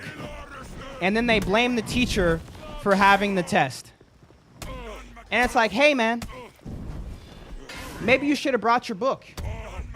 Nah, the teacher should have. Oh, the teacher, it's all about other stuff. It's all about external. It's never any sort of self-reflection. It's all about God should have done it this way. God should have done it that way. God shouldn't have. God should have. God. They shouldn't. It doesn't make sense. Literally open book test. Just bring your book, bruh. It's so simple. It always goes back to the good news. Don't get lost in the sauce. What is the good news? God does not want anyone to perish. Yes, that means you. So if you perish, why are you perishing? It ain't God. It ain't me. It ain't the Spirit. It ain't the evidence. It ain't this or that. It's you. You ever met someone who's like, man, every single one of my bosses sucks, man. I keep getting these bosses and they keep firing me. I can't hold down a job. It's all their fault. Oh, man, I keep getting these boyfriends and they keep, they sleep with me and they leave the next day. I can't find a good guy out there. What do you say to those people? The call might be coming from inside of the house, person. Maybe they're not the problem, person. Don't get lost in the sauce. Don't get lost in the sauce. It always comes back to the good news. If you're thinking anything that has to do with the Christian God, find out how it ties to the good news. Why would God, how does it tie to the good news? I don't understand why God, well, how does it tie to the good news? But why would God, how does it tie to the good news? All of it. Literally all of it. It's simple, but people make it complicated when they get lost in the sauce. If you can't tie it back to the good news, you have a hardened heart you're probably prideful. It's not that bad what I did. I don't need forgiveness for whatever, That's fine. But that's a you thing. That's not a God thing. You really are preaching, just don't think too hard about it? No, I'm telling you to think about it to its conclusion. Because you said just a second ago, 7. What did you say? What did you say? I said something about love. You said, is there a crime that justifies an eternal punishment? I said, yes, against an eternal God. And you said, he loves you so much that he'll burn you forever, heart. That's stopping right there. You haven't thought about it fully. He loves you so much that he'll burn you forever. Whoa. Wait a minute. Am I not thinking about it fully in the full Christian concept, or are you stopping, getting lost in the sauce? It's not me. I'm telling you. You got lost in the sauce. It always ties back to the gospel. You have to think about these things fully because we have a full and complete God. And it all makes sense. It's like this perfect circle. Once you understand the gospel, once you understand the characteristics of God, it's literally like this weird, summation of sense. I don't know how to explain it because, I'm not him. But, it all ties back in perfectly. And it all makes the best world of sense once you just kind of let go of that stubbornness just a little bit and say, okay, let me really try to understand. Let me not be, a little butthurt right now. I'm not calling you butthurt, but just for alliteration. And let me just really try to understand. We did wrong. Is there a such thing is right or wrong? Yes, I think we can agree there's a such thing as right or wrong. Have you done wrong? Yes. Should you be punished for the wrong that you've done? Yes. No? I don't know. I don't know where you're at on that one. Is there a way out of the wrong that you've done so you don't have to be punished and you can be reconciled? Yes. It's like you go. I feel so bad for this guy. I'm yapping. He's been waiting so patiently while I'm playing. It's all there. Always tie it back to the gospel. It all leads to the gospel. The whole Old Testament leads to the gospel. Every single story in the Bible, every single story in the Old Testament points to Jesus. Literally all of it.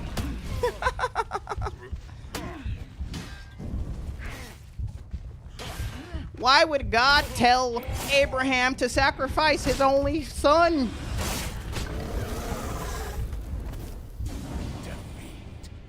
Why would God do that to the Pharaoh's son? Why would God have it all leads to the gospel. So whenever you think about anything, especially philosophically when it comes to these questions about a loving God, a powerful God, a just God, it always leads back to the gospel. Why would God harden the Pharaoh's heart? For his glory. What does God's glory lead to?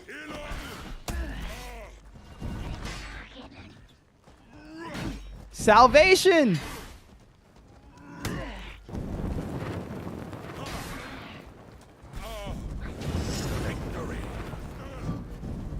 The Pharaoh hardened his heart like 6 to, I think, 8 times.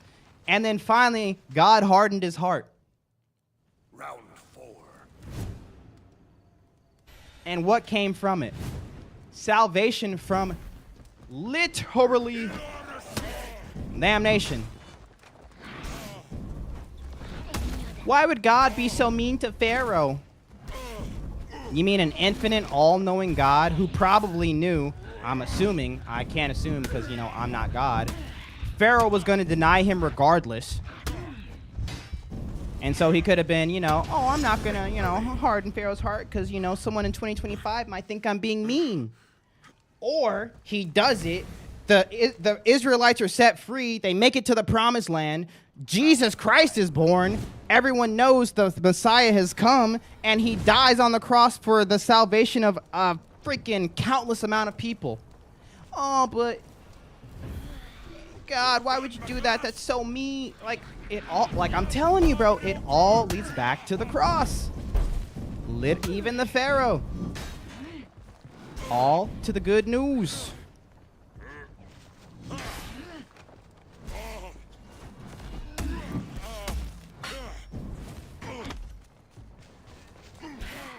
But if I was God, I wouldn't have done it that way. Okay, I can't argue with that. The Pharaoh doesn't have it? Yes. Time and time again, we see how God works. How does God work? He gives you free will, but if you continue down the path of destruction, he will give you to your desires. You see it all throughout the Bible. He will protect you, but if you make the decision 9 times and the 10th time, God says, all right, you made your decision. What's happening there? It's still free will. It's still free will.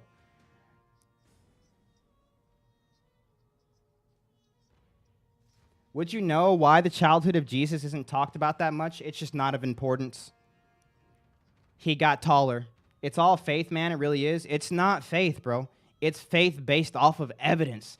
Obviously, I have faith, but the evidence is substantial. The evidence of there being a God, the evidence of the reliability of Christ and his teachings, all of it, bro.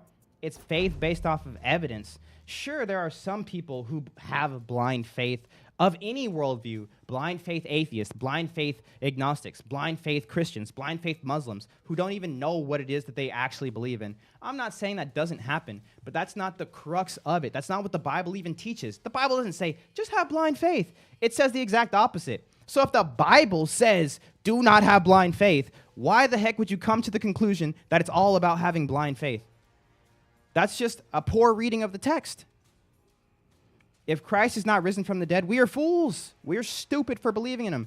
Be wary of false prophets. They come along like sheep, but inwardly they're wolves looking to devour you. So test everything. He's literally telling you to be skeptical about everything. So if someone comes to you and is like, hey, let me tell you this thing that Jesus told me, you have to believe it because I said the name Jesus. No, it's literally what's taught against all throughout the Bible. And rare. Thank you for the $10 super, said Galatians 5:17, for the flesh craves what is contrary to the spirit, and the spirit what is contrary to the flesh. They are in conflict with each other, so that you are not to do what you wish. Oh, Galatians. Oof, goes hard. You can't say stupid. I don't want to call, what? That's not true. Christ, when he was younger, was amazing, schooling old rabbis. Yes, I think he's talking about the parts of Christ's life that wasn't in the Bible. Literally, the one that got summed up in one, he grew in stature and wisdom. That's what I was alluding to. You got Ubisoft to ban me? My bad, bro. How are your servers working? I don't know, bro. Everyone's been saying the servers are down, but I'm chilling. Welcome. What about the babies that God killed? I don't know what you're talking about. But any child that dies heaven. Round one. At least if you use the verse, the kingdom of heaven belongs to the children. Help!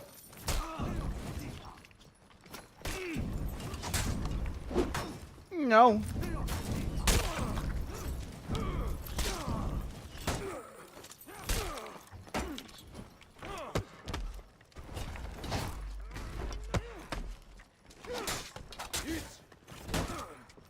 Oh, the Canaanites? Yeah.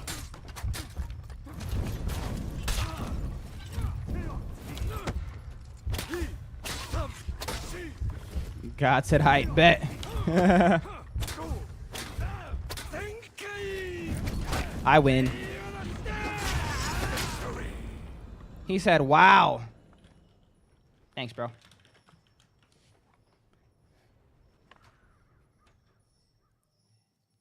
That is unfortunate. Yeah, it is. People died for Jamestown cult. That's different. There's a difference in dying on a belief. If I were to die, if someone said, say Jesus isn't Lord or die, I would be dying based off of a belief. I believe that Jesus is Lord, and so that I would be dying for a belief. The people who died, they weren't dying based off of a belief. They were dying based off what they claimed to have seen, i.e., they would have known that what they were dying for was a lie. So they were dying based off of what they claimed to have seen, which is what brought them all to this massive wave of spreading Christianity, or the way at the time. It wasn't called Christianity at that time. They saw Jesus risen from the dead. All the people who were cowards like 2 seconds earlier, right? Read the book of Mark, right? The book of Mark is interesting because it's the book that has the harshest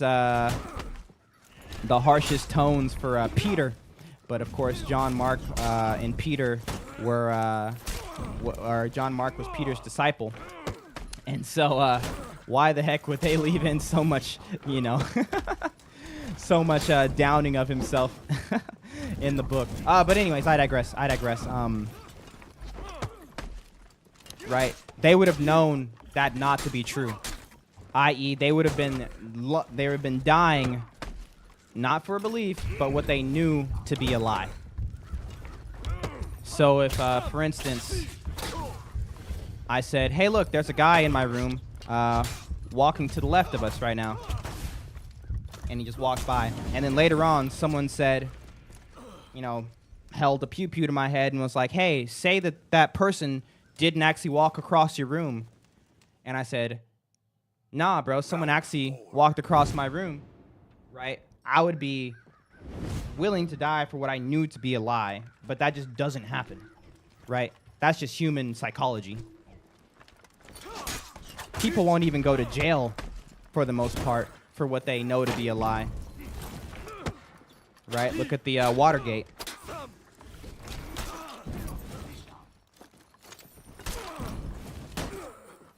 What's the view on gay marriage? Did the church change and say that it's fine now? No, it didn't. There's actually some people who were upset at the new pope because obviously with the new pope, people asked the question, can gay people get married? And he reified the text that marriage is between a man and a woman. Now, I'm not Catholic, but he's being biblically accurate there. You can't, biblically speaking, you can't be married as a woman and a man as a woman. A woman and a woman and a man and a man. It's not actually marriage, because marriage is between a man and a woman. Now, to the state you're married, like I'm not saying like your contract is null and void. You still get all the perks of a married couple, but according to the Bible, right? Biblically speaking, you're not actually married.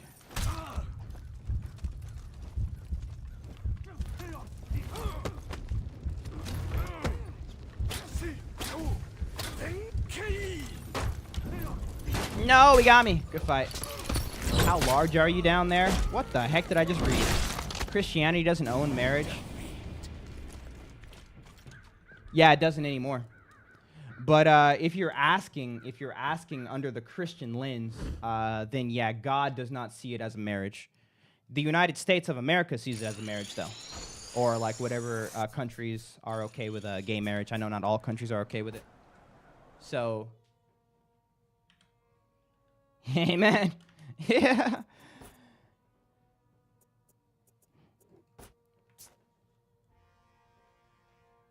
Bum, bum. To a Christian's view, are people born or choose to be gay in that case? So no one's really born a certain way. It's a disposition that comes through time and through environment. A lot of times through like if you look at the trans kind of like thing happening, a lot of people who are falling under the trans movement, they have a lot of they all sort of share either anxiety, depression, or trauma, which isn't saying much because so many people deal with childhood trauma, anxiety, and depression nowadays.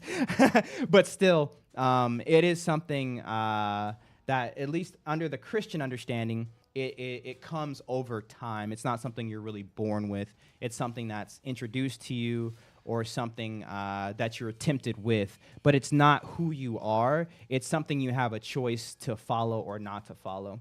So, for instance, the biggest thing I learned growing up was like, oh, you know, you were just born a man, and, you know, you're tall. You have a high testosterone level, so you just need to sleep with many women as possible. It's just our what's it called? Our ancestry, you know, because we're all just animals.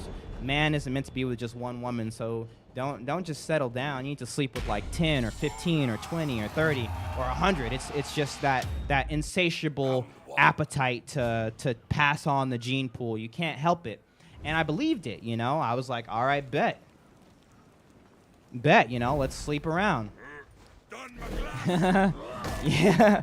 Obviously, I found the errors of my ways, and I'm still dealing with not the backlash per se, but the decision to live that lifestyle for so long, right? Still dealing with temptation, still dealing with problems of desire for people other than my wife, right?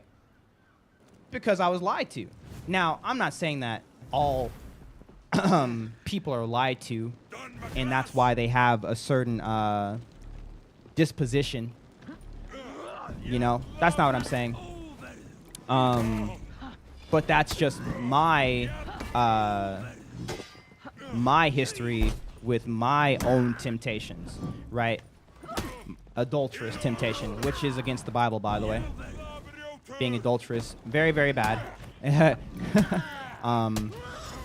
And it's no different from same-sex attraction, other than the fact that at the end of adulterous attraction, you can have that cis, I don't know what they call it now, normal sex attraction that leads to me being able to marry what I'm attracted to, versus them, it's like it's never okay. And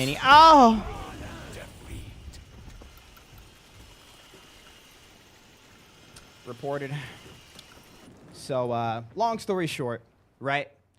It's not about how you think you were born. It's not about feelings. It's about doing what you know to be right, regardless of how you feel. Because, and I can't stress this enough, and I know you guys are probably going to hate this, okay? I know you guys are going to hate this, but if you start legislating feelings,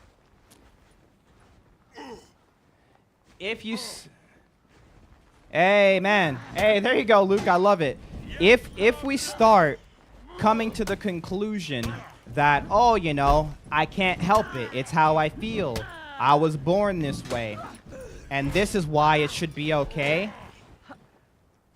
It leads to some pretty dark stuff. And it sucks, you know?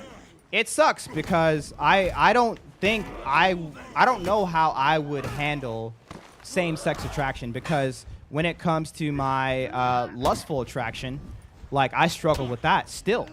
So I can only imagine what my brothers and sisters who struggle with that go through. But I can say this. I can say this. The sooner that you give it to Christ, the less you have to deal with the temptation over your life. the longer you live in the sin, the longer you will probably have to deal with the ramifications of that sin. Similar to a drug addict. If someone tries heroin once, right, they're going to be hooked. They're going to want to try it again because, you know, it's extremely addictive. But if they tried once and they're like, I'm never doing that again, the chances of them staying off of it is very good. Like, they have a better chance of staying off of it. They're not going to have that call as, you know, coming from inside of the house, so to speak, so often. Similar with adult content. Someone who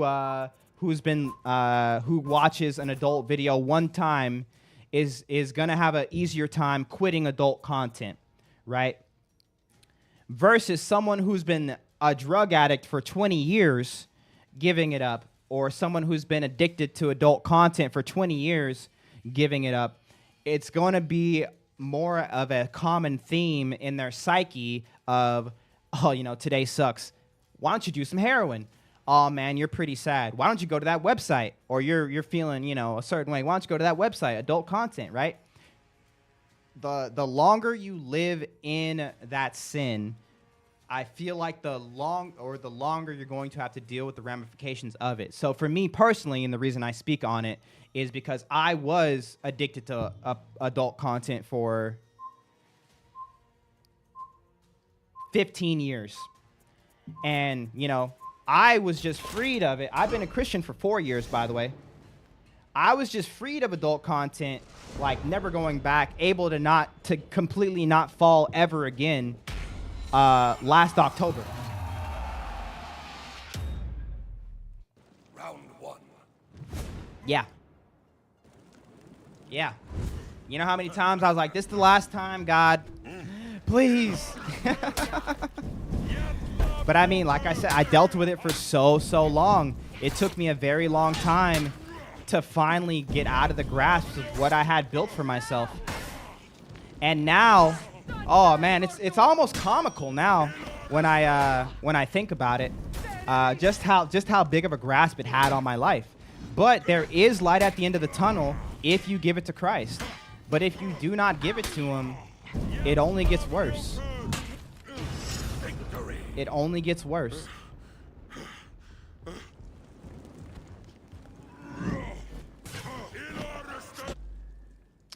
So yeah. Round two. Couldn't flip unfortunate. Hey, what's up, Death Shadow?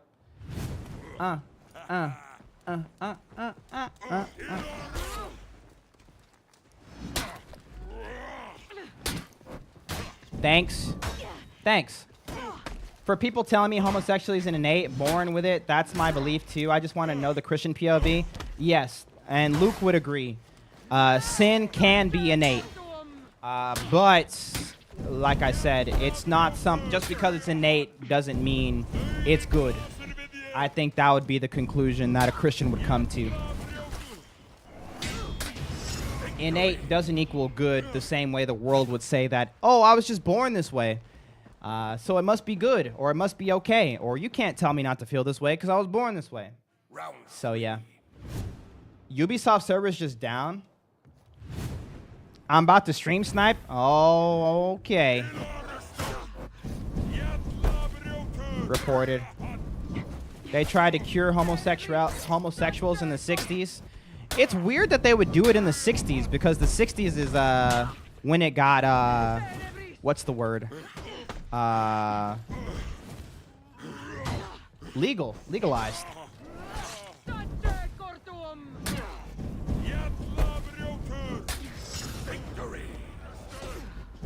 But yes, just because it is innate for me to, you know, sleep with as many people as possible does not mean it's okay for me to sleep with as many people as possible. And I can tell you that from experience.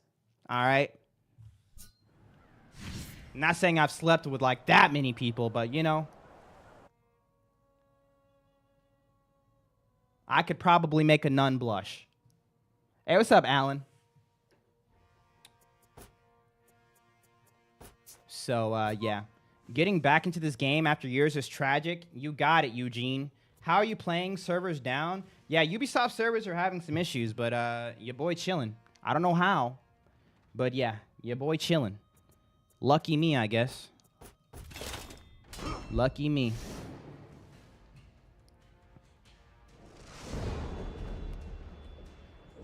Stop gatekeeping and just tell us how you're playing. Bro, I just been on. I didn't do anything. I just never got off. I come in, bro, talking about sleeping with a lot of women. Yes, yes, yes, it happens. Welcome to the stream.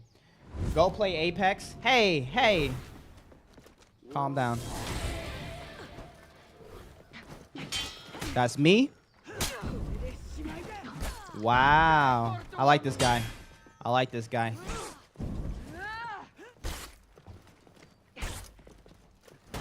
No. No. How do you fight against the lie of evolution? I feel like you can provide a good answer. Well, evolution in and of itself doesn't have a creationary mechanism. It's only the way that things have gotten to this point from some point. There's a Christian who has a lot of good videos on it. And while I'm not completely anti-evolution, in the micro form, I am pretty anti-evolution in the macro form.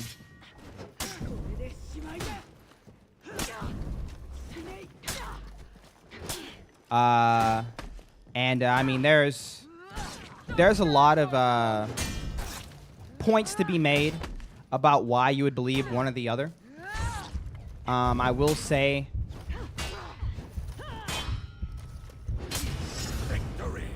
there's gonna be evidence for both. So you can find your evidence on why you don't believe in macroevolution or why you do. I don't think it has any sort of problem when it comes to biblical understanding, especially if you you believe in inbuilt age when it comes to God's creationary tactics. But that's just me, you know, personally. Some people are very just like, bro, evolution is just like, you know, it's just not there. There's just not a substantial amount of evidence. A lot of it's just like, yeah, it kind of makes sense how that would happen, but it's not really like, you know, scientific evidence. It's more just so theory. And so, but the theorists are really smart people, so it's like, you know, what do you do with that? You didn't answer me on TikTok. Basically, 1 Samuel 15, God sent Saul to kill and destroy all the Amalekites, including babies' offerings, gold temples, and pregnant women. Okay. Round 4. Hey, have a good one, Giant Tree. Macroevolution has been debunked as it requires statistical impossibilities, but having things that natural select and adapt to environmental development is much more plausible. Yeah, and that's where I'm at, Giant Tree.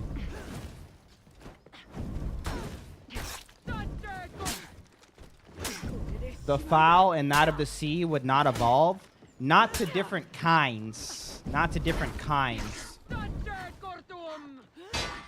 So, for instance, a bird wouldn't become a pig, or a fish wouldn't become a lizard, or something like that, or a monkey wouldn't become a human, you know?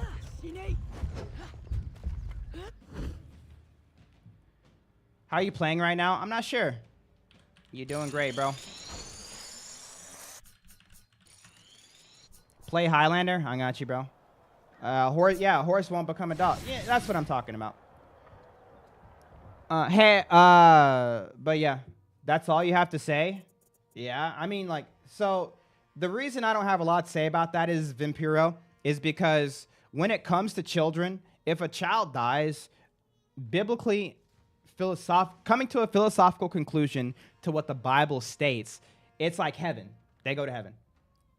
Baby dies, goes to heaven. So if you think about this terrible society that is doing whatever the heck they want with the vulnerable of the society, so if you're poor, if you're a woman, if you're a child, essentially you're just property, and you're probably going to get either prostituted out to the temple gods, or you're going to get killed for a sacrifice for the gods. And God is like, hey, stop sacrificing your kids. Stop having sex to try to talk to gods. That's not how this works. Stop it. And they're like, hey, no. Right? And God says, if you don't stop, I'm going to have to stop you. You're doing evil. And they're like, no. And they keep on, sacrificing their babies for, money or for whatever the heck else, status or an easier life or whatever the heck they're sacrificing their babies for. And then God does something about it, right? God commences judgment on them. If there is a God, it is his full right to judge people however the heck he sees fit. He is the creator of all things. He's done nothing wrong. So if God is like, yeah, Mully, you're going to die today. You guys might be like, God's so mean. He has a kid. He has a wife. He has a stream. I want to watch him, right? But, some stuff was going down in the background that I just wouldn't stop doing, and I was actually hurting people, and you guys didn't just know it, right? Who are you to question God, who knows everything, who sees everything, doing something? Not to say that God just kills people nowadays, and like if you die, God's killing you. It's not what I'm saying, but like I'm just trying to give you an example, right? God's well within his right to judge. So yeah, heaven seems very nihilistic. Nihilistic is the whole nothing matters. I think that would, I don't know about that one. That's a lot different than kids dying from cancer. God literally sends soldiers to murder newborns that couldn't be good people.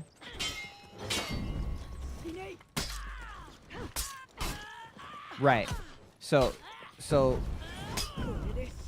like I said, these people and these kids, biblically speaking, probably good, right? It's probably better for them to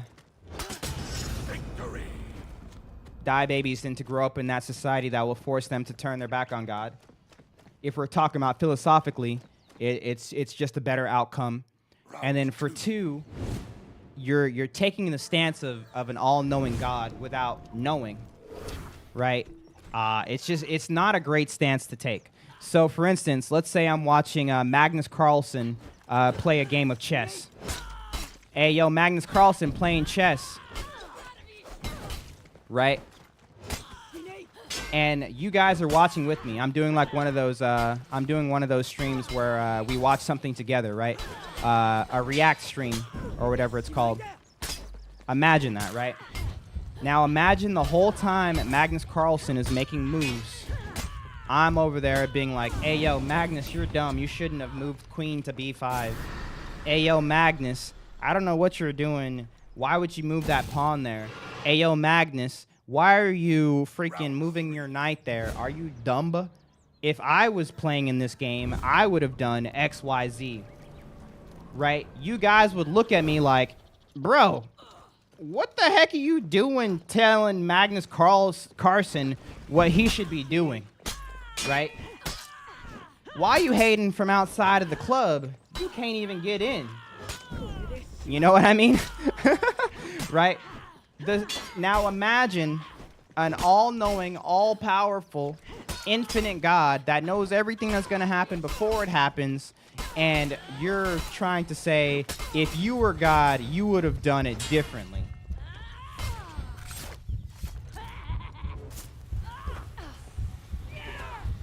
It's just not a great stance to take. The Bible is very clear on why he judged the Canaanites, the Amalekites, all of these people. The Bible's clear. He says, I did this, I judged these people, they were doing evil, and so this is the way that I needed to get rid of this evil in the world. And then some guy 2,000 years later is like, actually, if I was God, I think I would have done it this way. This would be better. I mean, it's just a foolish stance to take, in my opinion. If you're granting that God is real. Like, that's a very foolish stance to take, in my opinion. If God is real, God is all-knowing, God is infinite, he sees everything, he knows everything. Oh my goodness. So, for you to say that all-knowing, infinite God who knows everything, he sees tomorrow today. Yeah, that God he shouldn't have done it this way. While you have a very limited view on it, literally just like a TLDR of the story of what happened. That's such a weird stance to take. Like it would literally be like me looking up a game of Magnus Carlsen, playing a game of chess, and saying, "Oh yeah, Magnus shouldn't have done that." My chess rating, I couldn't even keep the 800 that they give you. I went down because I just kept losing.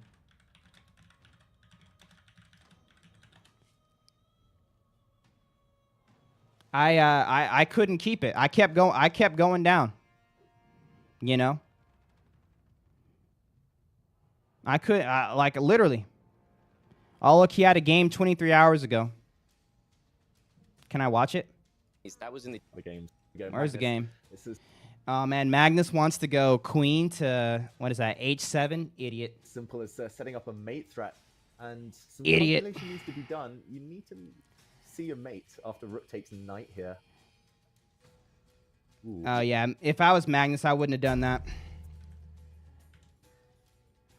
Oh yeah, no. White usually plays those positions, so if that is not working here, David. Maxime then, Vachier-Lagrave, what's his rating? 2865. What the heck's he doing? He literally just took that knight with the rook. Idiot. Shouldn't have done that. I'm out of luck. What? Magnus pre-moved bishop to g6. Shouldn't have done that. I don't even know what's happening. I don't even know what's going on. Why am I trying to tell Magnus Carlsen, right, what he should have done? Does that make sense? Now imagine doing that to an infinite God. It's just not, especially when he's giving you reasoning. I don't know. Magnus is scared of you, bro. Fortunately, you're not playing. I'm telling you. Oh, thank you, Luke. I appreciate it. I don't know. That's a weird stance to take. Round one. It's a weird stance to take.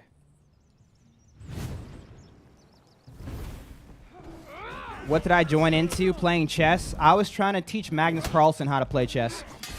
He was struggling.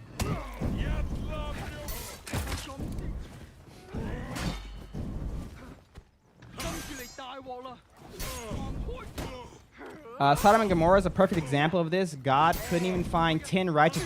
And like, that's what I'm saying. The Bible literally gives you the full picture of like, yeah, these people, we warned them a couple times here. They ain't stopping. And they're doing some egregious stuff. And you want to know the funniest part? And this is the funniest part. And like, I'm not even trying to come at anybody here, but this is the funniest part to me. The same people who critique God's judgment, the same people who critique God's judgment in the Old Testament, even in the New Testament, in Revelations to come, those are the same people who deny God's existence because of the evil in the world that he is not currently handling. God can't be real because babies have cancer. I've heard people say that before. Babies have cancer. That's all I need to know about God. There's no way he could be real. If God were real, why wouldn't he do something about the billionaires? If God were real, why wouldn't he stop all the rapists? If God were real, why wouldn't he stop all the people killing children? And then you see God stopping all of the people killing children in the Old Testament. And you're like, ugh, why would God? It's like, if I were God, I would have done it. I don't know. It's a weird stance to take is all I'm saying. I hope you guys caught what I was doing with all of it. I feel like cherry pitching any religion is a bad stance. I agree. I can't log in. A lot of people can't log in. I'm just special because I'm a streamer. I'm kidding. I've just been online for a while, so I guess If I get offline, I won't be back online. Yo, Solid Snack, thanks for the follow. Bro, you still losing? Let me show you something. User 9471940570772.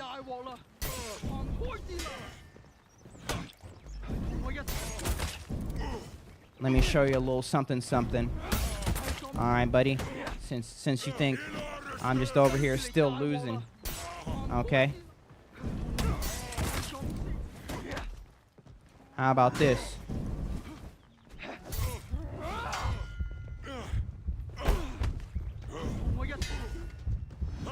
Please clutch this, I'll follow, but I didn't clutch this.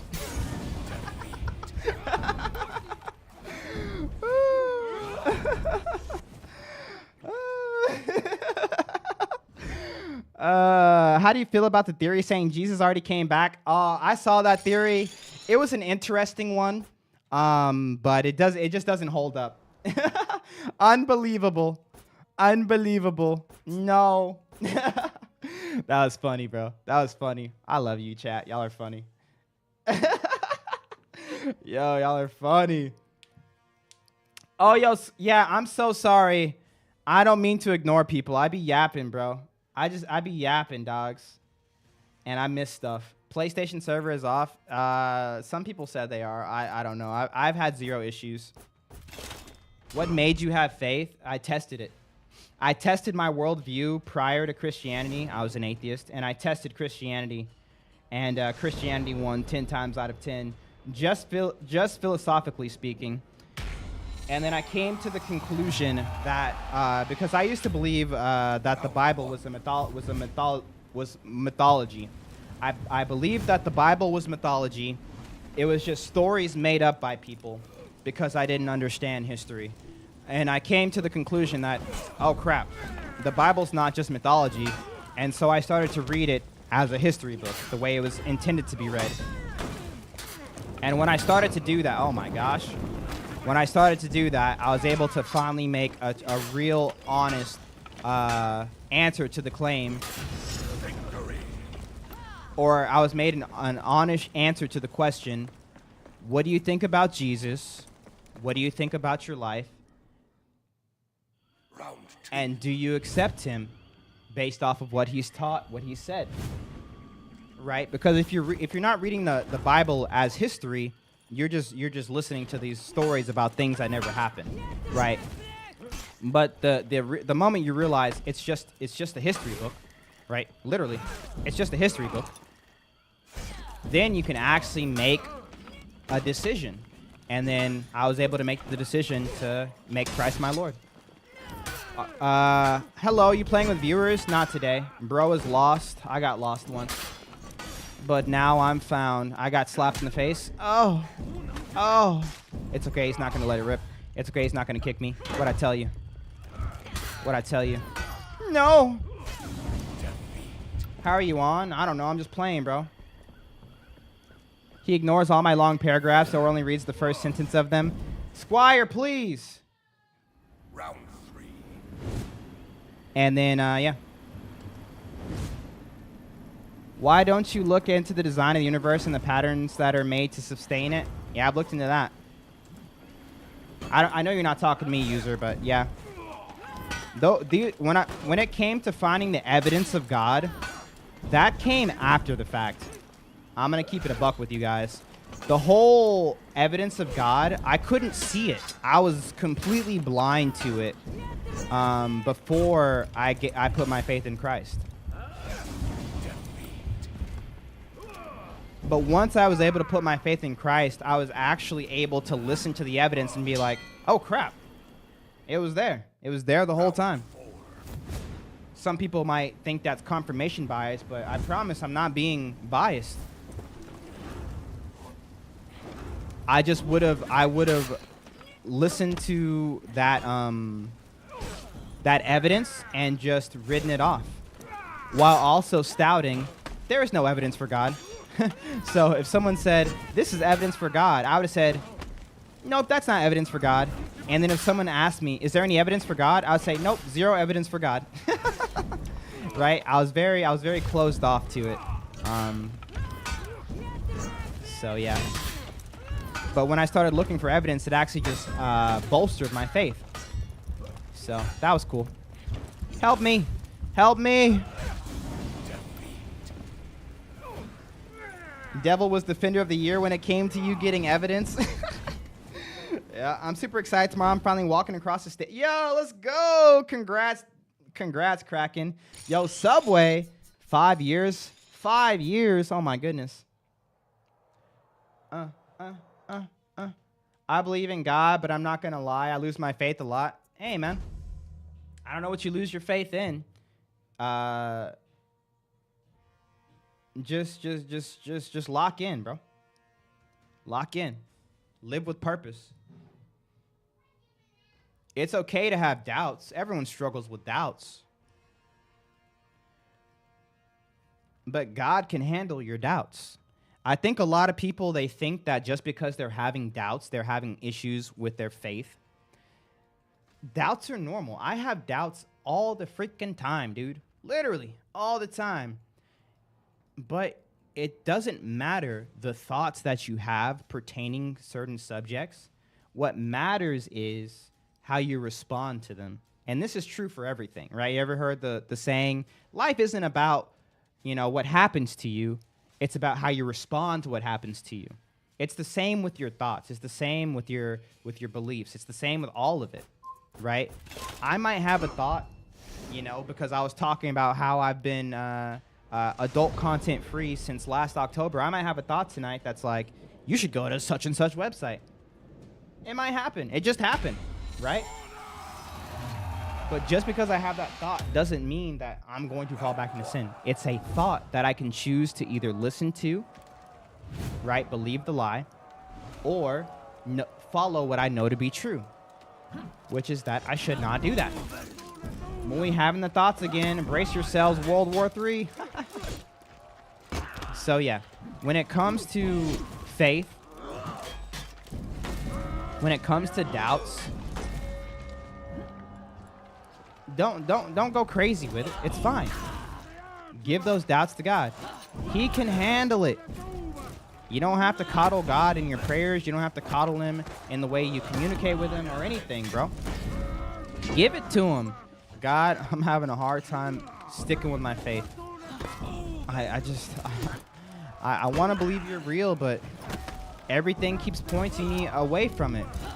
Please, Lord, is there any way that you can just work in my life in a way to where it's just undeniable, Lord, to where I know that you care about me, that you love me, and that you're here with me, like you promised you'd be. Reveal yourself to me, whether it be through one of your believers, whether it be through a dream, whether it be through a passing thought, whatever it may be, Lord. Just please strengthen me, because I want to get back on my purpose of loving you and loving others and serving others, Lord, but I'm just stuck. Don't be scared of those prayers. You delve into that, bro. That's the difference between the boys and the men, all right? Help. Yo, Bear with the 5 gifted subs. I was yapping.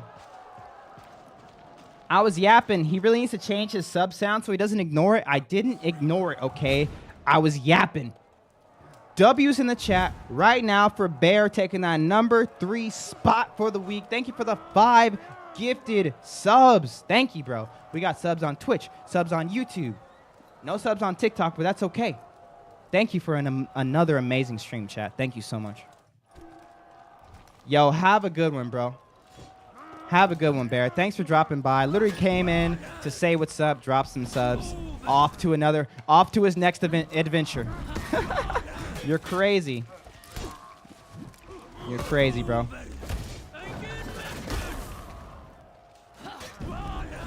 No subs on TikTok. We don't need any. Servers are down. Yeah, it's all good. Bink.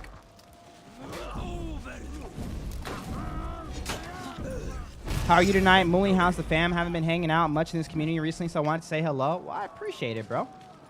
We're good. I'm actually about to hop off here pretty soon and go hang out with the missus. Round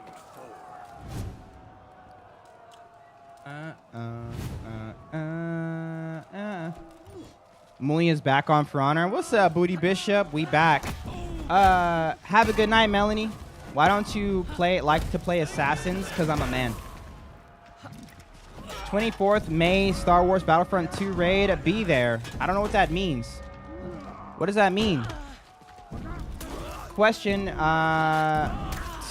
that. How do you get those thoughts to look at someone else when you have a partner? Just curious. How do you get those thoughts? The thoughts are just there.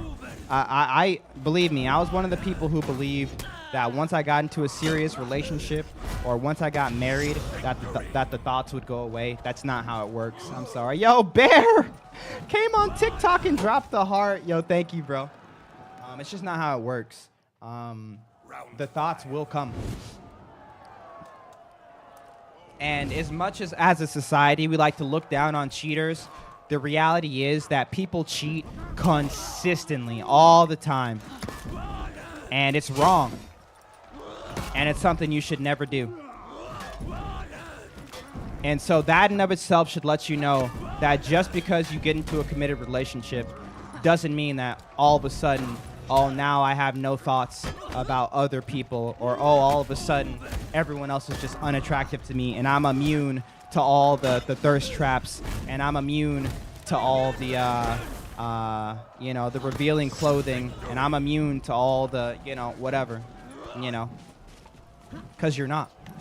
But the longer you deal with it when you're single, because you should abstain from these actions when you're single, because that starts the sanctification process early, so you're prepared for your partner when you get her.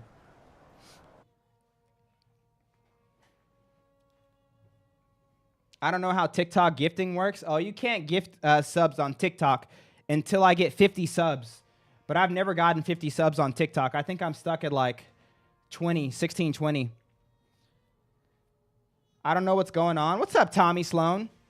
Thoughts on medieval depictions of Christianity? It probably wasn't pretty during the medieval times, because at that point, you had this massive surgence of power that was now in Christianity. Yes, in the 3rd century, you had Constantine making Christianity the main religion of Rome, but it wasn't as prevalent as when you started to have like these popes and these people in positions of power over the masses, and that if you get into the position of power, you're essentially like president of your own people. Yo, Bear with the confetti on TikTok. What? And with any good thing, there's probably some bad to follow, and with much power comes much responsibility, and it was only a matter of time before people misused that responsibility. Yo, Bear, thank you for the confettis, bro. You're crazy, man. I spent the 5, so I might as well spend it. Lol. Okay, my next adventure calls me. Yo, W's in the chat for Bear again. Have a good one. There is controlled free will and reactionary free will. Reactionary is chemically charged, and controlled is mind with confirmation bias. R.I.P. Uncle Ben. Hey, what's up, Leprosy? Haven't seen you in a minute. Hope all is well. Okay, Ben Parker, don't be telling me with great power. Well, yeah, I'm telling you. Medieval Christianity, it failed the vibe check.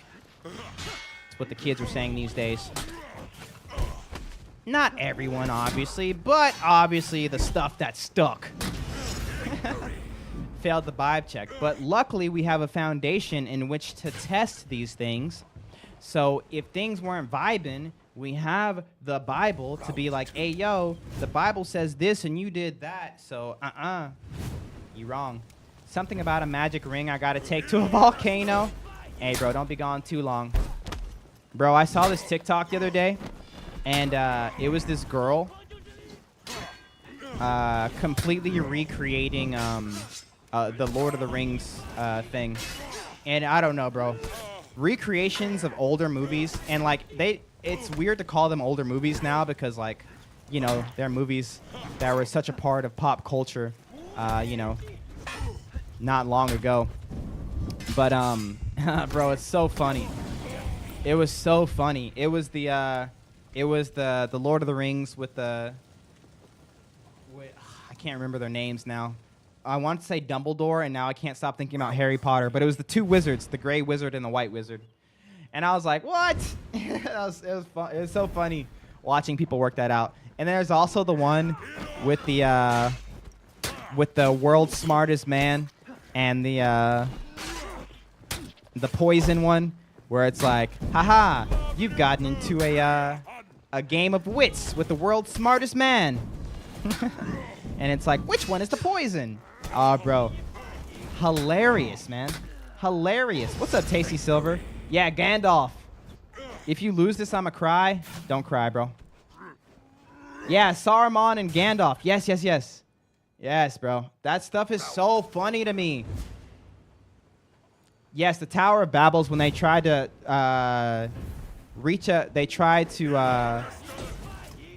build a tower to the heavens. But to say that they were actually coming for God would be a bit of a stretch. Some people have taken it that way.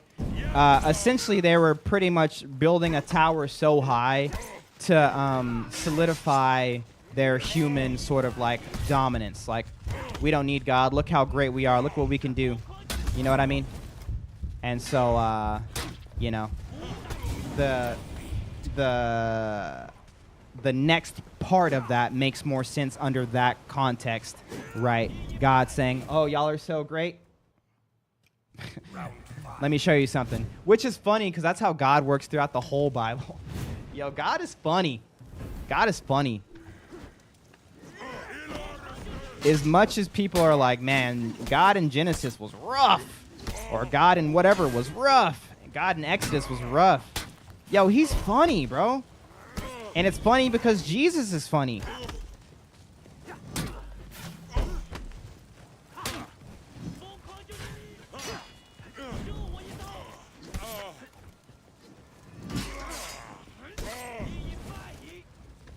I missed my parry. I guess I was getting repetitive. I couldn't remember. I couldn't remember what I was doing offensively, so I think I got repetitive.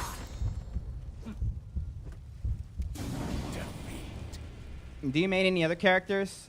Yes. Highlander. I lost.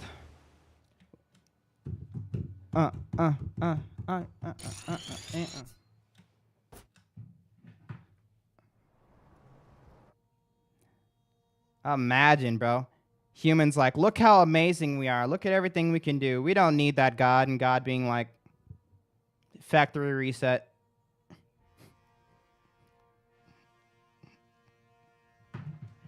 Bro, that's funny.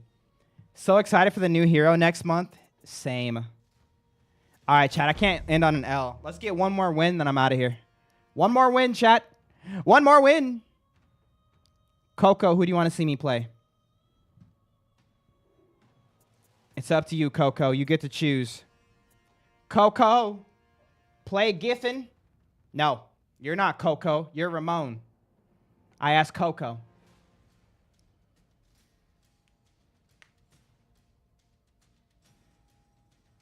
You have 10 seconds, Coco. Otherwise, I'm going to ask somebody else.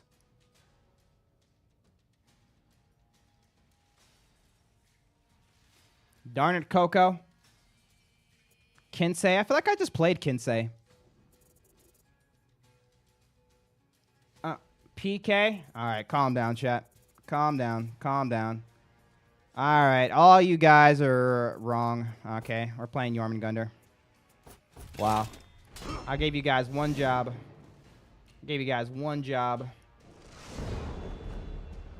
Wow. Lawbringer. Wow.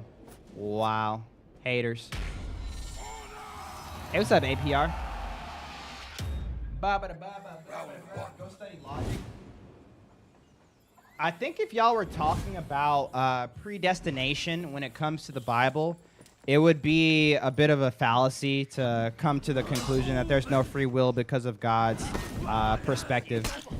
Because what's happening, and this happens a lot with biblical characteristics of God, people will take the biblical characteristic of God, i.e., God is all-knowing.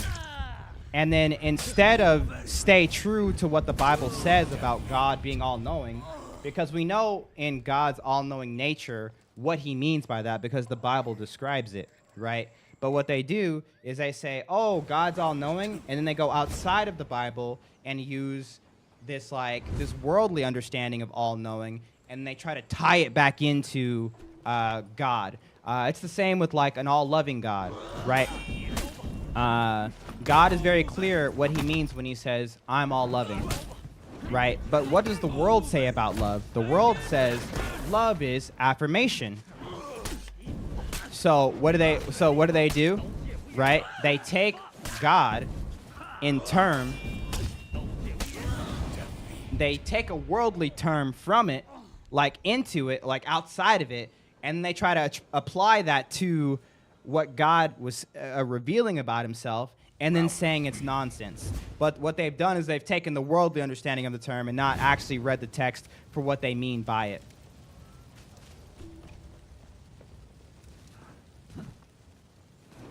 Because nowhere in the Bible does God say, today I'm going to write down on stone that you are going to ban Didada. You're going to ban Didada because he smells funny, right? And so, without any sense of way to stop it, I am forced, because God wrote it down, that I have to ban Didada. And I can say God made me do it. Right? That's not what we mean. We know that God knows what's going to happen tomorrow, today, due to his perspective outside of time. Not that he forces anything to happen. Because of his perspective, he knows what's going to happen tomorrow, today. He sees all of history and the future at a glance because he's outside of time.